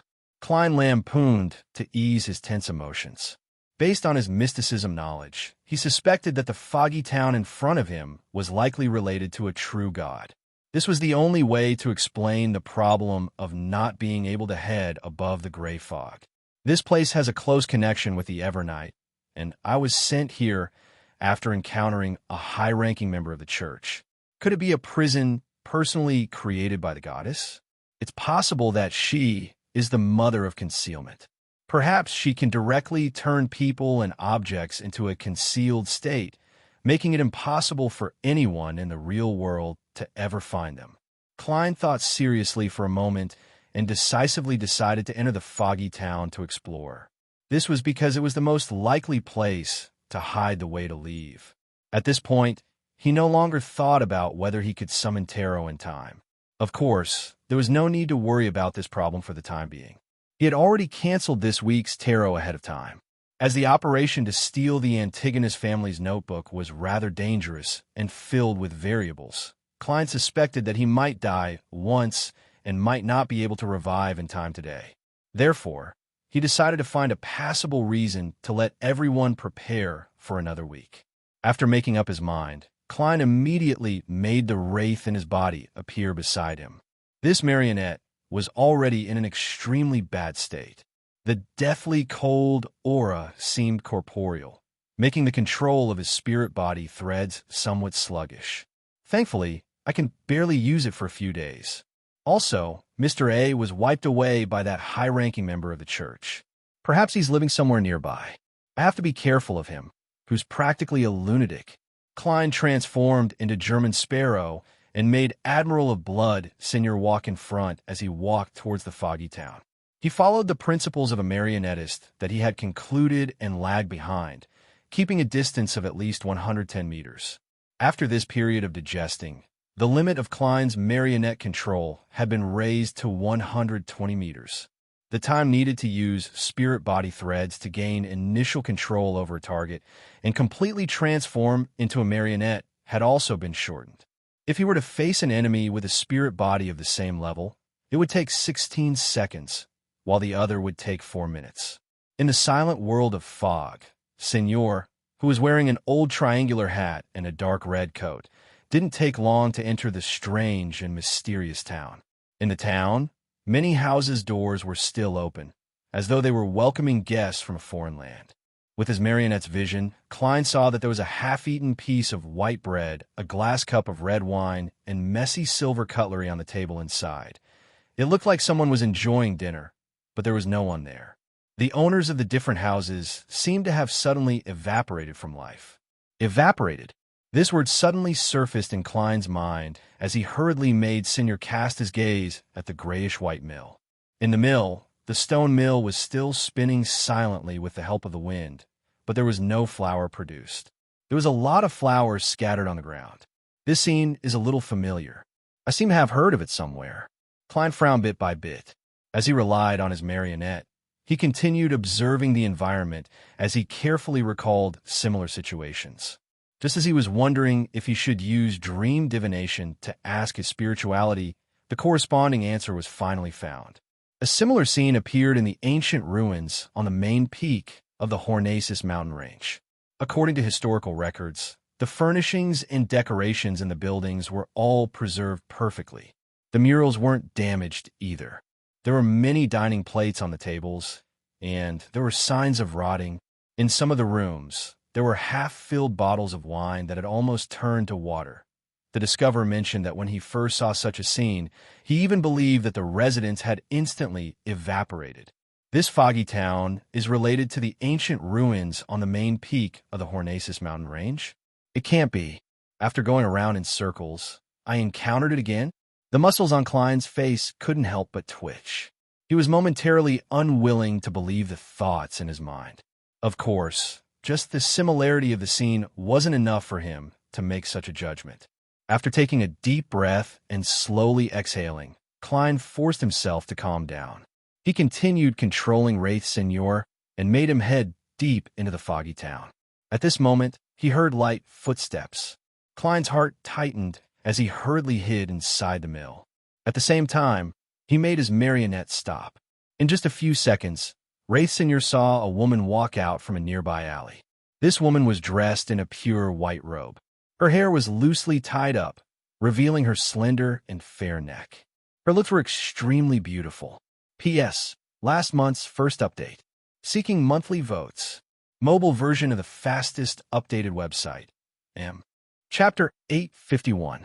In the dark town, shrouded in fog, the woman who walked out of the alley seemed to be out of place in the environment. She was wholly dignified and untainted by dust. She had bright and radiant looks that made one's eyes light up, and her simple white robe and loosely tied-up hair added a reserved and languid bearing to her. Even though Klein was looking at her through his marionette's eyes, he couldn't help but imagine how such a lady would behave in bed. He wondered if she had a different charm when pleading. At this moment, a tyrannical desire arose in his heart.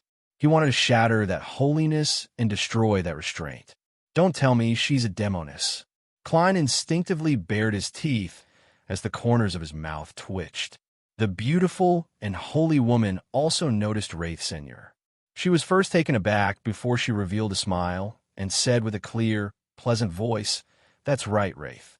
She said with a clear and pleasant voice, "Senor, when were you made into a puppet? If it wasn't for you being corrupted by the powers of Evernight, I wouldn't have been able to tell." She appeared to be speaking to Senor, but in fact, she was communicating with the mastermind through her marionette. Sigh, there's no way to hide that cold and dead aura. It can't fool beyonders of a higher level. I was still thinking of hiding somewhere without anyone noticing and using Admiral of Bloodsignor to make contact with her. That way, I can ensure my own safety to the greatest extent. This place isolates the gray fog's powers.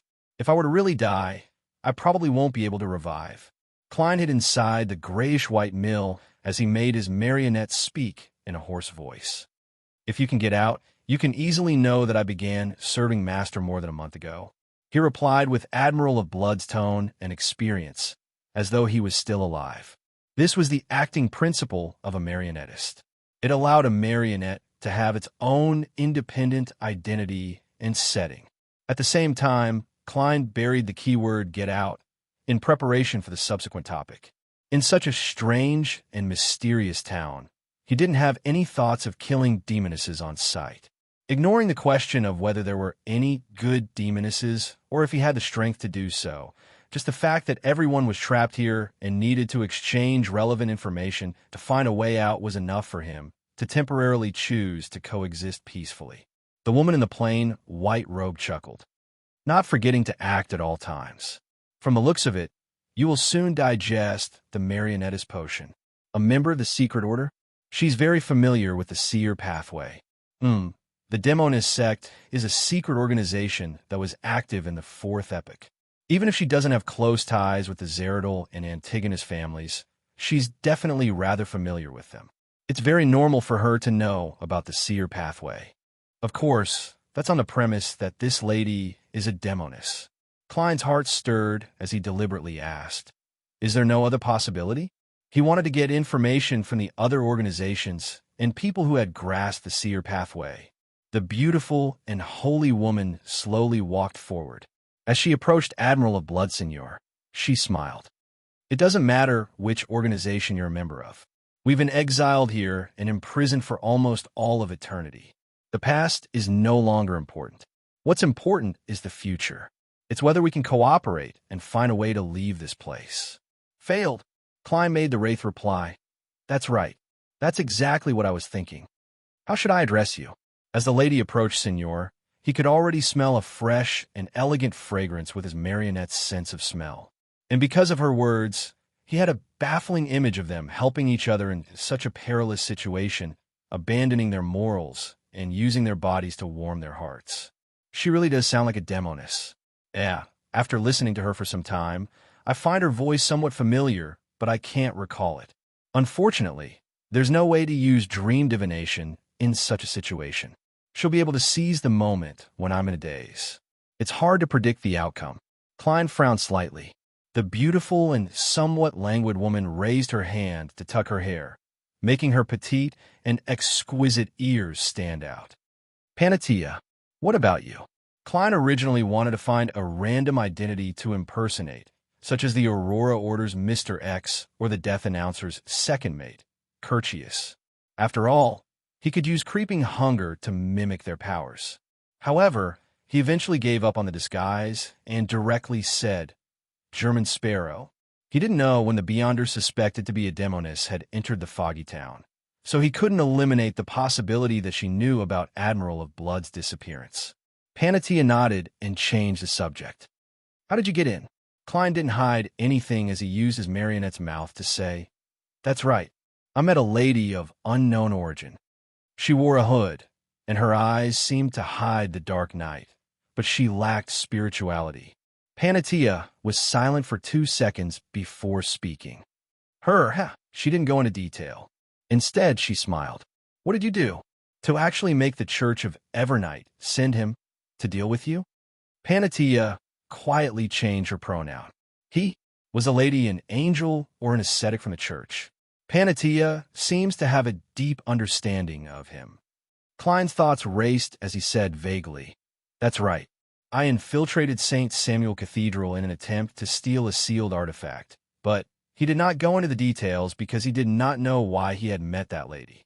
Klein believed that as an angel, it was impossible for the lady to always live behind St. Samuel Cathedral's Chinese gate. There was nothing there that was worth an important figure at her level guarding it day and night. Is that so? He is indeed in the basement of Samuel Cathedral. Panatia seemed to have confirmed something. In the secret organization, St. Samuel Cathedral will remove the word holy. I have to pay attention to this detail in the future. Klein pondered over the other party's words. Panatia didn't continue the topic as she said with a faint smile, "Of course.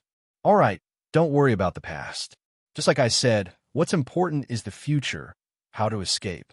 Klein took the opportunity to make Wraithsenior ask, "What do you know about this place?" Panatia glanced at the pitch-black steepled cathedral at the center of the town. "This isn't reality, the spirit realm, or the astral realm. It's in some sort of hidden state. I've explored most of the places here, including the outskirts of the town, but I still haven't found any clues to leave. The only thing left is the church. Perhaps all the secrets are hidden there. Why don't you explore that place?" Klein asked through his marionette's mouth. Panatia tugged at her pure white robe, which seemed to be torn in many places. "My intuition tells me that there is great danger inside." At this point, she changed the topic. "And now, there's a solution. Your marionette can help us scout ahead. Even if it's lost, it won't cause you any harm. Don't worry. As long as I can figure out the situation inside, I'll find you a better marionette. After all, it doesn't look like it can last much longer." "You're right, but I don't trust you. After all, you're most likely a witch." Klein neither agreed nor refused. He took the opportunity to ask Senor, "What else do I need to pay attention to here?" Panatia pursed her lips. "There's still many people who came here for various reasons, but they're all gone now." "They're all gone?" Klein's heart palpitated as he said, "What happened?" Panatia sighed faintly. "I'm not sure about some of them. Some entered those houses due to hunger and ate a portion of the food. Then they evaporated, instantly evaporating. And this time, the divination results indicate that they have lost their lives and have fallen into a deep slumber. In this foggy town, there's such a thing as being wiped and evaporated. Furthermore, it's no longer alive." Klein was alarmed as he thought of something else. He nearly blurted out, "That's right. Don't you feel hunger?"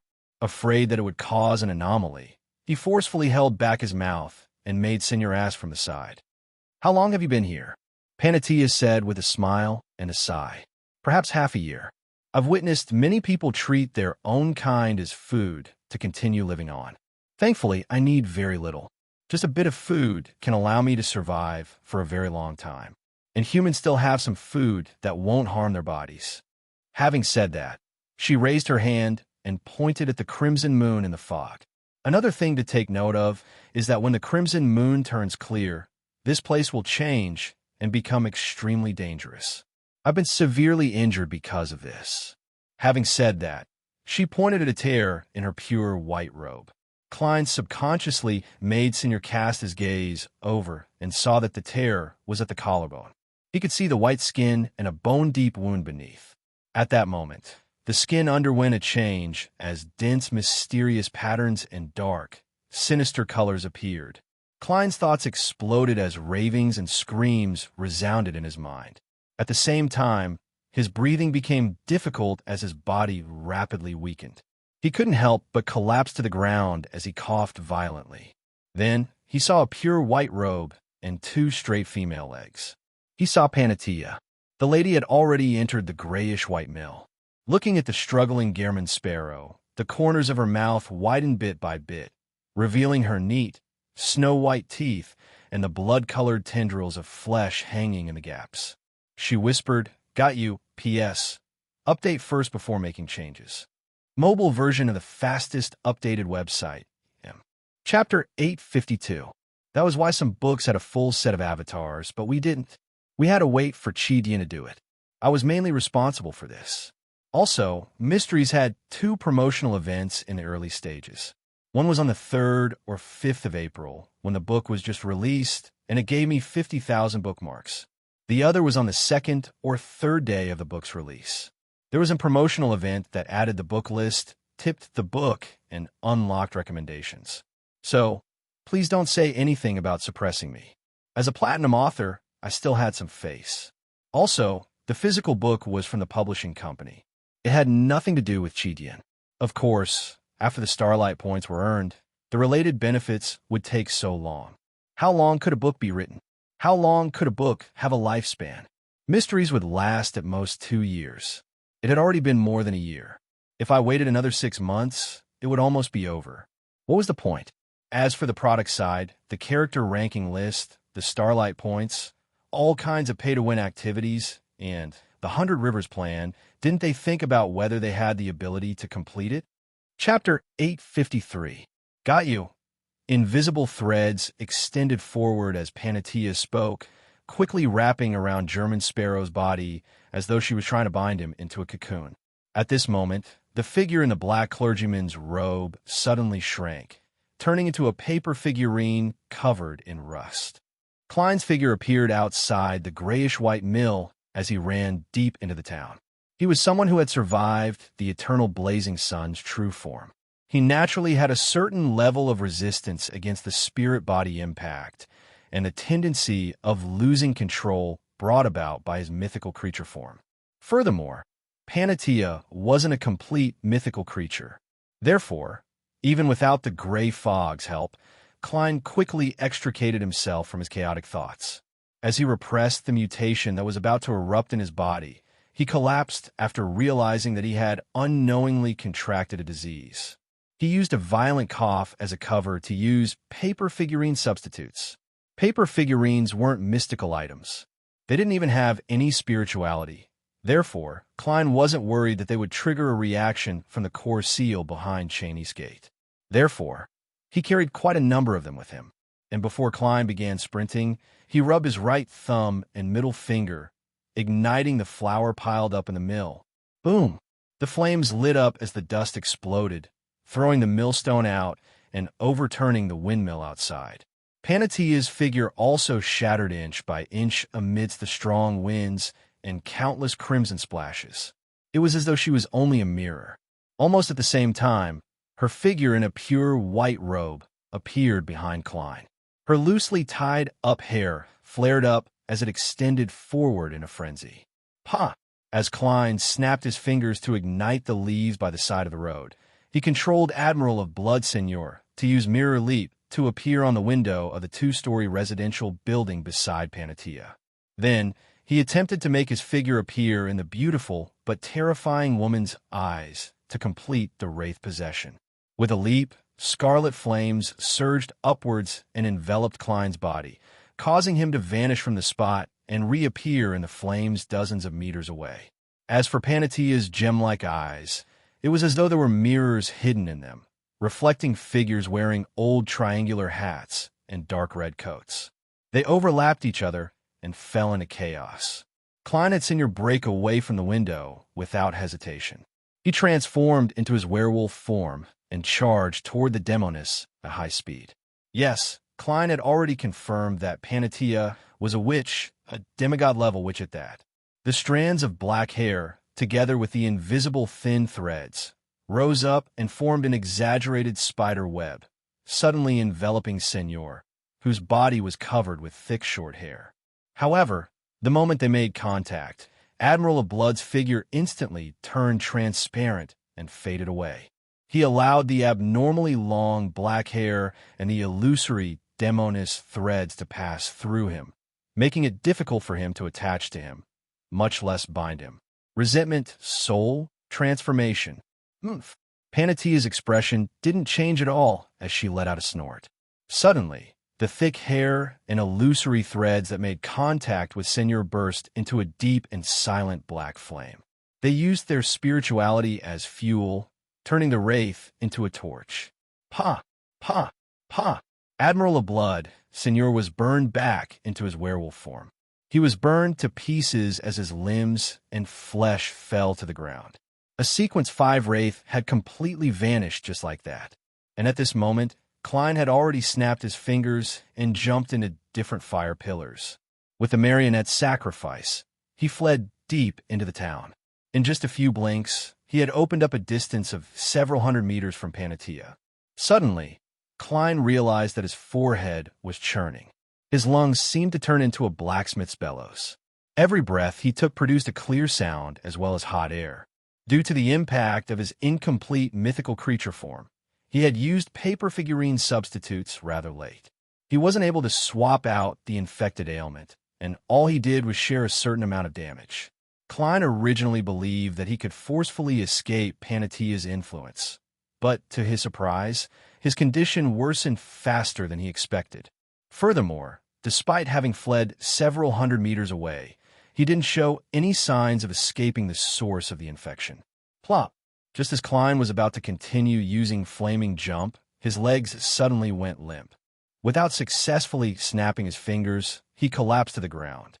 Right on the heels of that, he heard Panatia's gentle and pleasant laughter.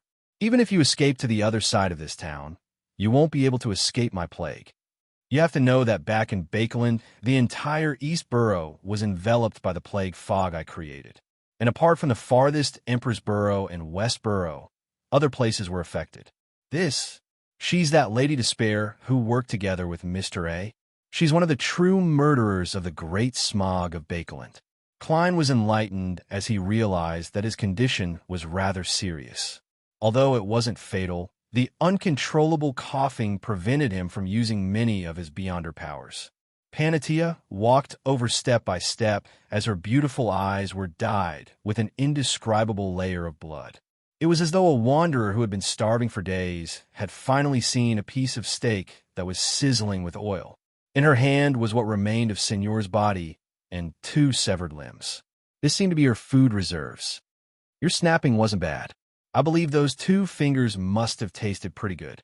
Panatia looked at the distant German sparrow who was coughing on the ground as she spoke with a maniacal tone. Just as she said that, she raised her hand and stuffed Signor's index finger into her mouth. She bit down on it until it cracked bit by bit. Klein's vision blurred as he saw this scene. It was as though he felt a similar intense pain in his finger. At that moment, he knew that Lady Despair Panatia was already half mad. This was because she had eaten too much beyond her flesh. Although with her mysticism knowledge, she would definitely wait for the Beyonder characteristic to appear before eating it. The dead were imprisoned here without any food. They could only target each other, so they would definitely become more and more abnormal and crazy. How could there not be any problems after eating so much of such food? Just as Klein was feeling a little desperate as he thought of a way to save himself, the crimson moonlight in front of him suddenly brightened. He saw a look of horror on Panatia's face. Without any hesitation, she changed directions and rushed into a nearby house, slamming the door. Klein felt his condition weaken significantly as he hurriedly looked up into the sky. He saw that the crimson moon had penetrated the fog and was illuminating the town in a clear and tranquil manner.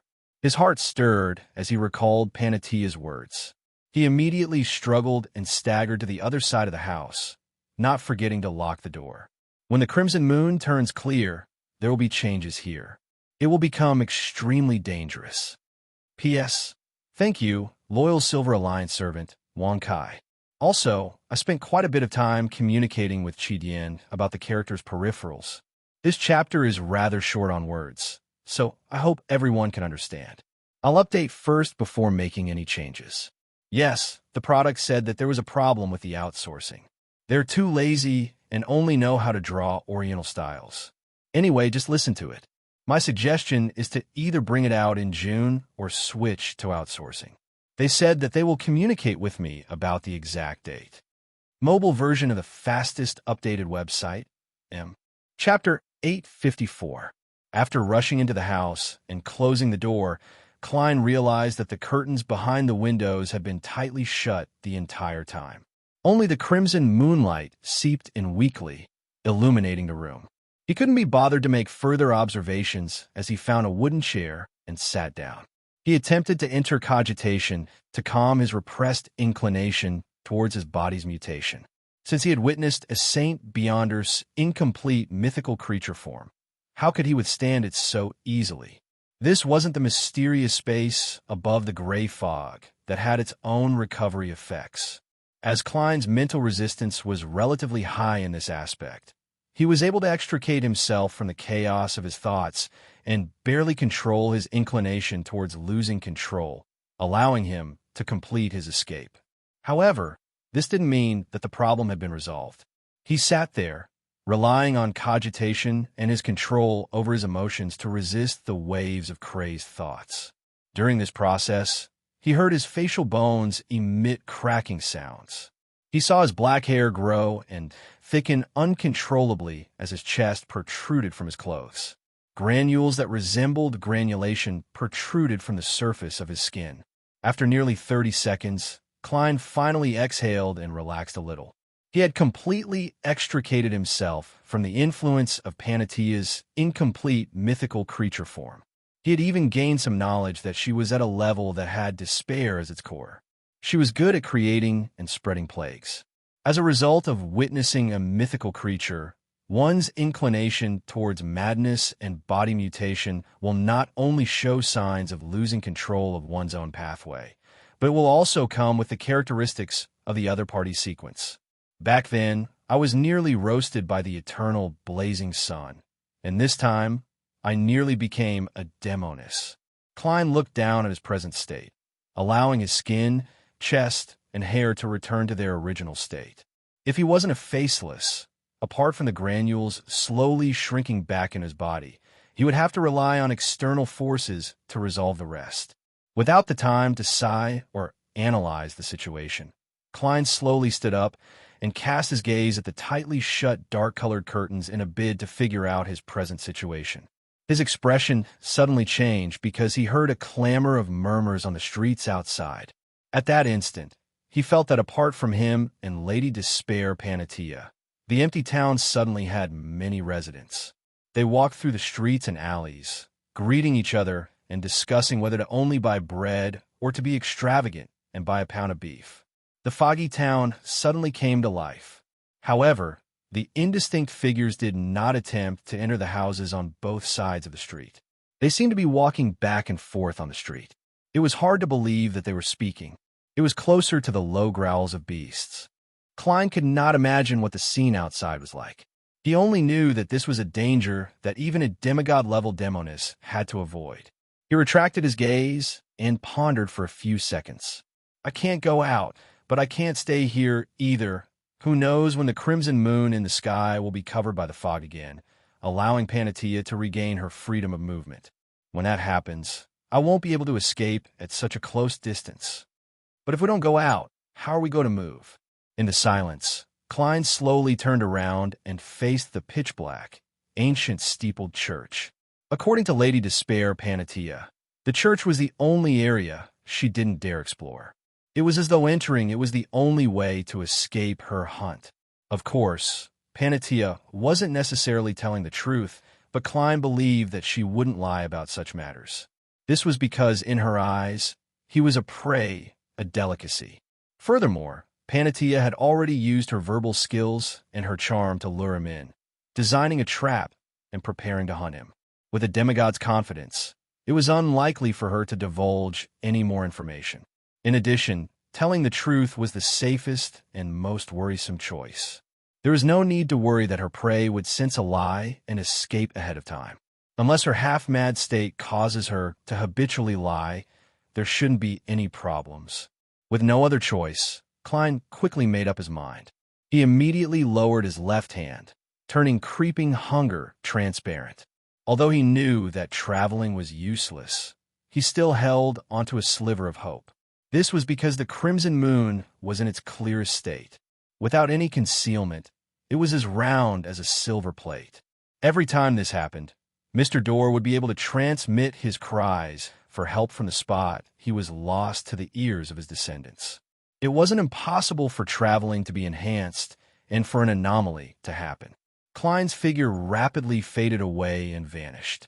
A few seconds later, he appeared where he originally was. I can't enter the spirit world, and I can't even sense it.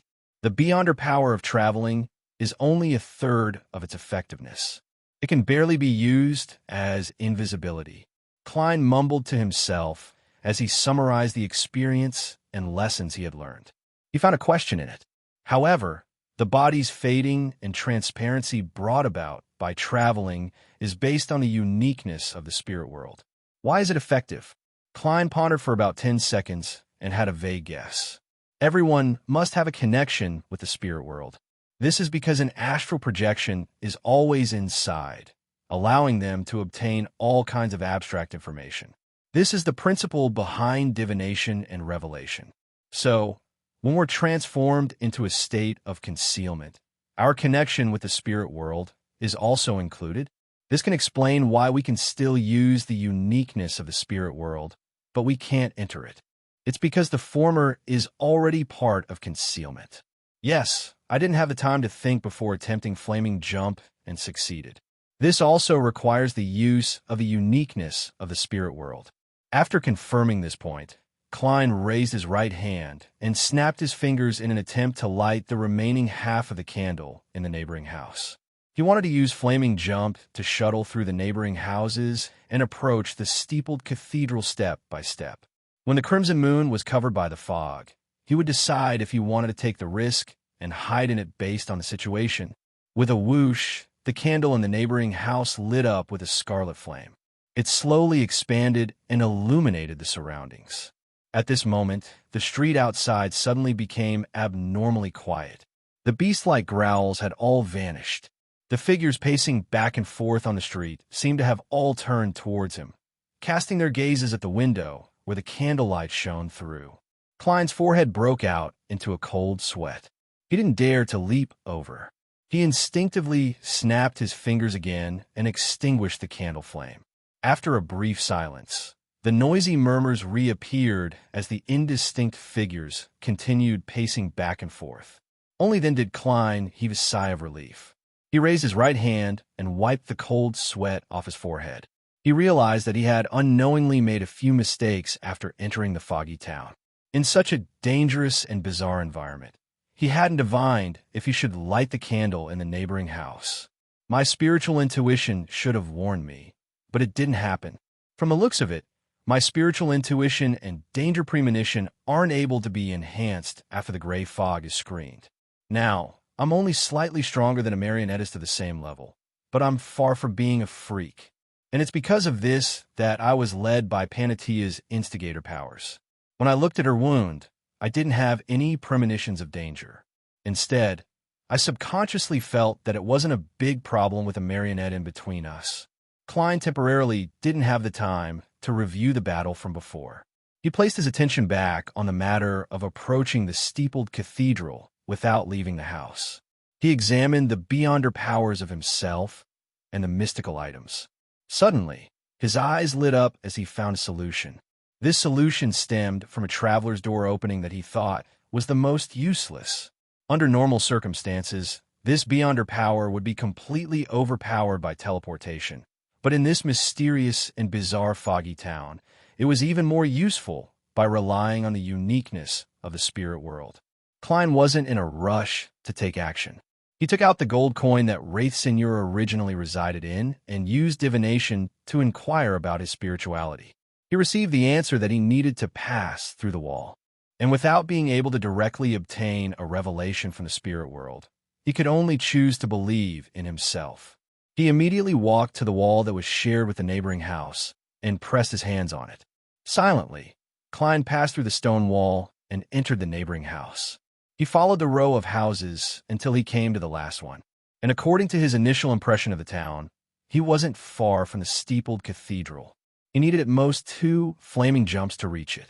At this moment, the crimson moonlight that penetrated the dark-colored curtains hadn't weakened. He could vaguely see figures coming and going like they were leading a normal life. With no way to move, all Klein could do was sit down on a wooden chair that was a distance away from the window. It was nearly pitch black with deep shadows. Only at this moment did he have the time to recall the various details of his encounter with the demoness, Panatia. She's actually the murderer who single-handedly created the Great Smog of Bakeland. Tens of thousands of people died because of her, and even more people suffered the pain of losing their loved ones. Old Kohler, who worked hard to stay alive, Mrs. Liv, who did her best to raise her 2 daughters. Klein closed his eyes, raised his head, and took a deep breath. He forced himself to extricate himself from the sudden surge of anger and hatred as he calmly examined the matter from before. It's a pity that I didn't get Seigneur to wear the flower of blood ring. Otherwise, he would have been able to struggle a little more. However, there's nothing I can do about it. While possessing me, wearing the Rose Bishop's corresponding ring and entering Cheney's Gate is equivalent to self-destructing.